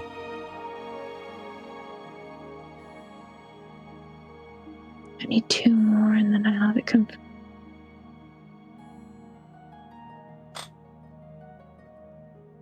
What do I think of next? She's going to use the speech of limbo because she does know it.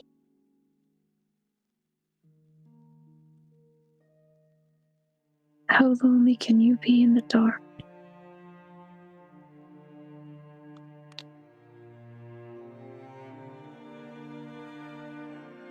The head snaps forward, the 3 voices silenced, and 5 voices speaking in unison from the same vocal cords. Not a pair of separated voices or entity, but something else simply using this body as a speaker.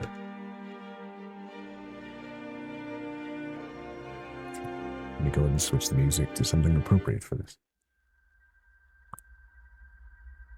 How wretched can it be to live with the lie that you are free?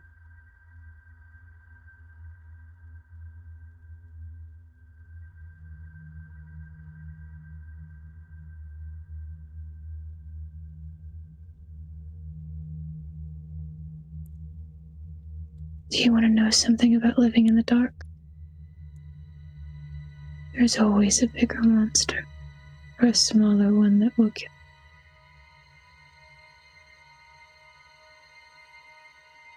You stand one too big for you, little godling. I killed monsters bigger than you. The head snaps away from your direction, staring dead into Venestra's eyes. Your inspection of souls, by the way, this body is absent of them entirely.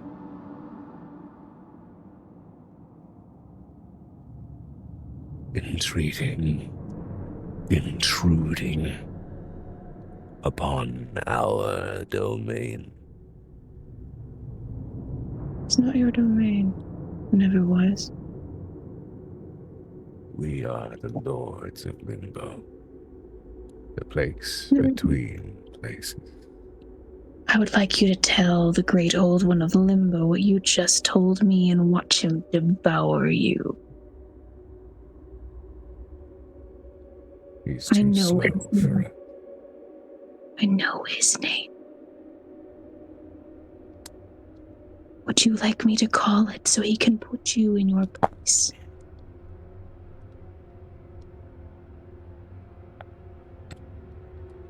World and to recover my fucking notes. 𝕉𝖓 said, just to clarify who is the one speaking, what is it? Seems to be a disparate collection of 5 voices on one set of vocal cords. This is likely, at least through possession and communication therein, the 5 lords of chaos.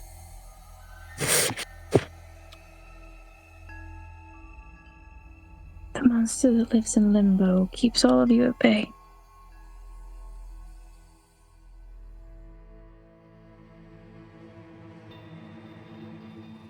Don't make me summon him to come get you. Before I can peel you to pieces.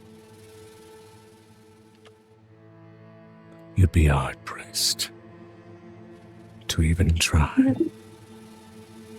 I already know that I brought you down slightly, at least my people. The head once again unnaturally twists, however, now too far for the bones to resist it. As the neck breaks and blood pours from every facial orifice.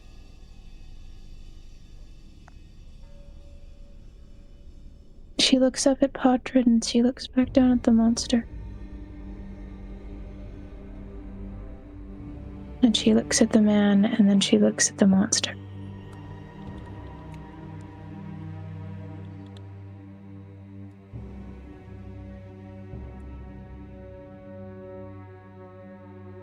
Let me see here. I believe we are looking for... No, not that one. I'm not trying to stop logging in, you motherfucker. Blah, blah, blah. This website doesn't like me.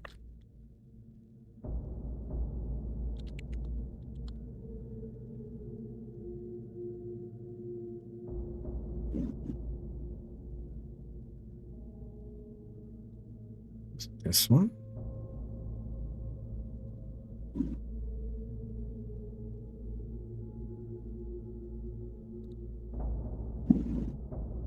No.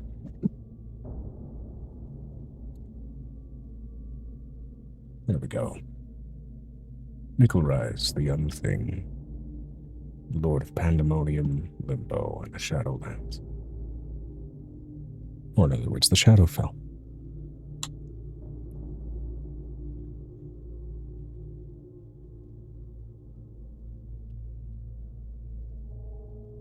Is that the leader of the Shadowfell is the one I'm talking to right now? No. You were talking to the 5 Lords of Chaos, but you were talking about bringing up the great old one that presides over Limbo, and it presides over Pandemonium, Limbo, and the Shadowfell, or in other words, the Shadowlands. She looks over. So both of these men have died right in front of us, basically at the same time. Yes. In a bit of a mirrored neck snapping. Really unnerving.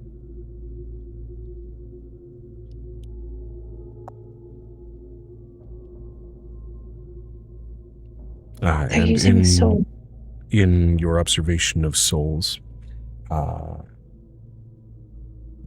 Venestra, you notice the most anemic leftover motes of light leave those bodies before whatever abyssal essence was still bound to them snatches them from the air and they dissipate. I'm good.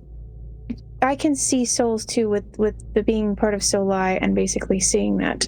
Yeah. Can I grab the souls from the abyss considering that they're trying to pull something that doesn't belong to them? You can try. I will say to try and intercede on that. Roll me. Let's go with a religion check, because you were basically trying to pull away at something that a demon or a pair of demons have claimed.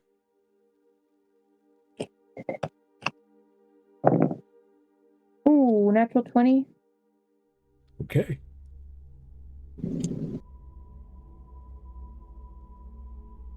Oh yeah. You were able to snatch away. I want to do something a little bit different like I've done before. I want to pull them with the souls. I want to pull who's ever over there, and I want to see if I can do what I did before. I will say the only tangible thing you can pull out here would likely be the demons that tried to snatch at that. The Lords of Chaos were not communicating in tangible reach. No, I'm not talking about the Lords of Chaos. I'm talking about the demons. I need to know which is the Lord that they come from. I can't fix it if I can't figure out where they're from. You pull at them, and you immediately feel sort of that rotting, skin-crawling sensation that you did when you were before that sort of broken gateway to Iniver.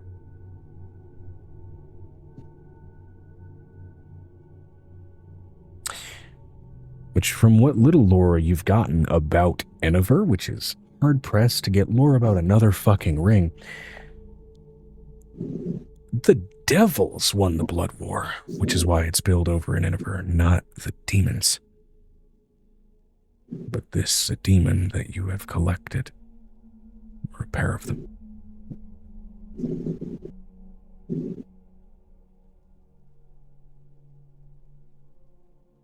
I'm going to do the one thing that I need to do right now. I'm going to put my finger against the floor and I'm going to tap twice.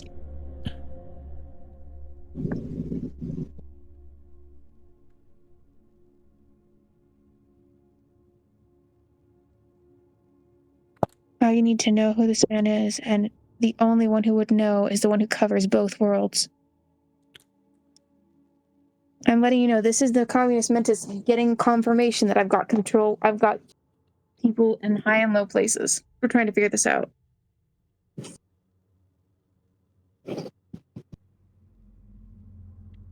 Okay. And this is also letting this man know almost every single thing I have in my hands. And I don't care. I have to solve this riddle, and it's bugging Angel like crazy because these things are repeating.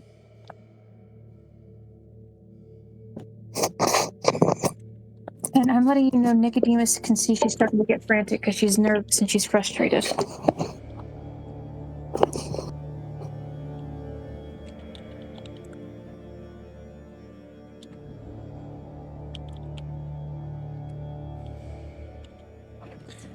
Okay. Let's see here.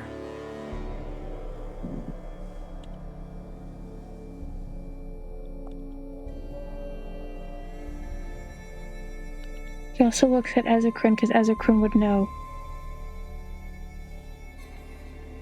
As you pull at that, you notice a slight physical tug at 𝕱𝖓𝖓 that he did not do deliberately. There's a familiarity to this demonic energy. For 𝕱𝖓𝖓? That you are recognizing as you pull on it. It has a slight difference to that sense of familiarity, but there is something unmistakably intangibly familiar. To the Abishai, to...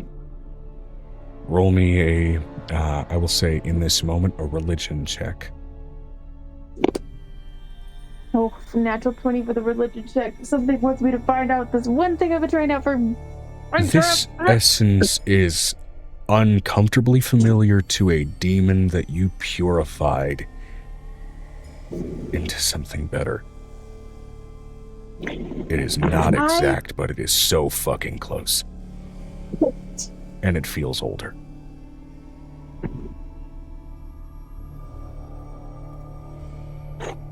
He feels older, it feels older, what's going on? This demonic essence feels older than the familiar demonic essence that you ended up purifying. The very same demon that, upon being purified, turned 𝕱𝖓𝖓 into what it is now. Yeah, but it's not the same guy. No, it isn't. This feels older. And with that, between your constant research into demons and devils and their presences in 𝕱𝖓𝖓 and how any and all of that could have crossed over with what you've encountered so far, with that natural 20, I will give you this. And it's going off of that first instinct, that first pair of syllables, 𝕱𝖓𝖓, that thought that the essence of the demons that are held in your grasp finish it for you. 𝕱𝖓𝖓𝖊𝖓. Father to the demon you purified.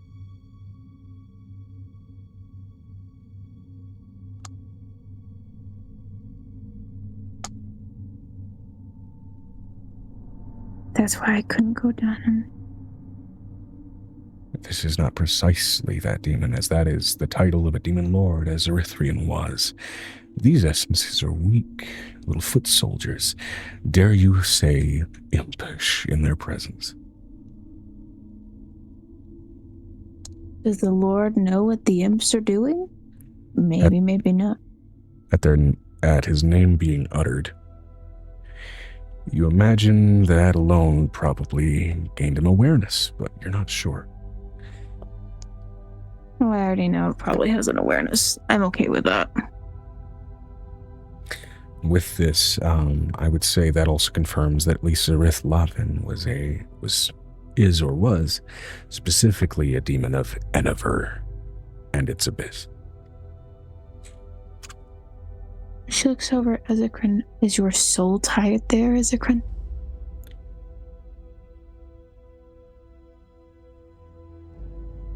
Whatever this is, it's new information. Did you make a demon's deal with one of his underlings?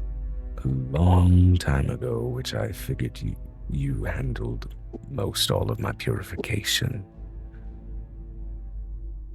and stripping of old contracts. Which means he has a bone to pick with me. I mean, you Because did I also convert his offspring. I did. And I freed the souls too.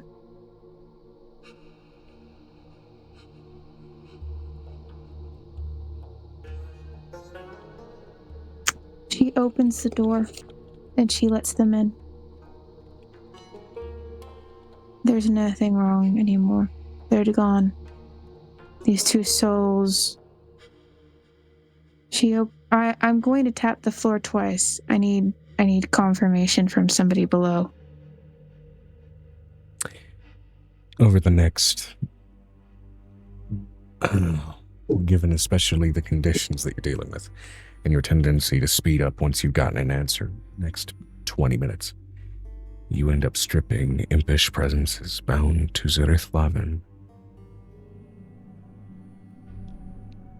and mind flayer worms alike out of these remaining people. The remaining 13. I'm going to put the worms inside of a container. That you do. It's a good thing they weren't netherese. But netherese stuff is not part of my lore. I'm not going to do that shit to you. This ain't Faerun. We've got a whole different can of ancient bullshit to deal with. She looks over at the new person. How big do you know that the stakes are? Looking at Podred.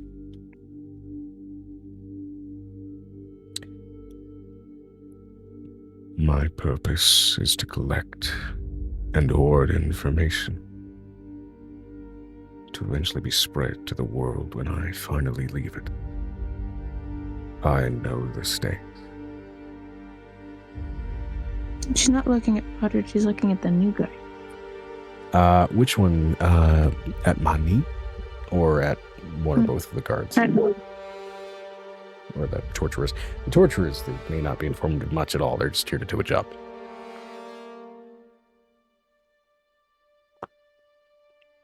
She looks over at Matni. And basically looks over at him. Most all of what my lord knows, I know.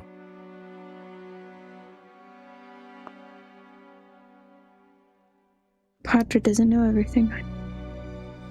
No one truly does, but I know quite a bit.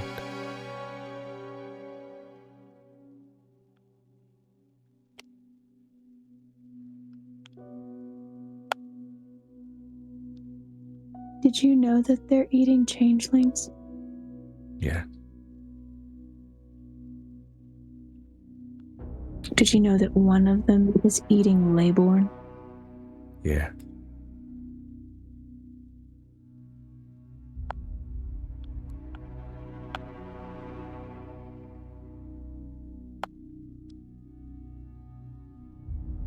The fact that it was not more widespread when you discovered it is largely due to the work of my people and factions like mine. I'm waiting for Edgerman. As I've tapped the ground twice, I'm waiting for my secondary implication. Crawling forth, the black flame-bound skeletal structure gains the projection of a physical form.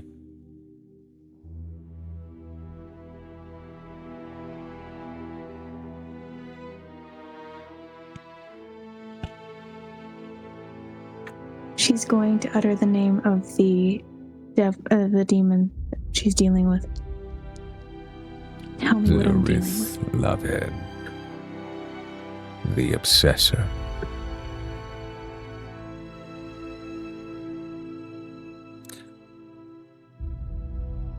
𝕲𝖊𝖓 prided itself on being the thing that put cereal in serial killing.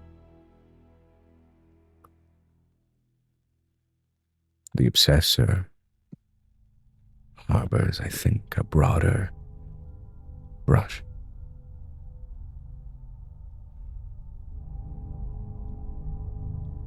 How broad of a brush? Take any obsession, force it into the most impulse-driven extreme. A painter who uses blood, a hairdresser who harvests it, a singer who envies the voices of her competition and silences them with a blade. Any passion turned to horrid obsession. That is him. Doesn't do all of it, but he prides himself on driving it. Like any good demon probably would. She's like, she looks at Edgerman. Can you stand right there? Because I think you're going to find out something that's going to piss you off. Oh, I'm plenty pissed to be here, so please add to my plate. I would love to. Looks over at Vanestra. Do me a big favor. The soul that you're carrying.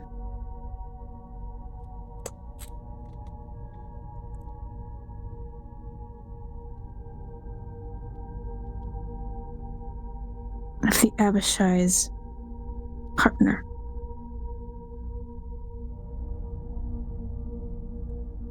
She's going to say this in front of Ezekren.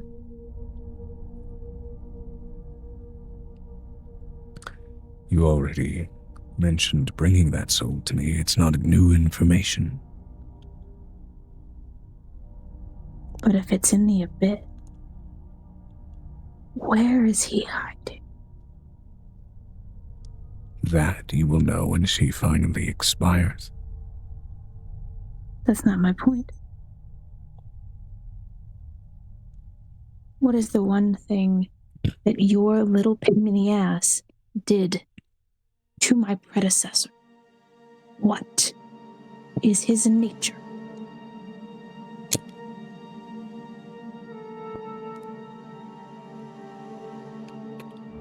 Obsession.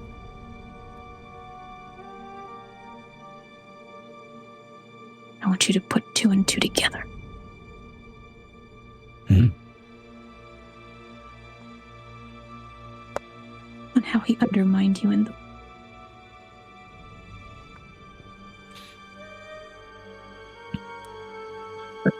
I will say above table, just as a DM, everybody's got threads tied to some part of this. I try it anyway. And that's what she said. That's what she looks at Edgerman and she goes, are you going to let it stand? Well, obviously. Are you going to... Obviously not.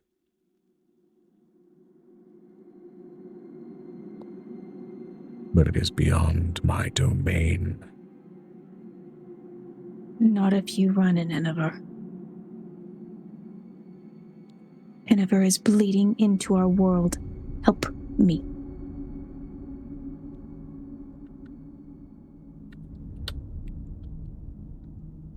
She shows the tattoo. For you. Then it's a favor for which you will owe me.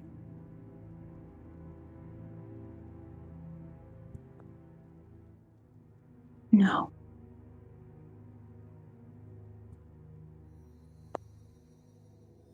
For the murder of my parents, for the murder of my entire family, for the murder of the people and the asses.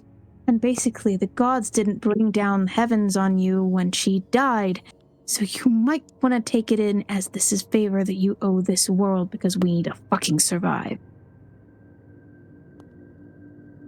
Or you get a repeat of Inover You And- know you're going to run short on that leverage fairly soon. I'm not going to if they're dead. I don't mind making you a deal when they're gone. I cannot When be the your one to problems act, but I can give you the tool.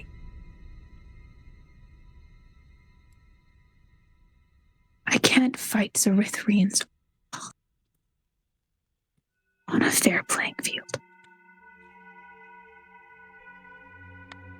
You barely made it out alive last time.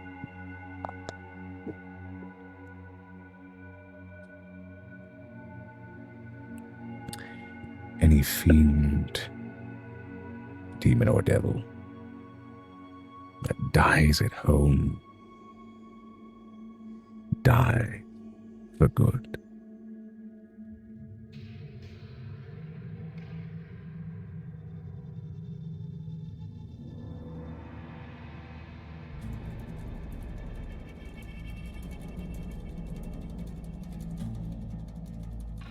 We are both referred to as fiends because, to an extent,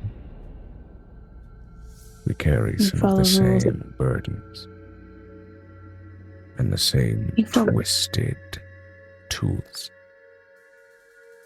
You follow rules and he doesn't. That's my concern. They are still bound to the rules that make them.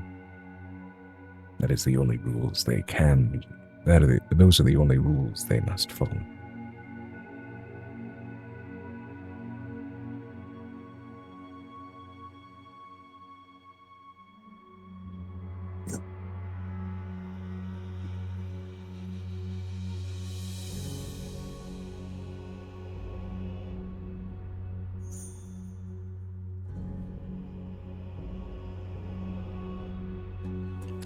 But while I cannot be the blade in his heart, I can give you the tools, and I can set a trap. You did convert his son, did you not? I did. With any fiendish sacrifice, the blood of kin are a potent tool in any spell or curse made in their name. And I wonder what kind of curse might yet be made of the pure blood of such a corrupted thing. What confused mess and horrible side effects might that deliver unto such an obsessive wretch?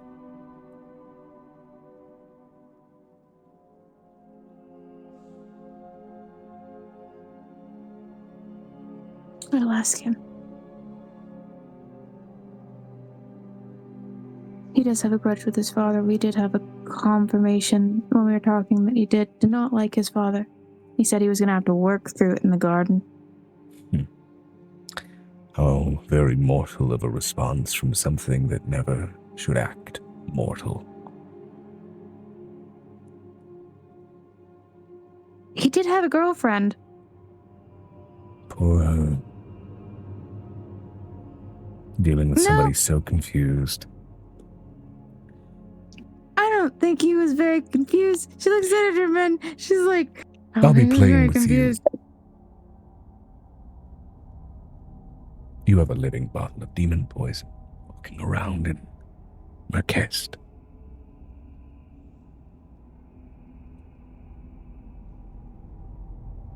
His blood is still there. And his blood as it is now. Poison. To what It's he was. protecting the other.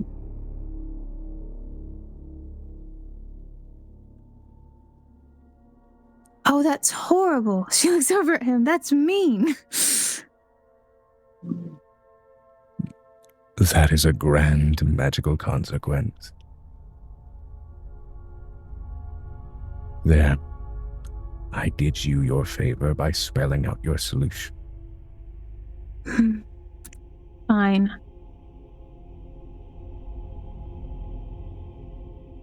I We will deal grant in you one long, nature. playful, manipulative games.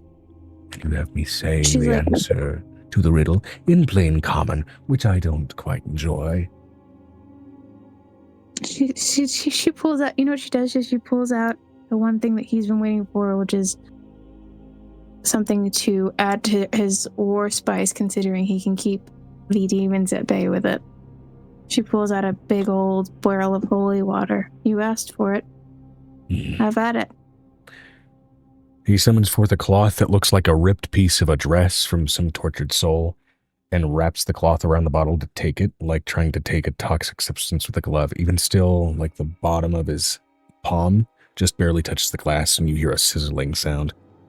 It's in a stone, so it doesn't burn anything. Doesn't matter. Have at it. Remember to mix it with... Remember the mixture I told you to mix it with, and then throw it. Well, of course.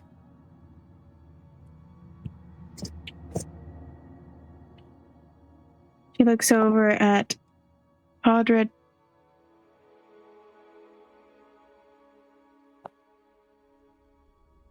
I don't know what you know about it.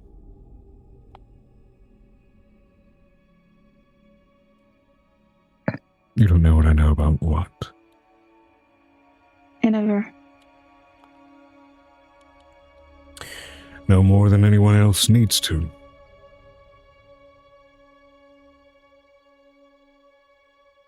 I've begun the healing process in Ennifer with the help of my friends.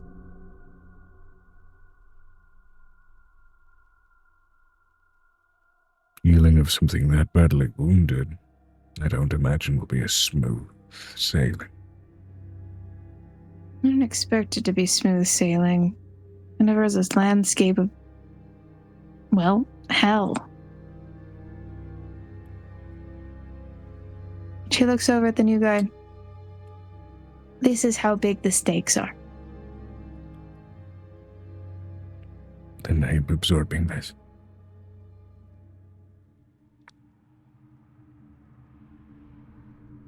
She looks over at him.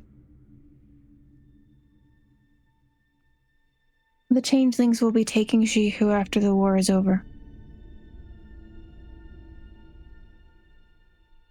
And I will be using all the blood that I can to bring back who I can. It is going to exhaust me. But it was my solution, so I wouldn't have to repeat dying all the time. But right now we're at war.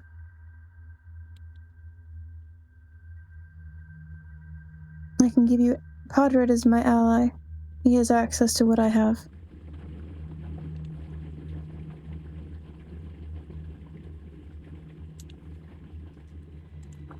Well, that will make this easy.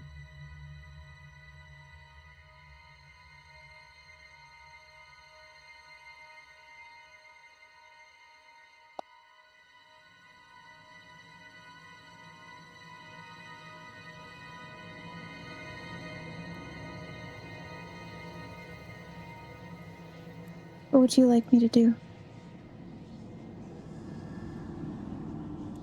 Let me go ahead and switch the music back to urban, since we're kind of past the creepy side of this.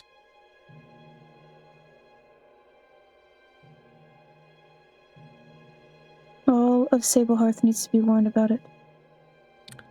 And that they will be warned about through proper channels to avoid dissemination. Ben has already dealt with his own infestation. I just didn't know why they were so creepy.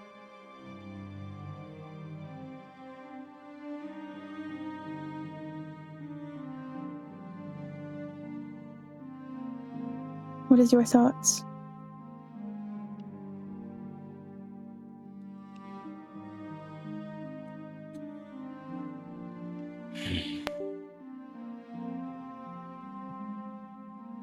Wars are never simple. But I detest how complicated this one is. I think this one is such a strange war.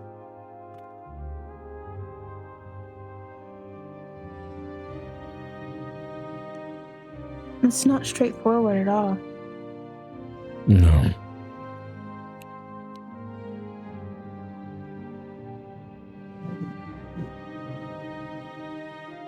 A bunch of wretched things. All lining up and working together.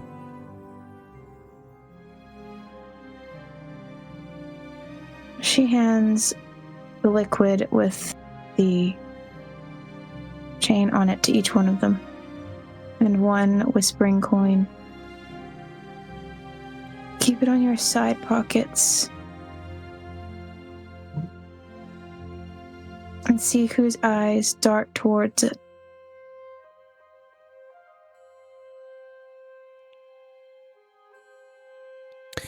To which you already did get handled the rest of the 15 total.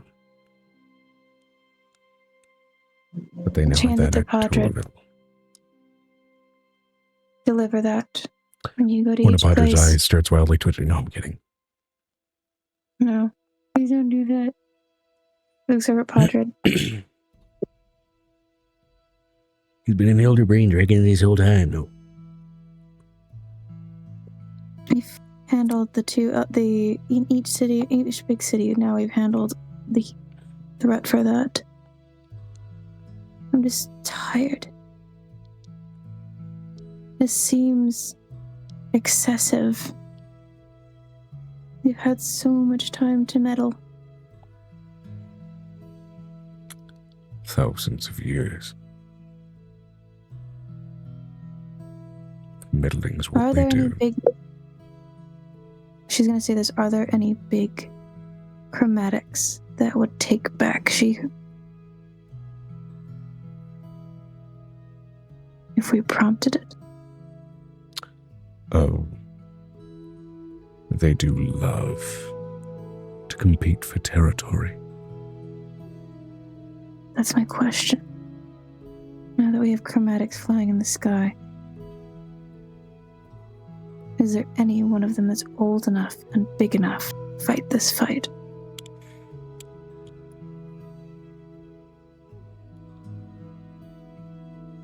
I'm sure there are a few trying to take a bite out of the land that are plenty big enough. I need one that can explode. That old.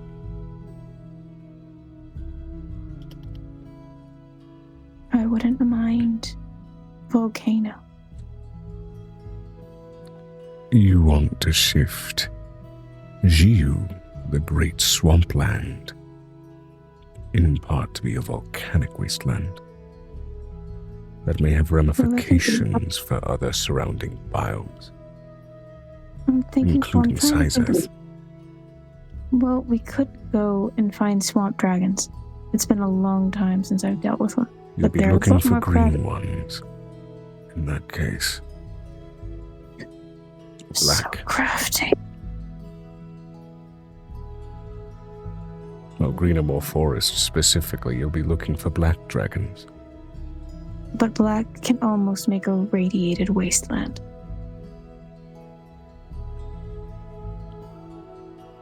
When they die.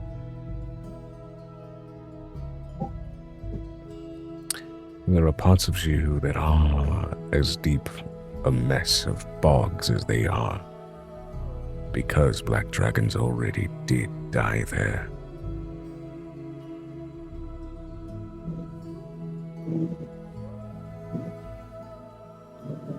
It's been a home for their mess for a long time.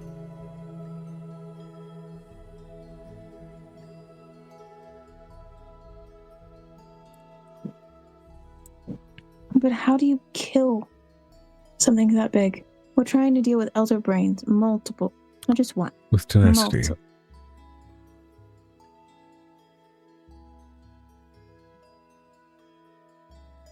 Kill something that big with tenacity.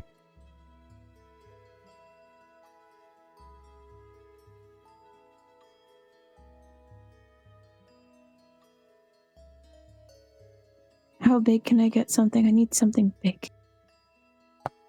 Do you know of anything alive that was just sent back that is that big and that old? To clarify, are you asking him if he knows about a green dragon in its twilight years? Yes. Okay.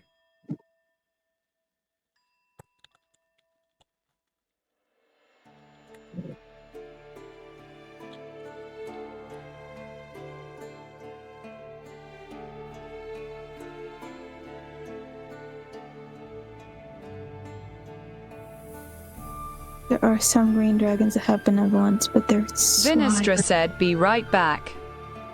Okay, okay.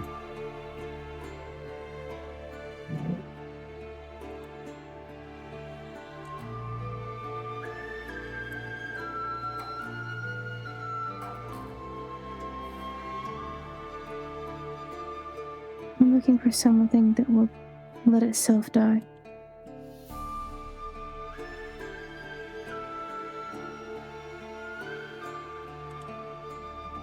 Maybe something I can make a deal with. It's not going to basically end up giving me a demon spawn or devil spawn to come out of my hoo-ha. Dragons don't have that type of influence. Unless you choose to physically fuck it. I could. Mama didn't raise no coward.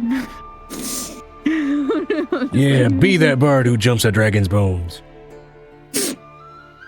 Except you're a female bard, so more like bounce those bones, but I digress.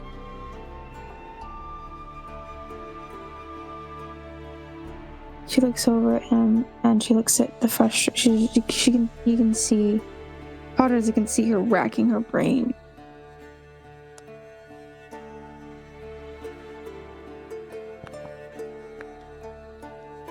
Okay, roll to see basically a history check.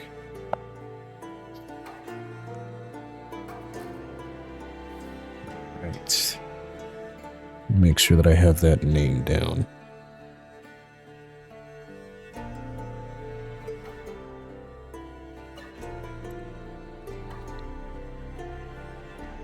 I don't mind making a deal with a dragon. Sometimes they're reasonable.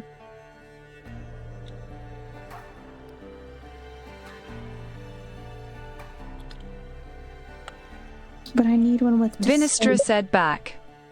She goes, I need one with disdain specifically for 𝕲𝖓.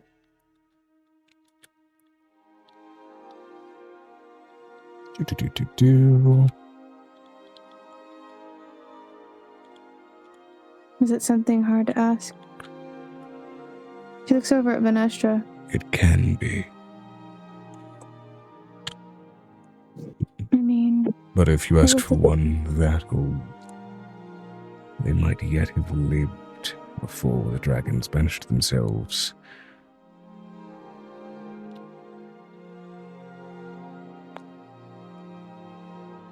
So rolling to see if he knows anybody. Did I already roll that, or did my brain get distracted?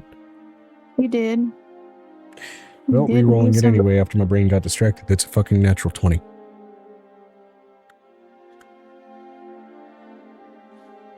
I don't know for certain if she still lives. But she was a stubborn bitch.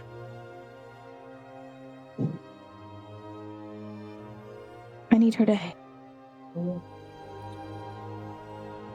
Why are they here? 𝕲𝖓, the Blight Rain.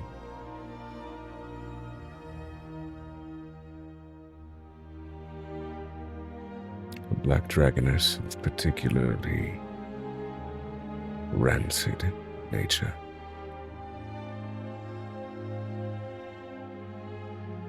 Did she hate 𝕲𝖓? She hated mind players. She hated many things. She is driven by hatred for those things that dare claim what she deems to be hers.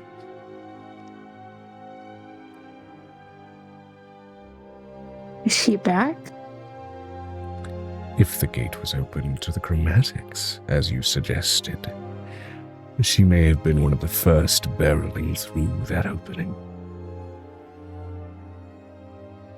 Can you tell me where she lived? Because I did go and raid an entire Black Dragon's horde.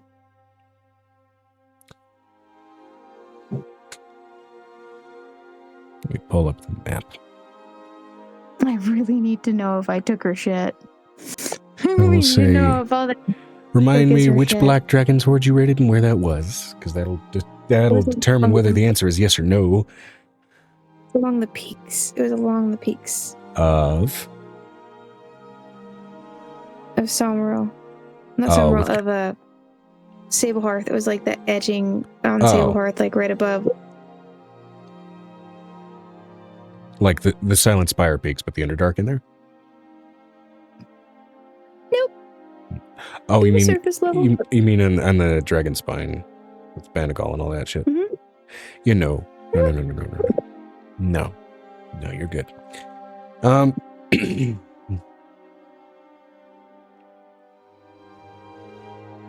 No, she was right on the borderland where she who met the 𝕲𝖊𝖓𝖓𝖊𝖓.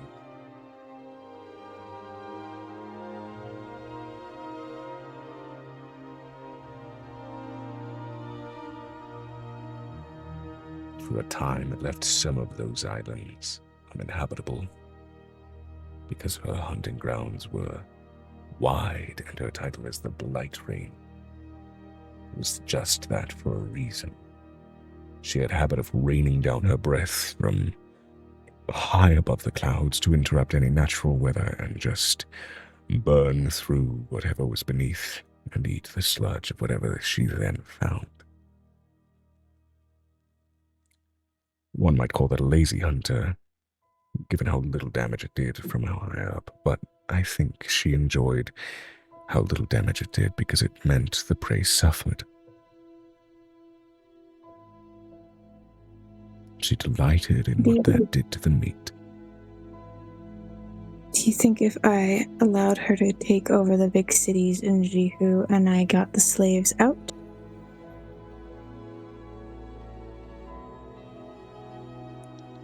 that we could weaponize her breath to take out cities?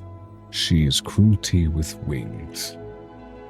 That may take some significant convincing.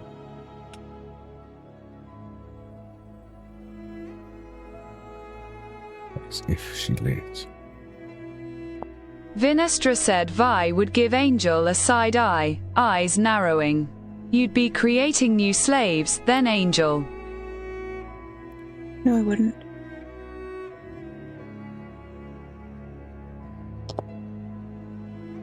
I can get them out of the cities and move them somewhere else. I have big enough dragons that are bigger than her.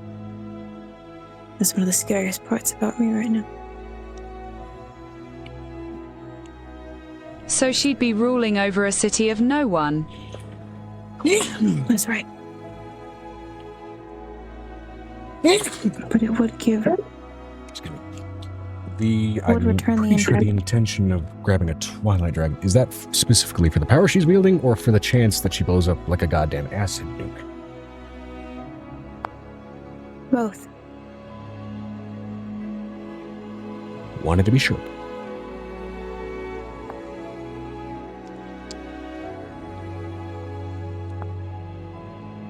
She's gonna ask Potter something you know about her. You know what she was. When she attempted to egg or have eggs.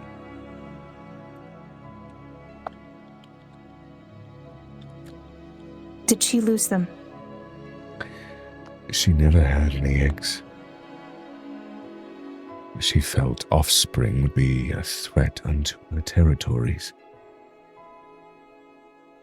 She felt Not in courtship would be rivalry. not in armor. It would have been power in armor. She would have had to change her mindset in armor. There is power in raw, unmitigated violence. Not in armor. The dragons are your climbing peaks.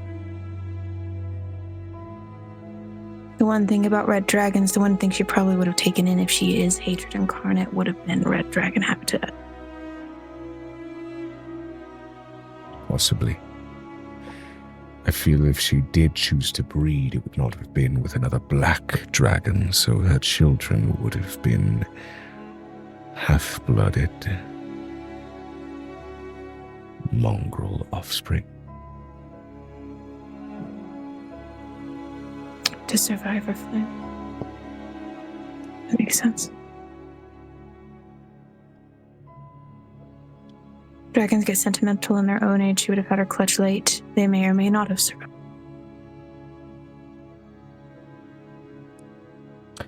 And if she had done it, it probably would have been to claim dominance over her partner.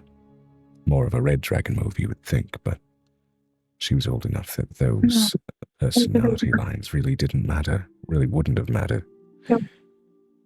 I have books on all of the big dragons. I'm going to open up the books of big dragons because I carry them on me with my person because of my grandfather, because we researched the dragons for 2 years. That was my break time. Yeah, she slots the blight ring specifically slots under campfire ghost stories and like batshit doom time legends. Like, you see that black shadow in the sky, go underground because it's gonna melt your fucking house and that kind of shit. No, I'm talking about the ones from Ormer, the one we did research on. Black dragons, where they would have been located, how many there would have been as a mixed breed.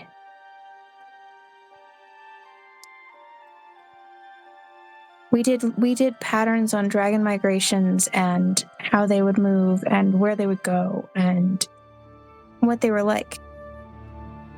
Yeah, that was what a lot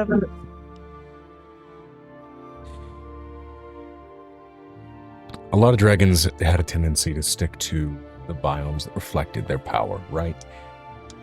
Pretty typical, even of just like normal animal species. It's one of the things that dragons rule over and will never admit that is an animal-like trait of theirs, despite their superiority complex, right? However, to her, specifically as mentioned with being on the coast of 𝕲𝖊𝖓 and kind of on the bridge of the 𝕲𝖊𝖓𝖓 Islands, it did mean that while she was definitely swamp-bound, she was coastally swamp-bound. So it's more like she was a fucking bane of Florida and that type of shit, right? Like, oh god, it's a fucking Florida dragon. A little bit, you know? I just want to know if she bred like iguanas when she was in Ormer. Go ahead and give me an investigation check to see if you see, I would say, specifically any mention along kind of like the coastlines in that region of 19 black dragon mixed breeds. It's 19 plus 12. 19 plus 12. Yeah, fucking 31.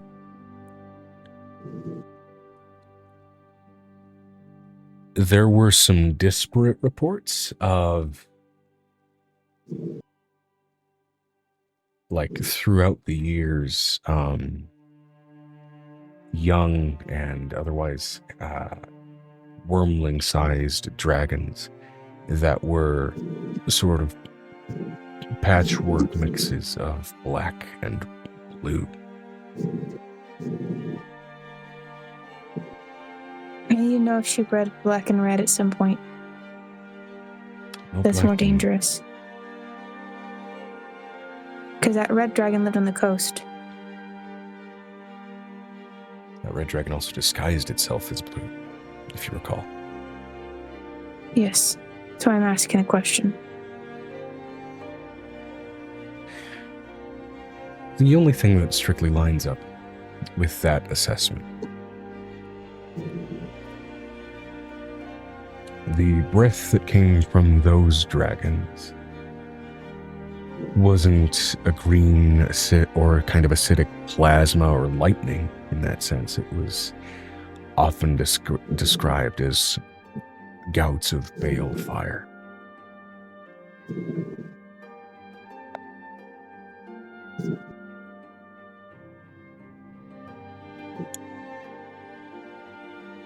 Or fell flame. How long did these dragons live? Their migratory patterns, how long did they live? They often moved along Because those it- coastlines, keeping out curious invaders, metallic and chromatic alike. There's never any record of them ever making it past sort of a young stage in any strict recording.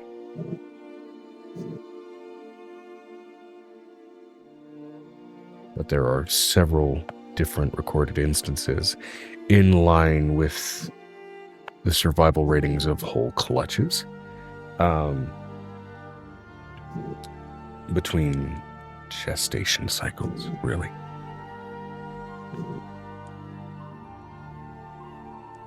She can't keep her children alive. Either that, or she or their father never let them get old enough to be a challenge. No. She would have had them move. She would have covered more land. She would have... If she was as power hungry as she would have eaten them when they were big.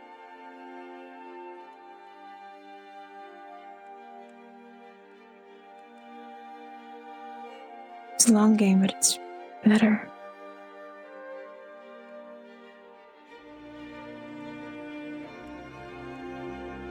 I have a question. Knowing the nature of dragons and knowing what black dragons do, knowing how the gestation period works, and even if they have darker natures, would I know if she has a hard time keeping the clutches alive, other than eating them?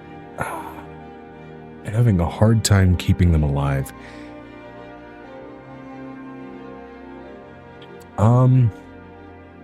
That can make women even more bitter. My question is... Naturally, black dragons anyway don't often have a lot of surviving members of the clutch, given the fact that they have to fucking... they have to incubate in pools of acid, right? So it's definitely survival of not really the fittest as much as it is survival of the sturdiest. However, in a crossbreed between black and fire-based dragons, you've got pools of acid, pools of lava. You've got noxious, poisonous volcanic fumes, probably resulting from that combination, which may yet further Vinestra said, OOC, what are we trying to figure out? We're trying to figure out if I can talk to this dragon or actually give her something she wants so she'll do what I want.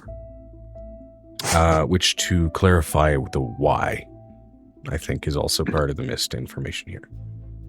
Right, well, then I will explain the why. Basically, in Jihu, we're losing a war. We don't know how to win this war right now. We need to get a little bit ahead because right now we're going to have to fight it on 3 fronts. It'd be really nice if we didn't have to fight it on the material plane for a hot minute. I don't mind fighting it in the Abyss. I don't mind dealing with the Abyss. But I don't like messing with the material rings while we're messing with the Abyss, while we're messing with, what was it, the other one? The Shadowfell. Yeah. This is in the name of the game of, like, let's unleash a targeted natural disaster so we have an opening to do other shit. Is that what I'm understanding properly? That, and usually if they're a Twilight Dragon, they have 2 years left. They can impart their knowledge only onto one thing. If I can give her one offspring, she can impart all of her knowledge onto that one offspring, and then she can die.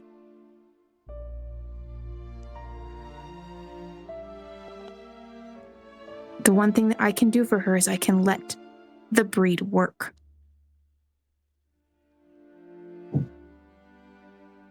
Being what I am. I can negotiate that.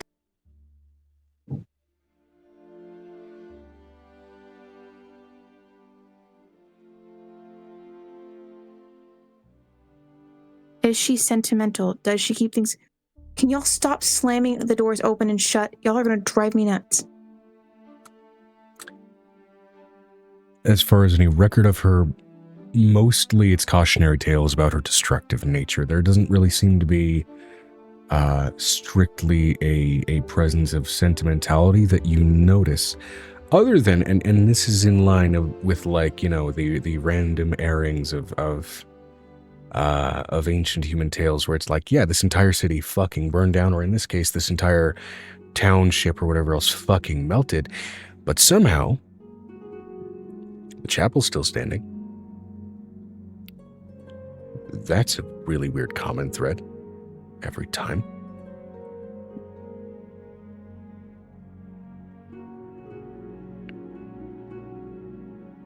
Venestra, can you get me close enough to this dragon?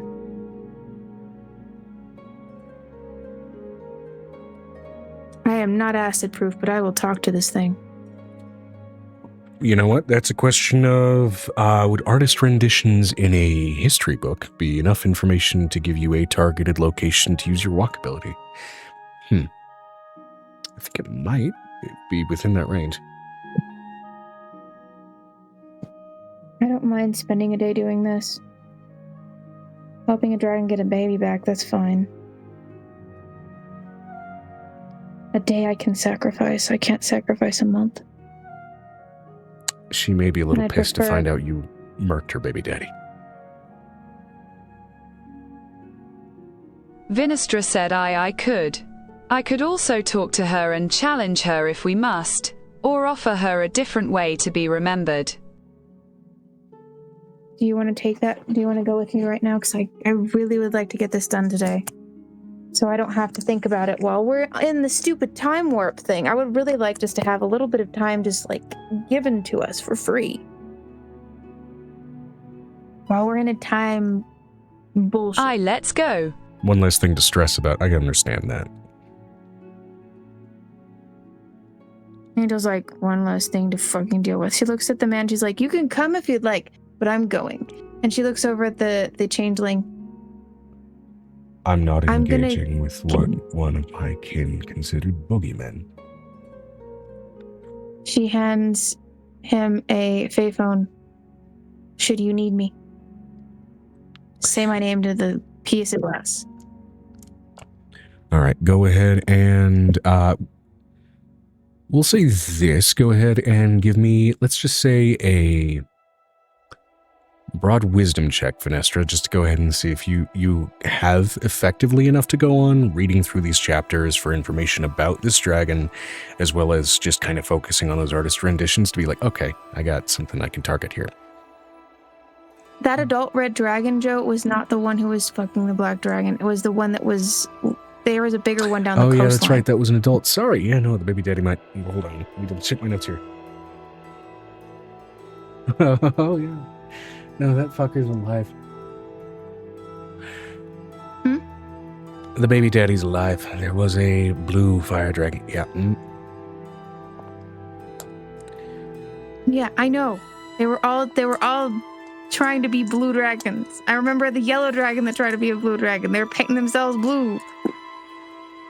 Vinestra said the walk doesn't require knowledge on the target. It just takes you to the general area.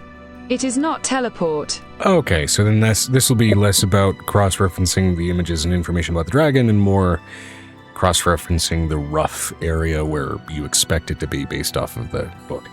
Yeah, all right. I have a... Did I kill his offspring by any chance? Because they were really close to the ghost line. Did you kill his or her offspring by any chance? Yeah, the male's offspring, because if the male is the red dragon, still, yeah. Probably. Yeah, I need to know if I killed You him. haven't heard of any other instances of just straight up, juvenile blue dragons that were actually fire dragons. So, I thought, I'm just going to tell him, I thought he was a blue dragon. We had a full kind of argument, and then he acted like an asshole.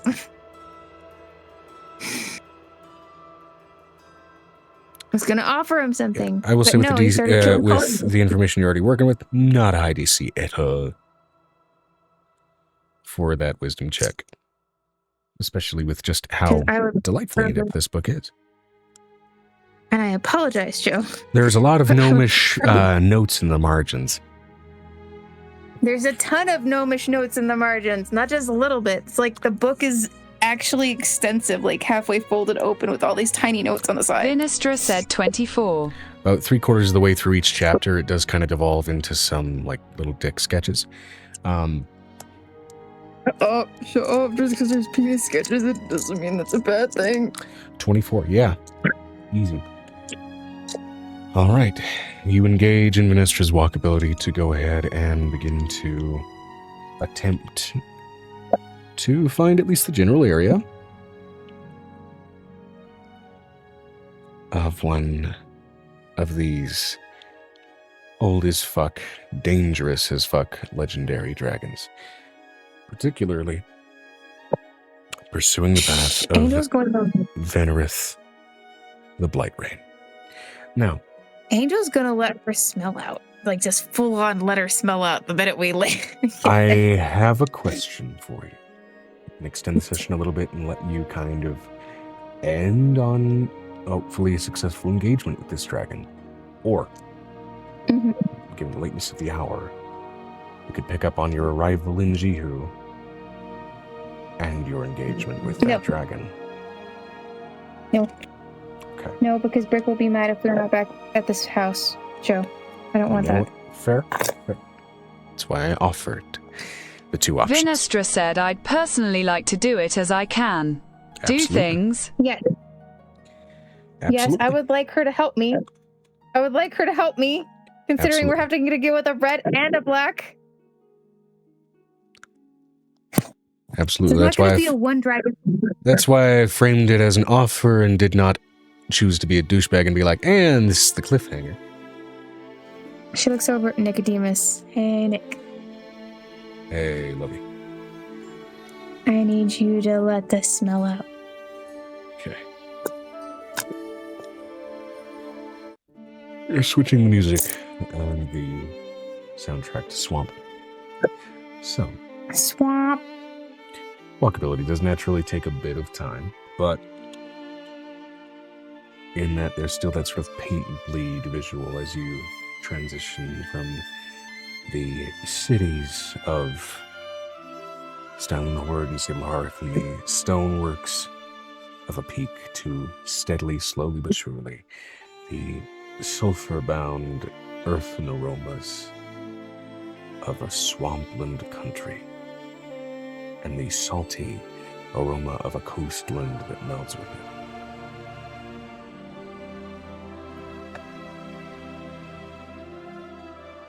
In some respects, it feels like, as the hours pass and the walk concludes, you've suddenly stepped into a long, extensive landscape that reeks of piss bucket. Ooh, nice. That's glorious.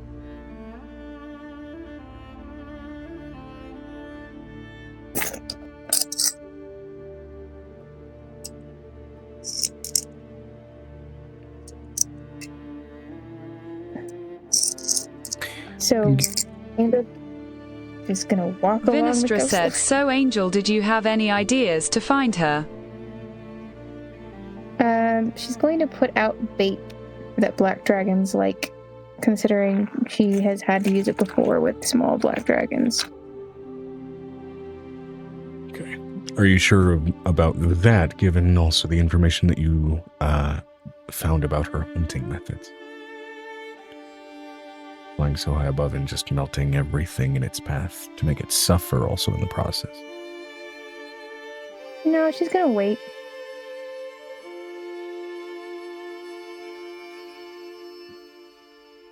All right.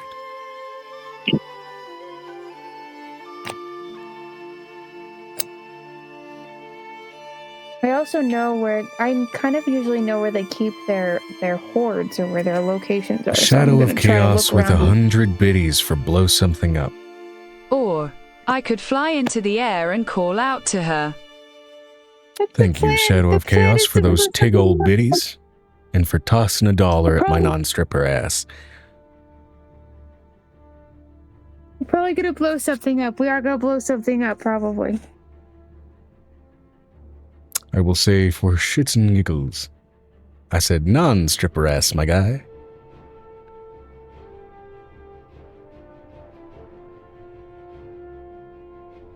I mean, D&D situations might say otherwise. 𝕱𝖊𝖓. Let me see here. Okay. I will say, blowing stuff up is already in the plan. However, for the sake of honoring that little bitty donation, when you guys do arrive in this space... Oh, shit. He's throwing nickels at me. He's throwing all the nickels. Oh, dear. Do it, Joe. As we land in the space, what? Hold on, he's throwing like 20 whole nickels. I think. It's a new alert box, by the way. I think I need to fix it, because that's supposed to have a sound effect. Just Joe. Oh my goodness. What happens? Specifically for the 5 biddies, I think I need like a little Nickelback snippet, because that would be amusing. But upon arrival immediately into that bit of 𝕲𝖊, your first step out is on a bright neon orange patch of fungus. Ew. Now, She looks over at Nick. Angel, you are familiar with this particular fungal growth. Normally, this shit only grows in the and before that thought can conclude, I need Venestra, yourself, and Nicodemus in this case to go ahead and roll me some dex saves. Oh, right. Does a... Okay, let me see if I can remember my numbers. Venestra said, what damage will it deal? Oh, you know, fire, which may not hurt many of you guys, but it will also leave a smoking crater on your location of arrival. 18 plus 12? 30? All right. I would say you take half damage, but you are immune to fire. You made sure of that. So... Nick is also immune to fire by proximity.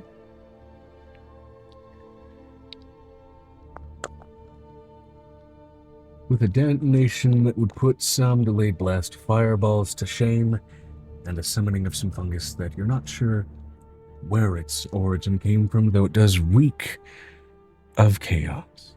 Perhaps from some secluded shadow. Great. Boom. Go boom. Immunity to fire and 25. All right. So, I will say this. With those saving throws, you do not get thrown on your asses. But, nonetheless, you are now standing in a smoking crater. And it is smoking quite high, I will say. So, oddly enough, this does have an interesting effect insofar as, Angel, you were planning on putting down bait. You know what else is really great at being seen from far distances? Fire. Smoke signals, yeah. And fire that smells mildly of burning hair might just, attract some attention. So, oddly enough, Shadow of Chaos, I think you've made this little stint of the journey, particularly at this hour, a little bit easier than even I anticipated, because, hey, sometimes viewer chaos has its uses. I mean, hell, I even have a point system for instilling a little more chaos in the chat redeems, if you have enough points to do it. But I digress.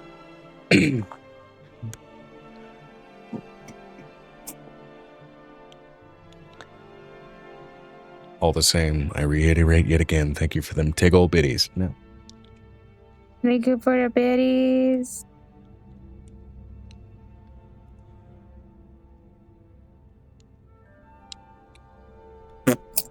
With that, it starts to rain. And the sky was clear. Where the hell is it raining from? And I need now, yet again, everybody to roll me dexterity saving throws.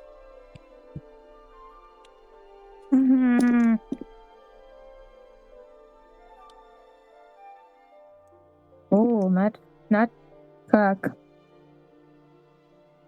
Venestra said 25.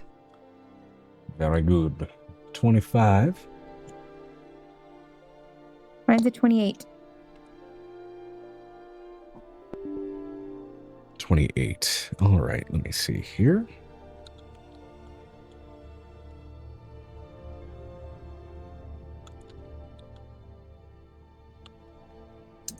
$25 and 28. Ooh, this is a little bit broken, ain't this software? Yeah, it is.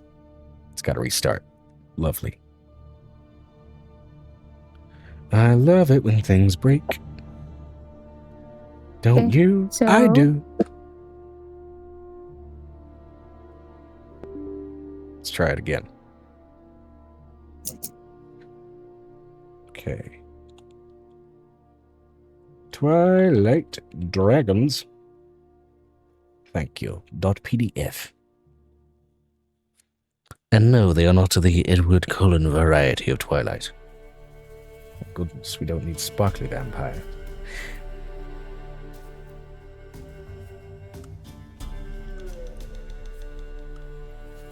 It doesn't be like, oh my god. There we go, Twilight Black Dragon. And then we have F. I don't have enough D8s for that right now. So we're just going to go ahead and roll it digitally. But for anybody who got a DC of 24 or higher, you take half of this.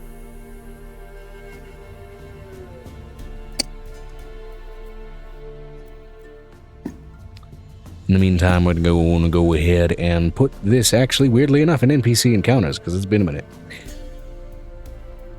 Actually, nah, we're going to put it in general, because that's better. Roll.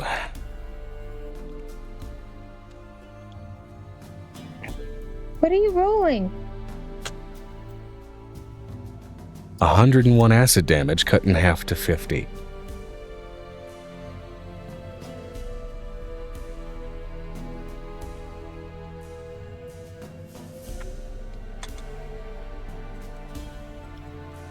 She should watch her big old bridges. Yeah. Ando's like getting slightly annoyed right now. Big dragon energy, trying not to. Another few Become passes big as these thunderous gusts of wind keep picking up until you finally realize close enough that they are, in fact, the battering wings. Hmm.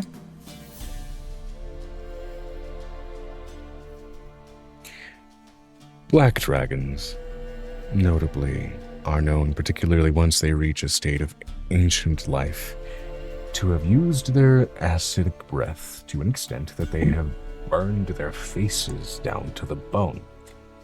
For a Yeah, I dragon know. this old,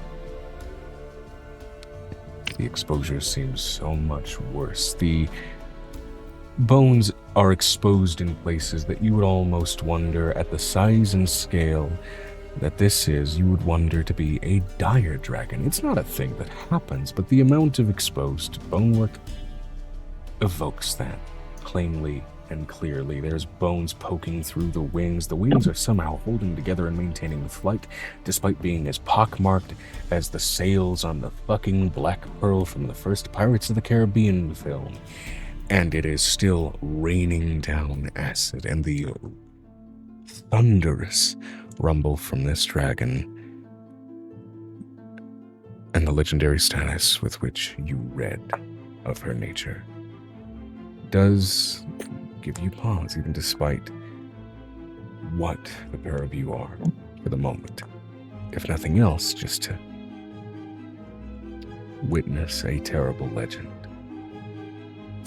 Vinestra said, "Well, Angel, shall we go meet her?" Not before we put on our acid gear, cause screw that. She just like putting on her outfit.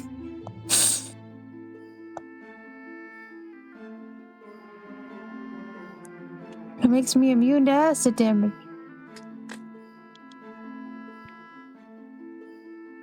Well, time to go on an acid trip. So, Chuck's over, Nick. Put yours on too. I'm not dealing with this. yeah, I'm already on it. Uppy. Puts you on his shoulders.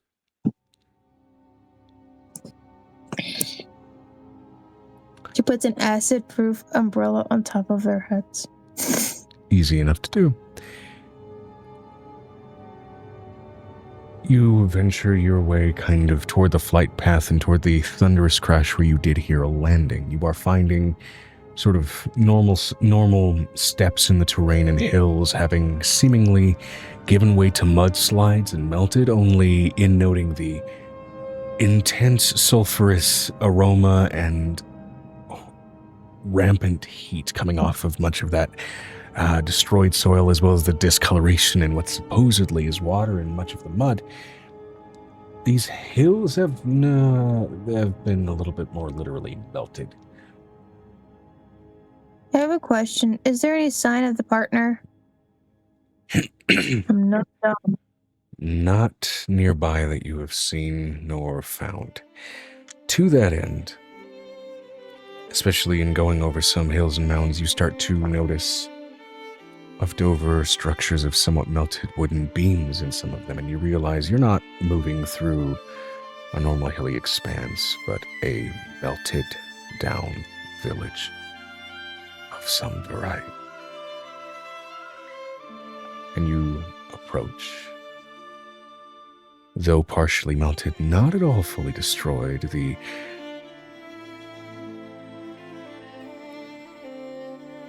wreckage of what could just barely be recognized as a chapel to some god in iconography plainly melted away at this stage. And for both you and Venestra and your familiarity with draconic presences, that vibration, that tonality, that thunderous presence seems to reverberate from this last remaining structure. I have a question. Anywhere nearby where there would be a clutch, like a twilight egg dragon, considering it takes a long time for some dragons to hatch? Not out in the open here. Can I smell it? Roll a perception check. I've been able to kind of test that and feel that for a long time. Vinestra said that's a lot of sulfur in the air, though. Yes, It's a natural 20. Natural 20.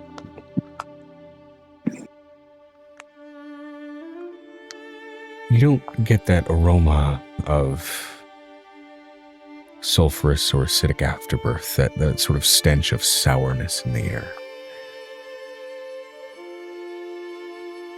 However, the closer you approach to this chapel, the more you begin to catch a stronger aroma of sulfur intermingled with everything else. That heavy scent of brimstone, as even now kind of approaching the base of this chapel, you can note how a lot of the base stones and foundation work seems to be charred, blackened in places. Some of the what remains to be woodwork seems to be only stiffened against the acid itself by virtue of the fact that it has been burned in places. How old is this red dragon?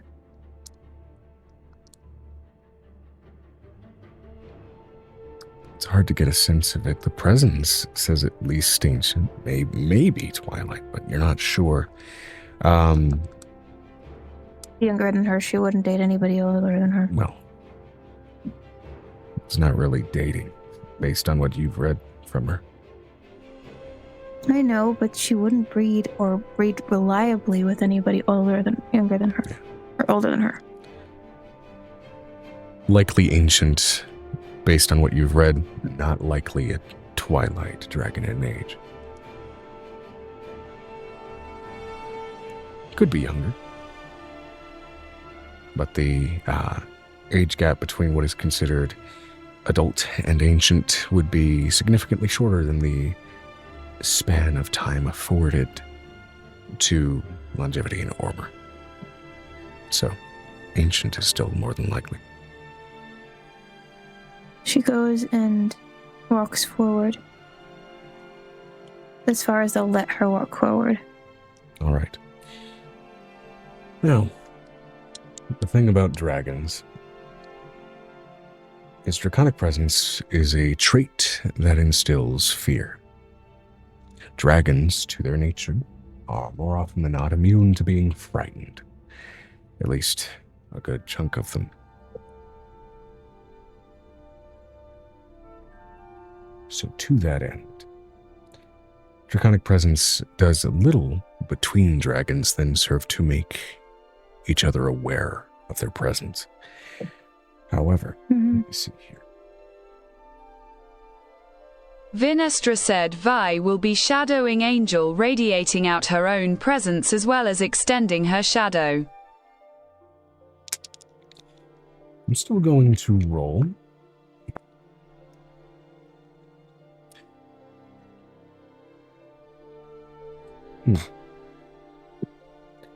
All right. You feel the ground shake with a thunderous impact. And suddenly that scent of sulfur grows stronger. Before it seems to get almost overtaken by an intense, sour miasma.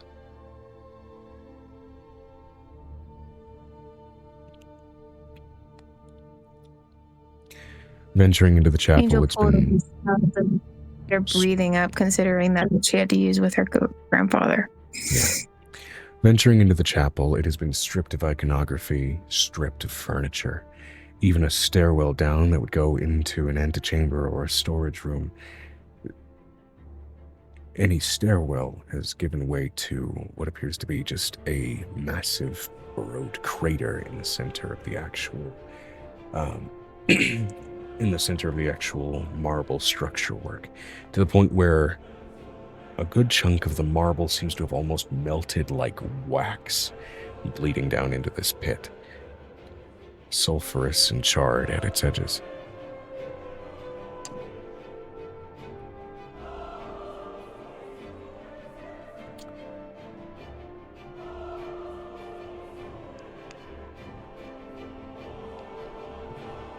She's going to look for the clutch and see if there's a clutch anywhere nearby. Nothing that you can immediately, strictly see. And it is, given what you're rising to be, almost infuriating what you're standing within. There's columns of leftover clammy stone that just jut out like ribs in the chapel's exposed floor, as if to mock the sanctity of this once holy building. I love how you say that. Angel's more focused on the clutch. Because there was stuff like this in her too. Do you venture down into that pit? Do you risk it?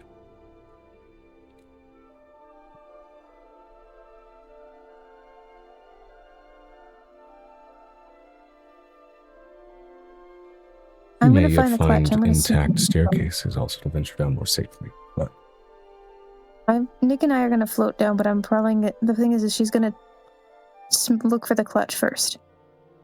okay. It would have to be in somewhere fiery and full of acid. It'd have to be combined, them trying to fix it. Yeah. I want everybody then to go ahead and roll me a stealth check, if you would.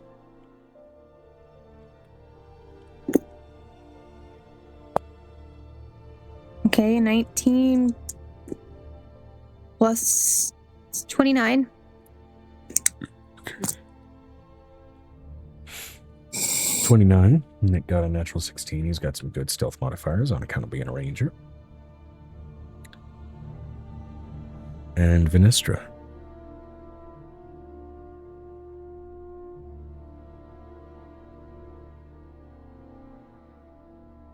Vinestra said 44. 44. All right. Now, the thing about Draconic Presence, right?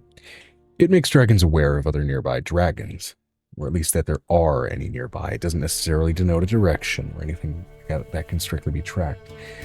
And so I will say, given the scale of the two dragons, that you are both as stealthily as the grave approaching.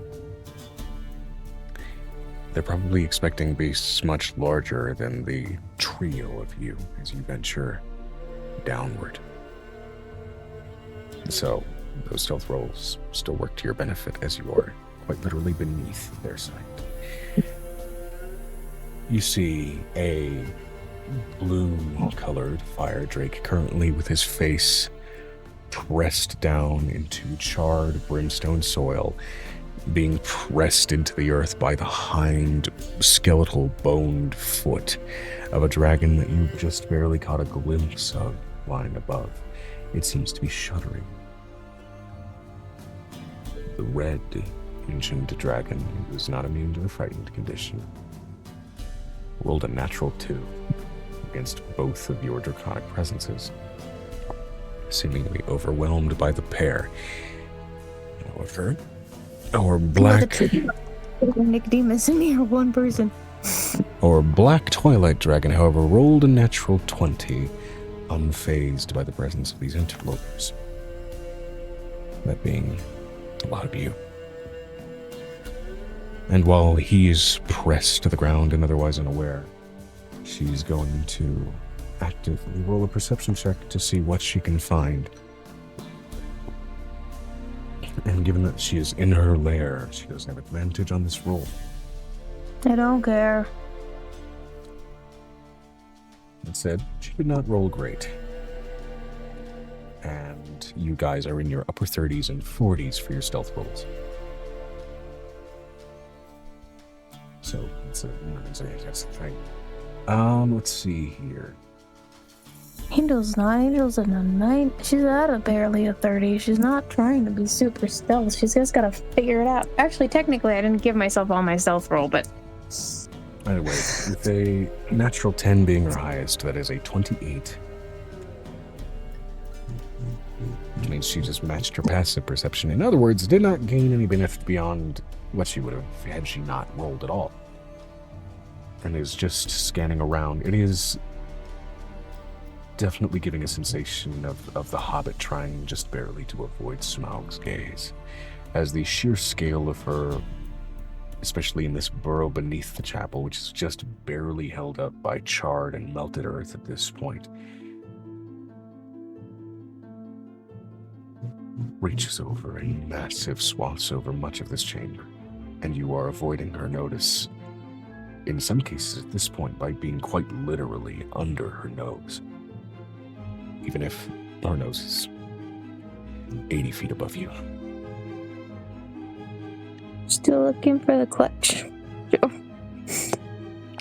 There has to be lava nearby. There has to be an acid pit at the same time, so it has to be a combination pit. Which you note that there is currently where that blue dragon is still being pressed into the earth. His face is actually being dipped in it, as you're realizing kind of a little bit beneath the mud, where after a rainy day you might press down in the mud and discover water to kind of give way and push above it. Lava is doing that in this case. The fact that you're not burning yourself just by walking on this soil, well, it wouldn't really be a factor for everybody immune by fire. You might have been, had you not been already immune to those conditions. But it does kind of itself bring a small memory about some basic geology. Sometimes lava just looks like mud. She looks up at Nicodemus. And looks down at Nicodemus and thinks to Nicodemus. Eggs, look, eggs. Yeah, you are all walking on acid melted lava. We're gonna float a little bit above. We've got some boots that allow us to float above that now. We're walking. Venturing over, and I will say, getting as close as you will to the pair and toward their clutch where they're keeping additional vigilance. I will say I will need a fresh stealth check as you are getting that close to a place that's sketchy.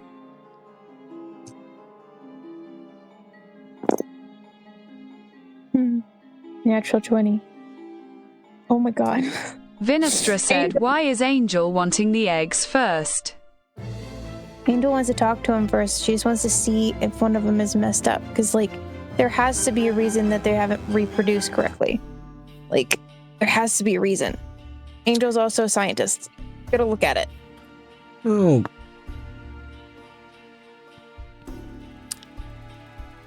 I will say this as you're venturing over. Mm-hmm. Roll me a, let's say, nature or medicine check.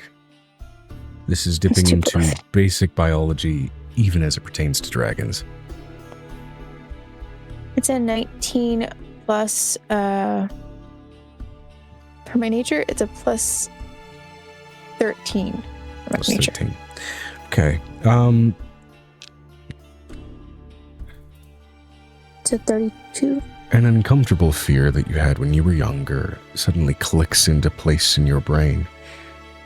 Twilight dragons are referred to as twilight dragons because they are just that close to dying. And so it makes you wonder, even though it's really not talked about, are geriatric pregnancies a thing with dragons?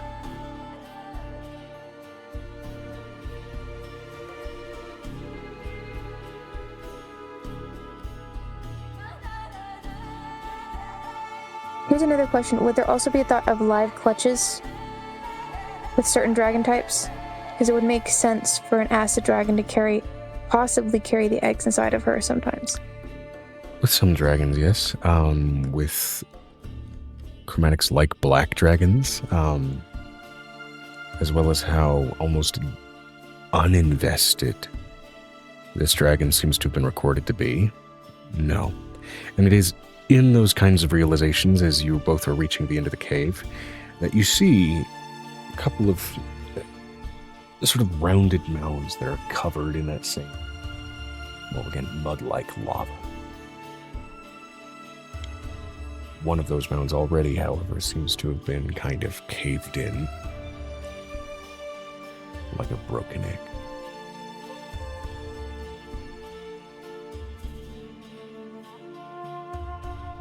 So there's a baby somewhere? No. As the egg itself has not been exposed, it just seems sort of caved in and collapsed. And I will say with that prior nature check, you know, just seeing this kind of plug in among things that might be feasible with like a geriatric pregnancy with dragons might be 06. Or even a thinner shell than they're supposed to be.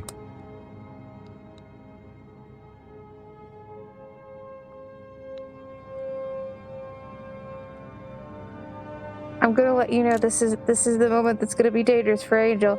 You know, it's gonna try to slide off and Nick do some shoulders, which is probably the worst thing she could be doing right now. You are actively moving, which can still cause bits of noise. So I'm gonna go ahead and roll a new stealth check for Nick, and I'm gonna need you to roll a new one. She's going to slide towards the impressioned egg, the one that's on the side. Mm-hmm.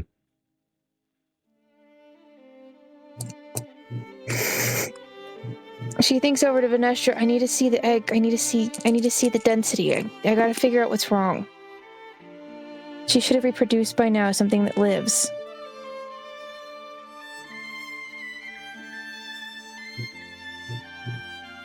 It's a 19. 19. Okay. Yeah. So typically Plus. Vinestra said Vi would think back. Why not approach her first and ask to see them then? Because sometimes I won't want you to do it. I'm trying to be a scientist. She's like, she also has a tendency to eat people.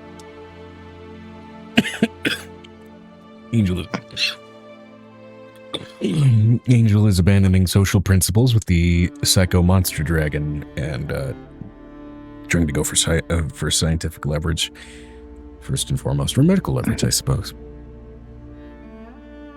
I gotta have leverage first. You don't have anything to offer. She's pissed See how off that at goes. you. Blow you to... You rolled okay on stealth, though. Getting that close, which it is also in an effort to kind of avoid the swaying tail like a fucking stressed out cat from the blue dragon.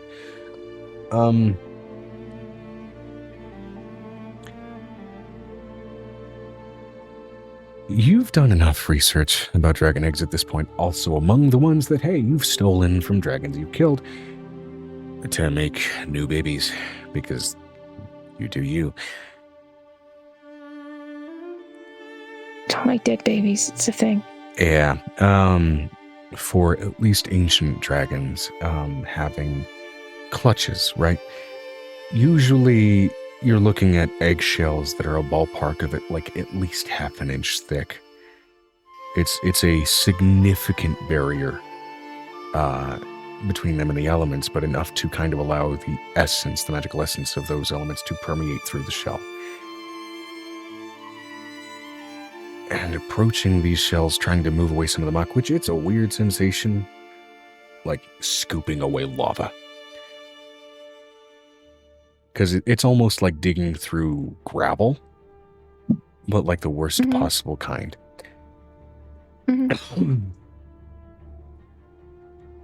You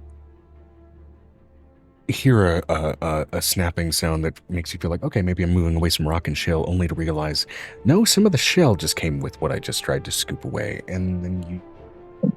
So I would have been a lot more than that. I would have possibly heard the start of a crack and stopped. You are supremely careful, and it was that small start of a crack that was enough to take a piece away. And you kind of scoop through what you're dealing with, and you finally kind of get a glimpse at the shell as it's brittle and coming apart at this bit of contact. It's as thin as a chicken egg. I have a question. Reaching in, how close is the embryo? How far is it along? I can see if I'm picking up a piece. How far are we along? Reaching in.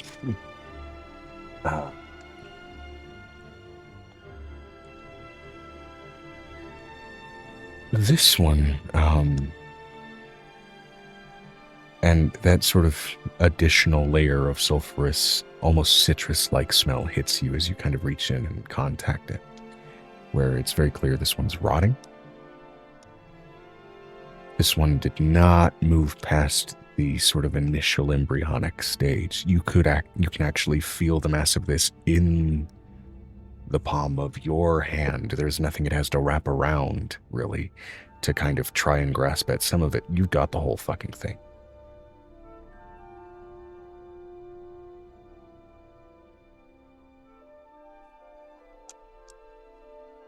You can fix this.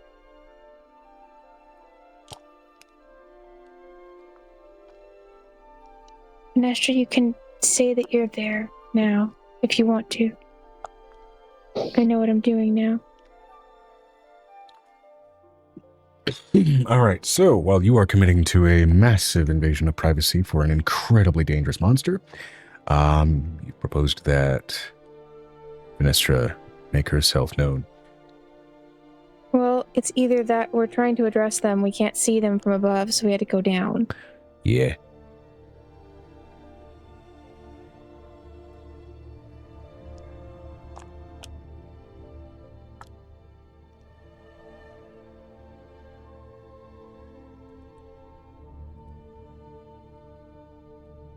Is Venestra gonna call her by name? What's gonna happen? Venestra is typing. Excuse me. Venestra said what was her name? Her name, let me go ahead and double check here.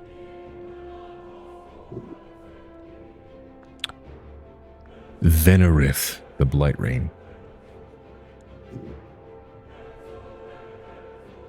𝕲𝖊𝖓𝖓𝖊𝖘𝖎𝑘.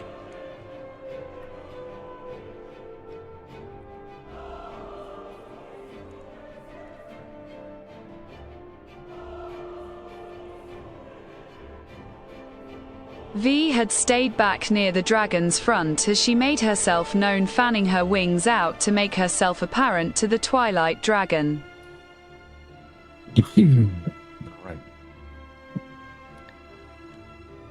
With that, this colossal, massive head, I'm going to go ahead and change the music to, I think Dungeon fits this, really.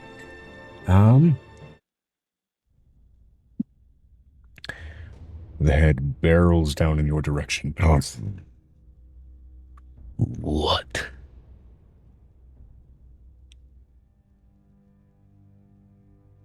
Who are you? Foreign little beastie. You look unfamiliar.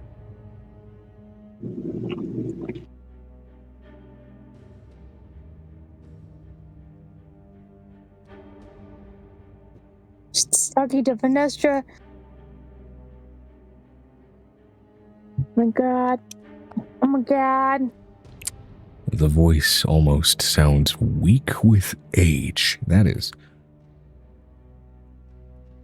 really uncommon to hear out of a dragon.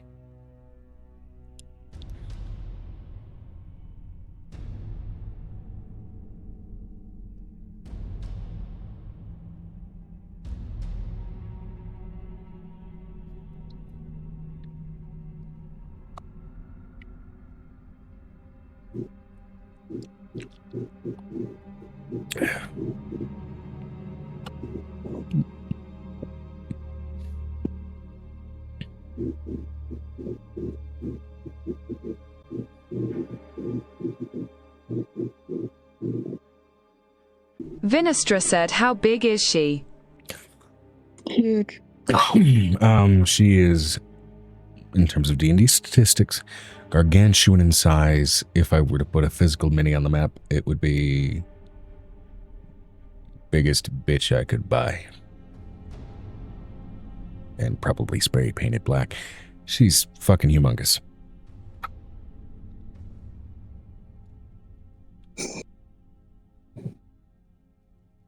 V would cause a few additional eyes to open up and stare back at her, matching her full draconic size, matching the gargantuan size. A dragon. And I've come to discuss an accord with you. An accord? An accord? Angel says that in Draconic. The head snaps back toward your direction. An accord or an egg napping? No, not an egg A snarl napping. rises in her chest and it begins to inflate with acid. Angel, I need you to go and roll me a dex save. I'm going to do something that nobody's ever done to this dragon. I'm going to use the dragon arm and I'm going to reach up and I'm going to put my hand, the stone arm, and put it on top of her mouth. You can't hurt me.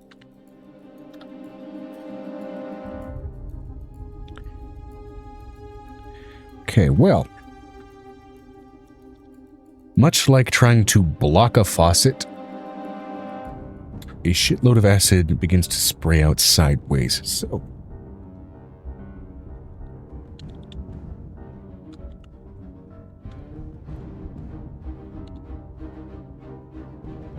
she looks over at Nicodemus and she's going to use... what was the other thing that we can use? I can use... I'm going to use a rune of prestidigitation to just get rid of the acid. I'm going to roll a dex save for her hurting her, given that the acid is spraying out sideways.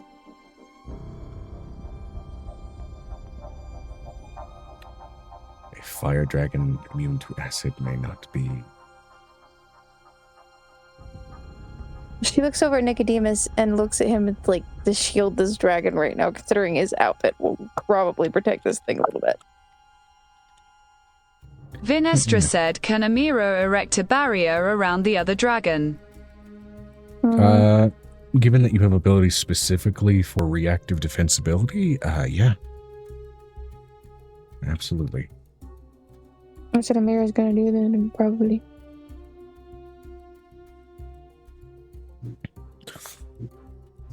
Excuse me. Otherwise, with that dex save 19, which would not be enough. Our, well, technically blue-colored red dragon would be taking 95 points of acid damage, which is a good fifth of his health.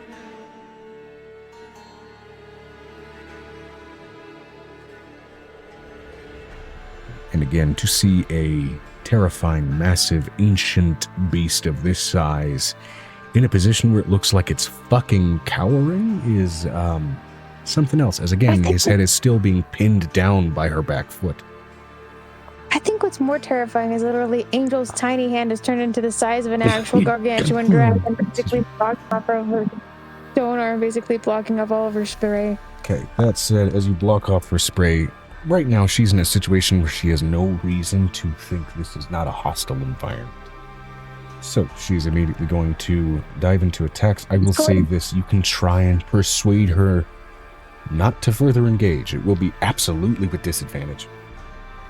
I'm gonna use calm emotions, Joe. 𝕲𝖊𝖓𝖓𝖊𝖘 would let out a deep growl, trying to intimidate her into backing down. If I wanted to steal your egg, I would not have revealed myself. It wouldn't have been that hard. They would have cracked on impact. I want you both to go ahead and roll persuasion checks then. Alright. Sit here, and I just dropped a fucking die. What the? Find it. Can I do an intimidation instead? You absolutely can.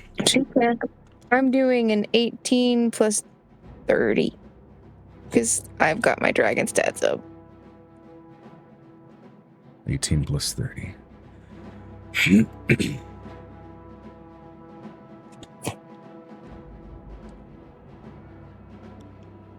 52.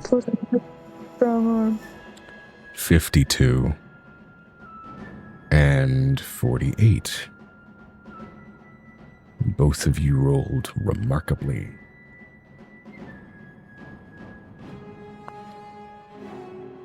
That wasn't even a natural 20, and I'm pleased with Excuse me. This cop just does not want to let go.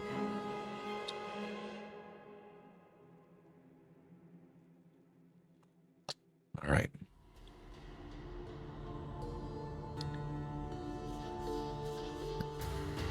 With a batting away of your massive dragon hand and a snarl of feral spite, she relents. Then what do you want? And it seems like in that sort of spurned moment of anger, her foot just pushes down that much harder on the red dragon's head.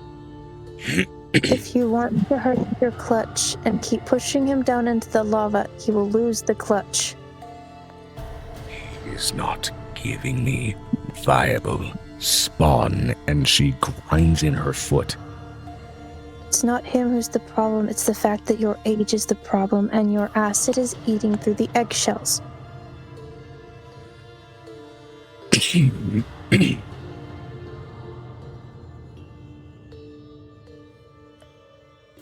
They're not even making it past embryo stage. At least that one didn't. I'm just gonna make an assumption. Yeah.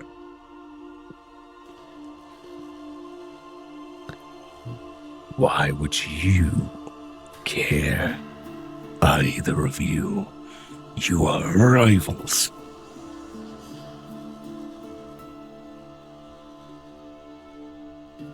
If you kill me, I just come back bigger and better than the last time.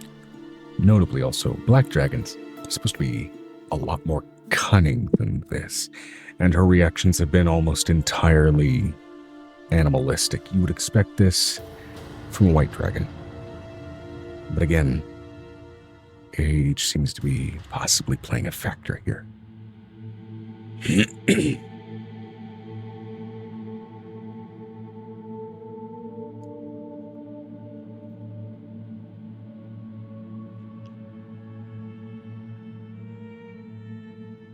Tell me what you need. Spawn. To keep out invaders who disrupt my food supply. Every recording about her suggests a delight in cruelty. Giving a flying fuck about food seemed secondary. Yes, but I have a question. That wouldn't necessarily work with cunning. Suffering and cunning, that's not the same thing. So the question is, where was the crack in her skull that is doing this to her, considering that? Go ahead and give me, I'd say at this distance, give me a medicine check. Your DC is a little bit raised because, again, you're in a bit of a tense and dangerous situation. Acting like a white dragon, that's not who she is. So I'm just 18 plus. You said perception check? Medicine. 18 plus 13. 31. Of the, again, almost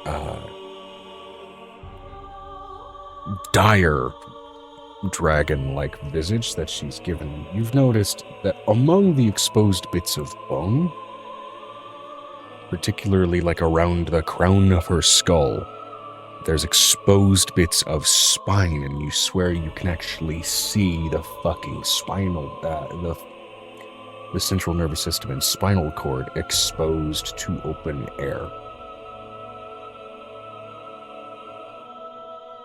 Mostly the magic usually covers in with more acid on top of this to protect them. Usually.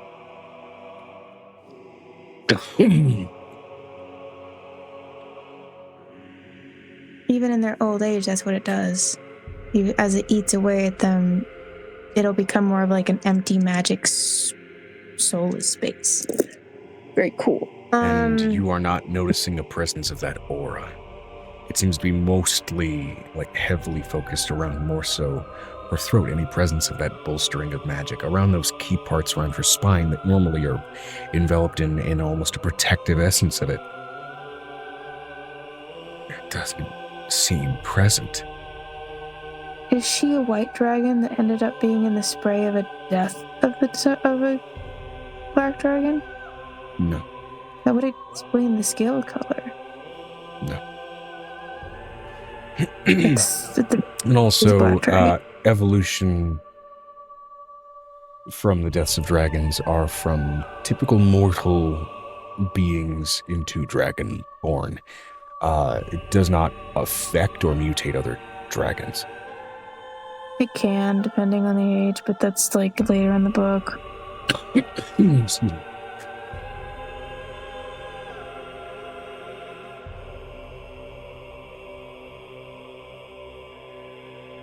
Now, in this case, you are seeing an exposed cluster of nerves that, by all rights, should not be exposed. Like, by all rights of even how their magic operates, it shouldn't be exposed, regardless of dragon type.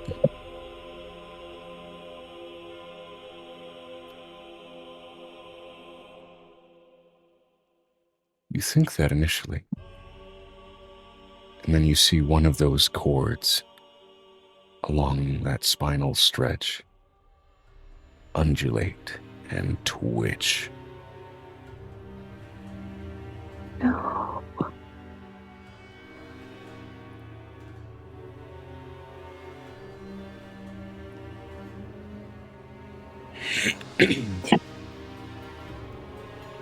When did they affect you? You had to have been so small.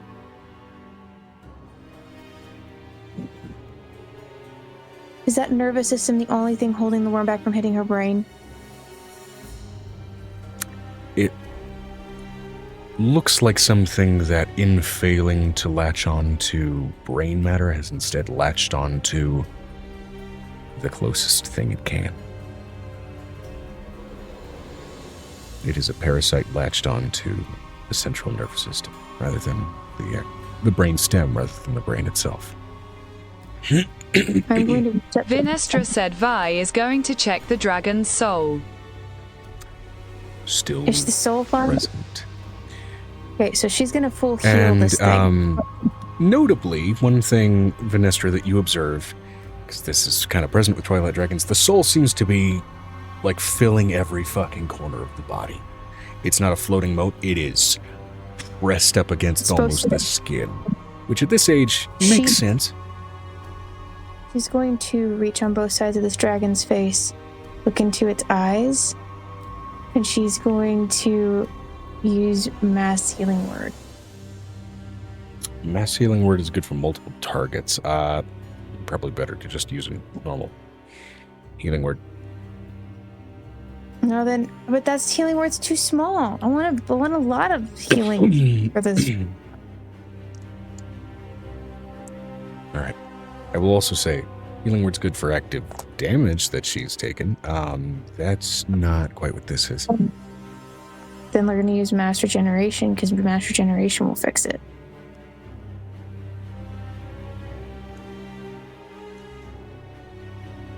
Mass Regeneration would be good for missing body parts. This would be more like a Greater Restoration to purge a disease. Just point me at which spell it is. I have them all. Greater Restoration would be what you need here. She's going to use that looking at this thing's eyes and saying in Draconic, I know what it's like to hurt.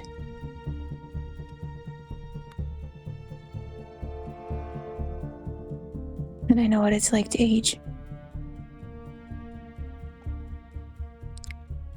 All right, as you cast Greater Restoration, there is a shuddering as you watch this massive beast of terrible legend almost go into a fucking seizure as this worm fights to stay latched on before getting cast violently aside. And it, in its advanced age and failed ability to properly feed, lands on a pit of lava and pops like a goddamn bit of popcorn.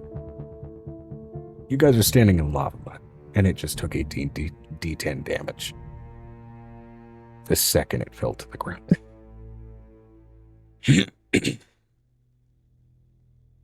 I don't even need to roll to tell you it died on Vinestra impact. said, "Hey Joe sent you an idea." That said, if you wanted to try to collect it before it hit, which I think is what you were trying to get at, roll me a dex save. Hell yeah, because I need to know how old this shit is. Because I need to know how... I want to see the advancement of these things. That's what I've been trying to get at. Let's say the 15. Can I use my mage hand to grab it before it flies into oblivion?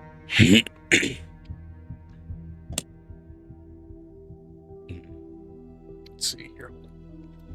Hey Joe, can I use my mage hand with a 15 to catch it before it flies into oblivion? Yeah. I will say this, Vinestra, if you want to attempt to essentially Majin Buu the Black Dragon, you can try. No, I don't know. No. I want to negotiate. I'm assuming this would happen after she, I would assume, detonates. That kind of Majin Buu, I'm assuming. That is perfectly fine. Just Vinestra please. said yes. You can certainly try. I need her to take out a couple of cities first. I need her to break down some shit first. But we're going to give her some protection from those stupid worms first. As you catch the worm, notably, usually if a mind flayer worm gets left alone for long enough, right, and hasn't managed to feed on anything, it turns into a gigantic, like, purple worm-sized problem, usually called an 𝕱𝖊𝖓𝖓𝖊𝖓, if I'm remembering correctly. She's gonna put it in a jar. It gets fucking gigantic. This thing looks anemic, almost like living, flailing jerky. And it is about the size of like a gardener snake, which, first of all, longer than any of these fuckers should be. It has not gained the girth that its normal growth cycle would usually suggest. I'm gonna put it in a jar where it's gonna half die right there. And part of you wonders if maybe the Vinestra exorbitant said amount of acid 𝕱𝖓𝖓𝖓 or affected- something else. I think it's 𝕱𝖓𝖓𝖓. Hold on. Oh, they are something else. Hey, Yeah, the 𝕱𝖓𝖓𝖓𝖊𝖓 are the unaligned mind player, I think. 𝕲𝖊𝖓𝖓𝖊𝖓. Thank you, Google. 𝕲𝖊𝖓𝖓𝖓. So she looks over at this dragon. Does this dragon pissed off at her now? It looks pissed to have been confronted and helped by something so below its own scale, right? I hate owing favor. I'm bigger than you, it's fine. What is the favor so I may get rid of it quickly? Well, I'd like to fix your eggs first. The tail swings down and crushes the pile. Ah! I will have new ones. And he will be put to work. She finally lifts up Vinestra her head. said, "Can V catch the tail?" V absolutely can. They're viable. The spirits are still viable.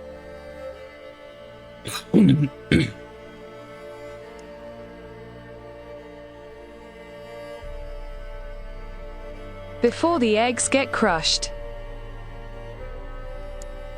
Which I will say this, based on your previous medical check, you also realize that kind of where it was connected and what it was disrupting very well could have also been, in part, hormonal disruption. It's fine. We're fixing this right now. But you managed to catch her tail. Are you getting in my way, foreign bitch? The eggs are viable.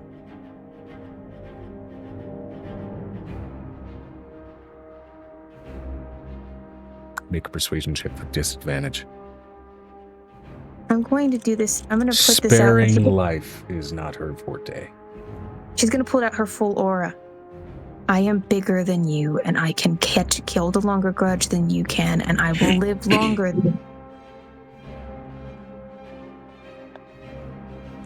She looks to 17. She's going to combine her aura with Nicodemus's and her persuasion. 17 plus... It's 30 right now.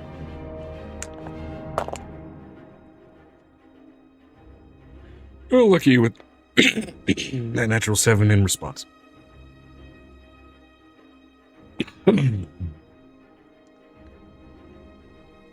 What do you want? If you care for them so much, take them.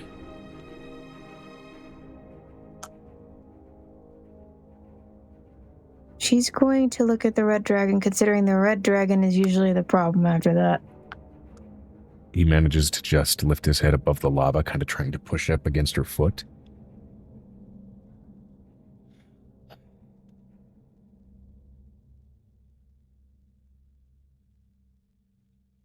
And you notice some fairly fresh, what looked to be fairly fresh acid burns across his face and neck. He's going to reach over and use greater restoration on him too. Nothing ejects itself from his body. No, it's just to heal him, Joe. He's got a bunch of shit cut out of his face. Different spell, that'll be regeneration. Or greater healing word. Tell me what to use, Joe. I'm too tired. I want to get this done. They are not all coveralls, but it would be greater healing word or regeneration. Either way, you managed to... Generation. We're going to use regeneration. Okay. His flesh starts to stitch itself back together, and scales, pink and fresh shed, grow over the spots. What do you want? The eggs are viable. Lift your head and get her foot off your head. He shakes his head free of her grip, and her foot lands with a heavy splash into a more brightly colored lava pit before she has to pull it away and set it back onto the mud. Angel's going to do the thing that she does best and reach into the lava and touch the eggs and heal the eggs. All right.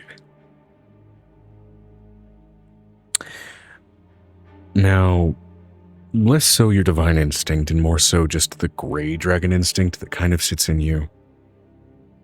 It feels wrong to be doing this, right? It is healing your instinctual enemy. But that is, by and large, very much overridden by the rest of your raised and developed impulses.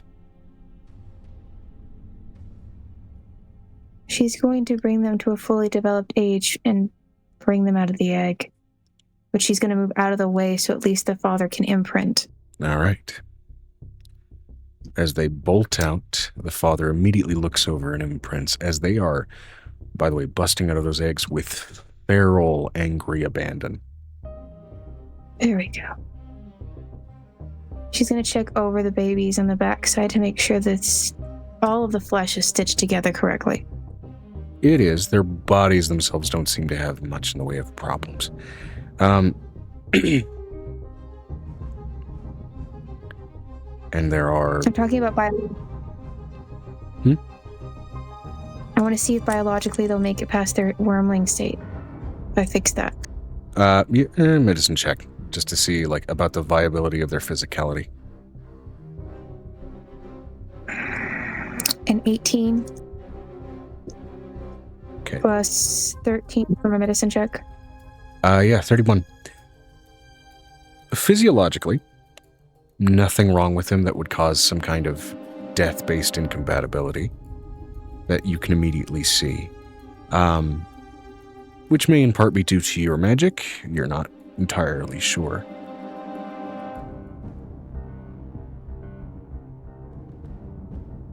But of course, having been healed in the eggs and hatched out now, there's no evidence of maybe any previous malady that would have been present. Well, okay. I'm trying to see if they'll make it past their wormling state and at least make it to a viable adult. That's what my goal is, right? As they are now, they check and could. see the- Okay. Could being the operative word, because again, you've read about this bitch murdering her wormlings and her younglings. She looks at this big dragon behind her. Crush them. And even when you die, I will put you through the worst hell you have ever been.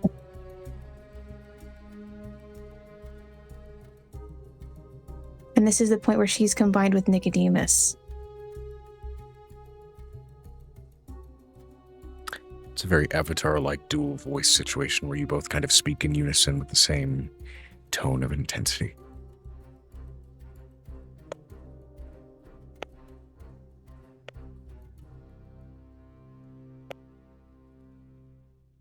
Worry about your own offspring. Now what favor would you have me do to make up for what you've offered me? Out of her necklace. Talk about my own offspring?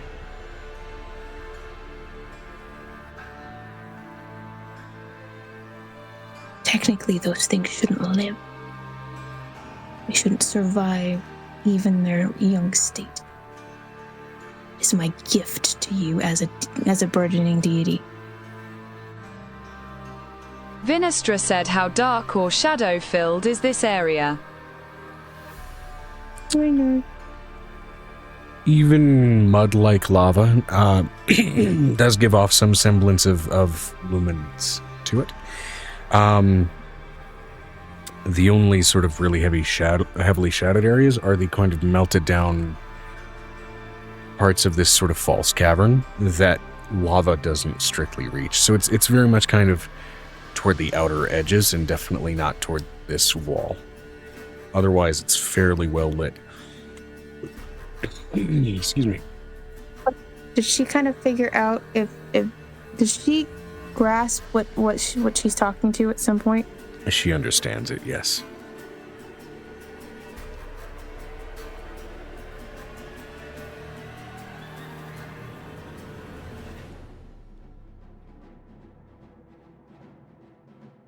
To what do I owe this displeasure, then?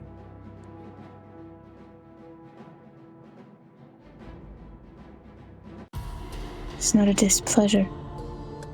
Not to you.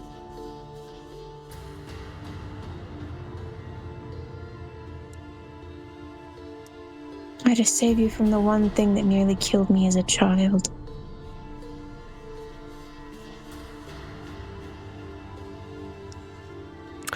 I am soon going to die anyway. But why not die in spectacular fashion? Leaving behind offspring and things that will follow in your wake. Inferring your meaning, there's simply a closer pressed position of her head as she snarls in your direction. Explain. This land of yours has been taken over by 𝕲𝖓𝖓.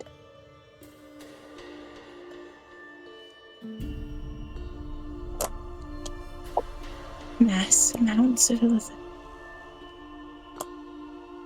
Strangling the population of changelings.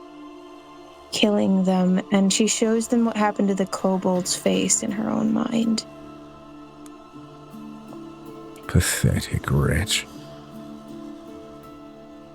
Again, this creature will not hold sympathy for that kind of thing.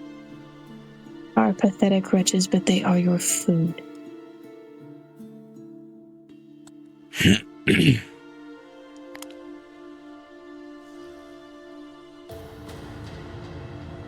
What would you have me do?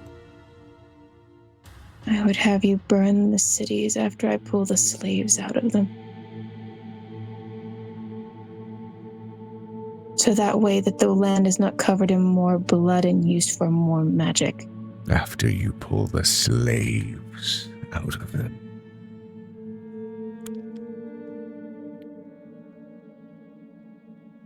Your family may eat. Everything left behind, the slavers. They don't care what you do with the cities.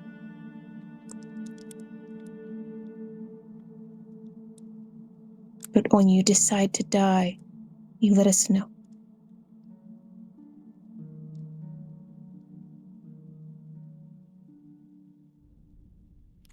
In a spectacular fashion, leaving your offspring strong and healthy and ready to fly.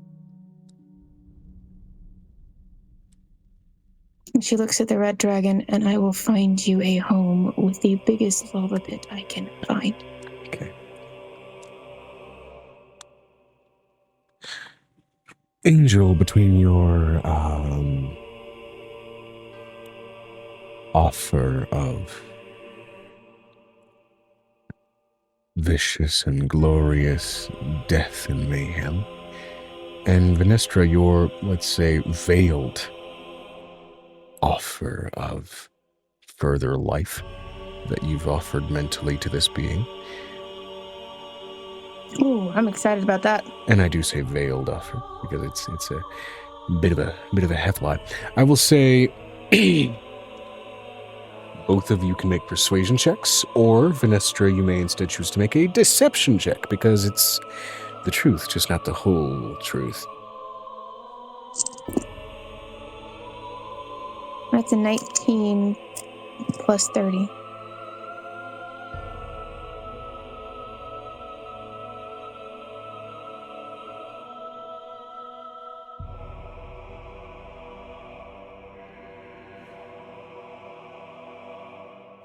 All right. Did you mean to post that in the Venestra chat, or was that meant to be DM'd? I'm excited for this. I would love for her to, do things. That'd be so cool for her to take over her essence as she dies. Oh my god, that'd be so Venestra cool. said yes, that was to you directly. Ah, okay.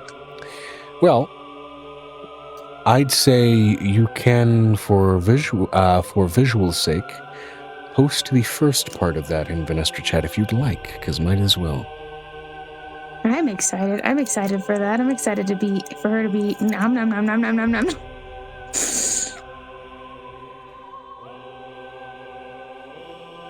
The part that is sans the quote, And that of course. 20.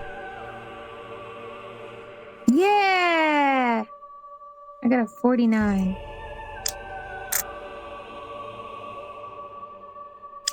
V is going to turn her gaze from Angel back to the black dragon, letting her power be put on full display, as numerous eyes would open in the dark, shadowed areas.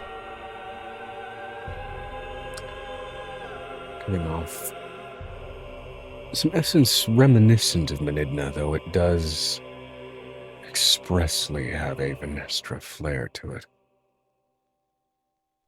Angel's not really paying attention to that. She's watching the little ones and basically watching the big red dragon. She's not paying attention to any of that. Yeah, they're not playing. The big red dragon's just trying to direct them to not be dumbasses and bite, or he will crush their skulls. He is instilling that lesson early. She pulls out a bunch of fish and puts it in front of them to feed them so they don't look like idiot fools. Yeah.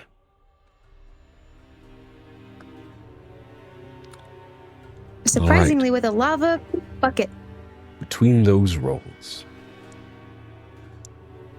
it looks between the pair of you with narrowed, cunning eyes, in particular toward 𝕲𝖓𝖓.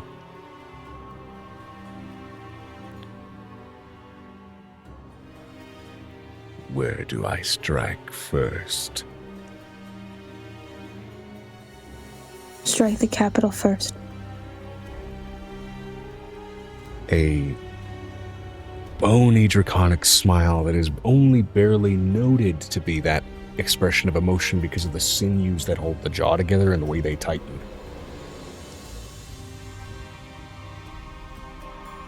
Done.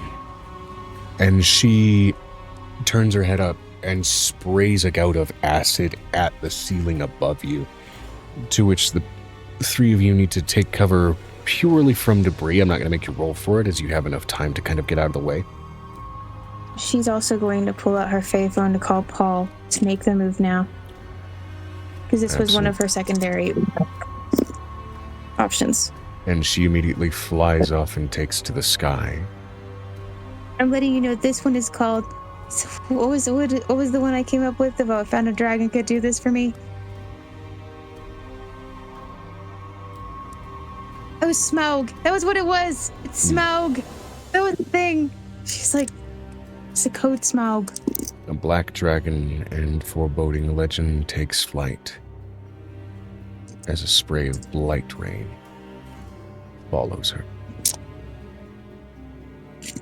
I have a question. Does Paul get the slaves out of the city?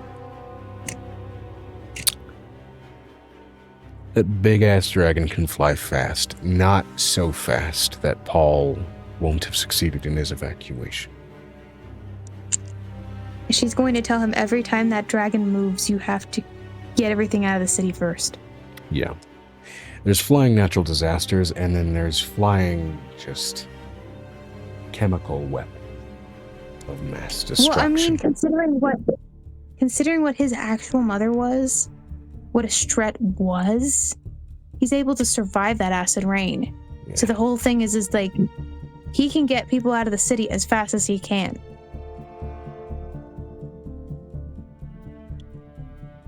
Evacuating the capital is a bit of a different story.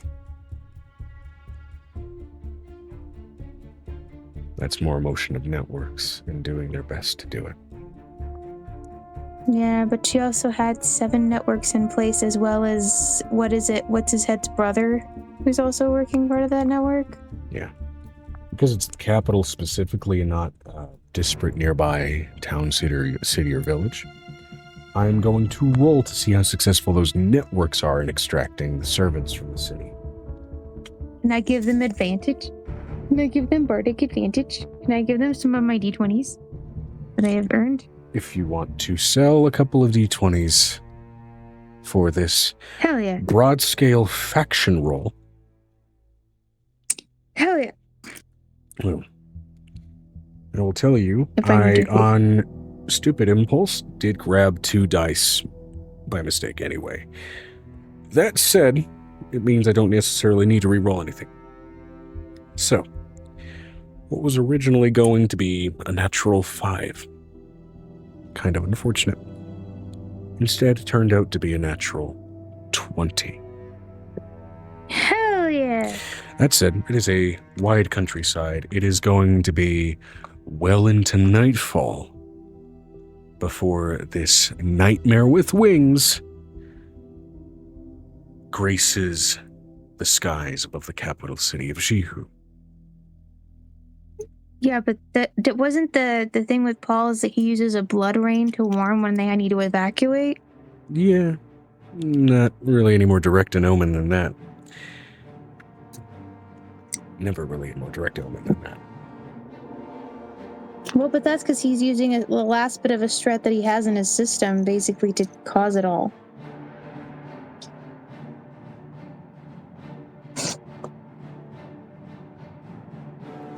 She looks over at Venestra. I don't know what you have planned, but these little dragons are going to be just fine. She looks over at the big red dragon. Raise them well. Fuck off. It didn't deny your statement, but it's still a goddamn red dragon. Oh, come on, sir. More cunning than that, please. Especially if you're going to live in this realm. Leave. This is not your territory. The whole material ring is my territory, sir. As she fakes flight.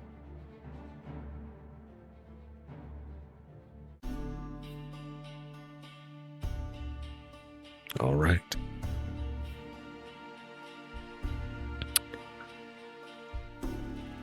And would I be right in assuming that Venestra follows after?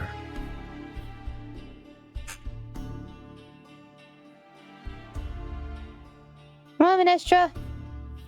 Leave the big red pussy alone.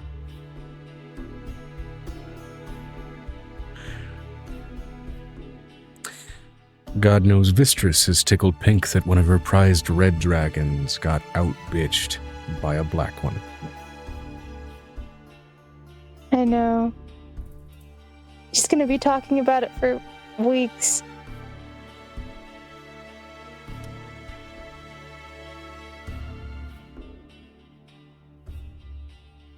Well, I should say bitched out, not out-bitched. But I don't know. Venestra said Vi would take flight as well, giving a warning. Do make sure your children grow up well. As we'll be watching, Vi would smile as an eye opened to accent her statement before closing. All right.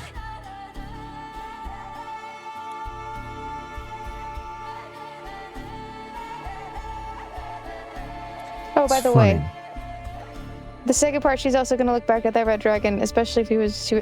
He'd already told me his son, his secondary red dragon son, is the one that I killed. Yeah.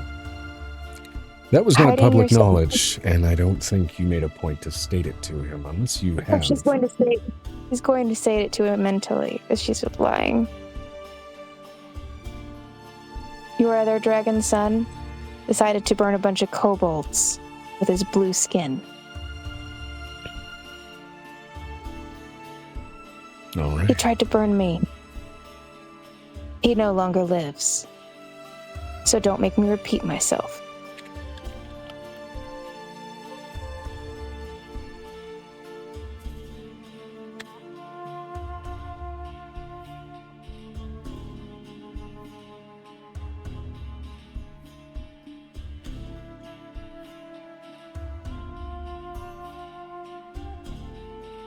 Good lord, I wish there were more red dragons like some of the ones I've read in my books, where they basically ran a whole city. They were so possessive over the whole city, nobody could do anything stupid in their city. They were real good at that. Venestra said Vi would follow Angel out.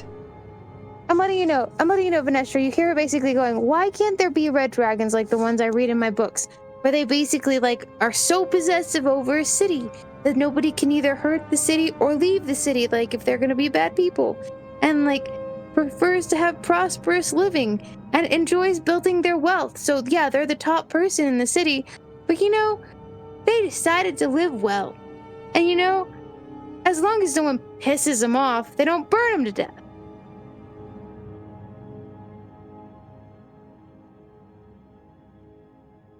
Why can't there be more red dragons like that? They live polymorphed lives. It's a good question. But it probably has something to do with the fact that all the keys are still in my body. There's nobody Vinistra competed. said, There's no... "Who knows? Your world's dragons are strange to me." I know, right? What I ask myself every day. Freaking unreasonable, taking out a whole city with one spoosh. It is how it goes, I suppose. It will take flight, and I'm assuming resume a walk to make your way the fuck out of 𝕲𝖃.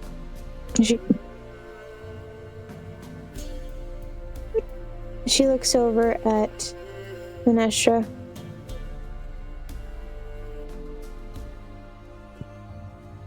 That one was the most confusing dragon I've kind of dealt with in a while.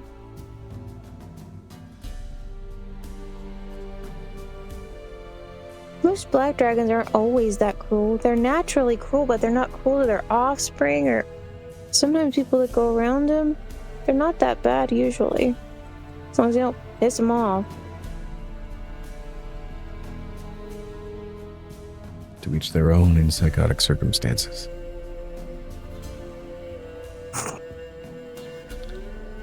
Mistress must love this dragon. Woman's crazy, crazy. Where do you make your way to? Do you make your way back to Merkest? Do you make your way back to where the house was stationed, just shy, where the castle was stationed, just shy of the Rusted Peaks, I believe? It's been a day, right? You guys are returning as basically you're cresting into the AMs pretty much at this point, so the date will have changed. You guys kind of moved forward in the time zone, making your way over to 𝕲𝖃, and you guys have kind of now moved back. Especially with the amount of time that walk takes. So you guys have moved into the 9th. At a bumfuck horribly dark hour, but yeah. Hey Joe, can we do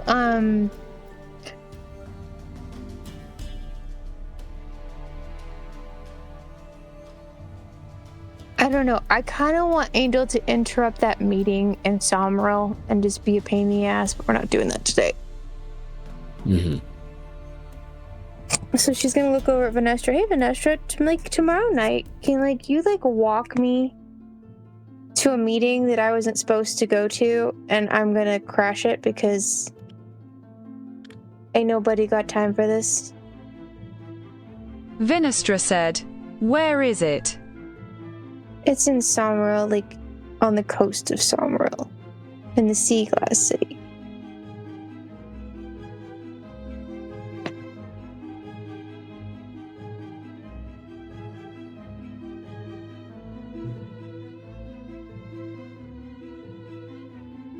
I mean, I got to see the meeting room, but I didn't get to be in it. Amira could just teleport us there and fly for some time. That'd be great. Okay, that'll have to be something that I deal with next session. That's right, because you have to prep that for next session. I'm just letting you know. Also it's 1 a.m. over here and 2 a.m. for you, Miss Texan. As V does have a teleport circle at that castle manor she has. Hey Joe, I don't think I'm going to go to church tomorrow, because I don't think we're going to have time. So I'm just that's why I didn't worry about it. I'm going to clean my room, clean that stuff, and get ready for my dad to be here. Okay. My dad and my mom are coming. My dad is coming specifically. I've got to go ahead and get somebody... Oh, what do we want to name the session? Hold on. Vinestra said we also do need to give Mandidna the coffee bush for Puck's bones. Yes. Can we do that before? Can that be the one thing that we do before? Can we give Mandidna the big bone tree? We can start the session with that, because that'll come with some reveals. Cool. because obviously you're looking for information pertaining to Piper's stuff and reveals related to Piper's stuff with that. So we're going to wait until next session, assuming that Amber's available for that info. Yes, but she also told you what she wants to do with it. Yeah. What do we want to name the session?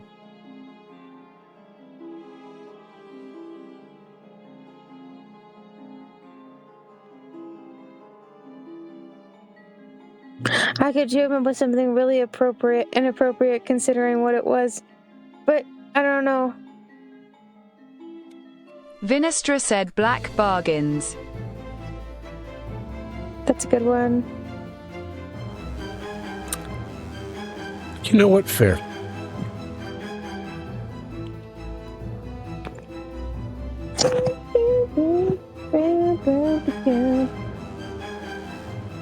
Gotta make sure that pops up in the VOD chat, and then we're gonna go ahead and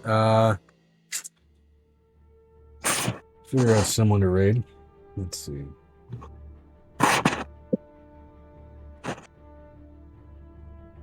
This session definitely went later than planned, but I am okay with that.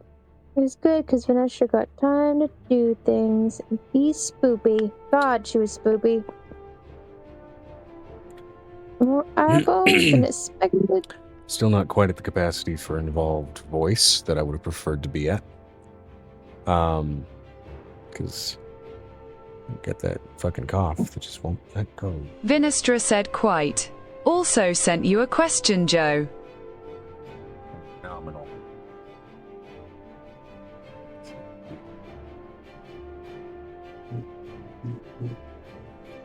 Bit rate is a little bit fucked while I'm looking for people here.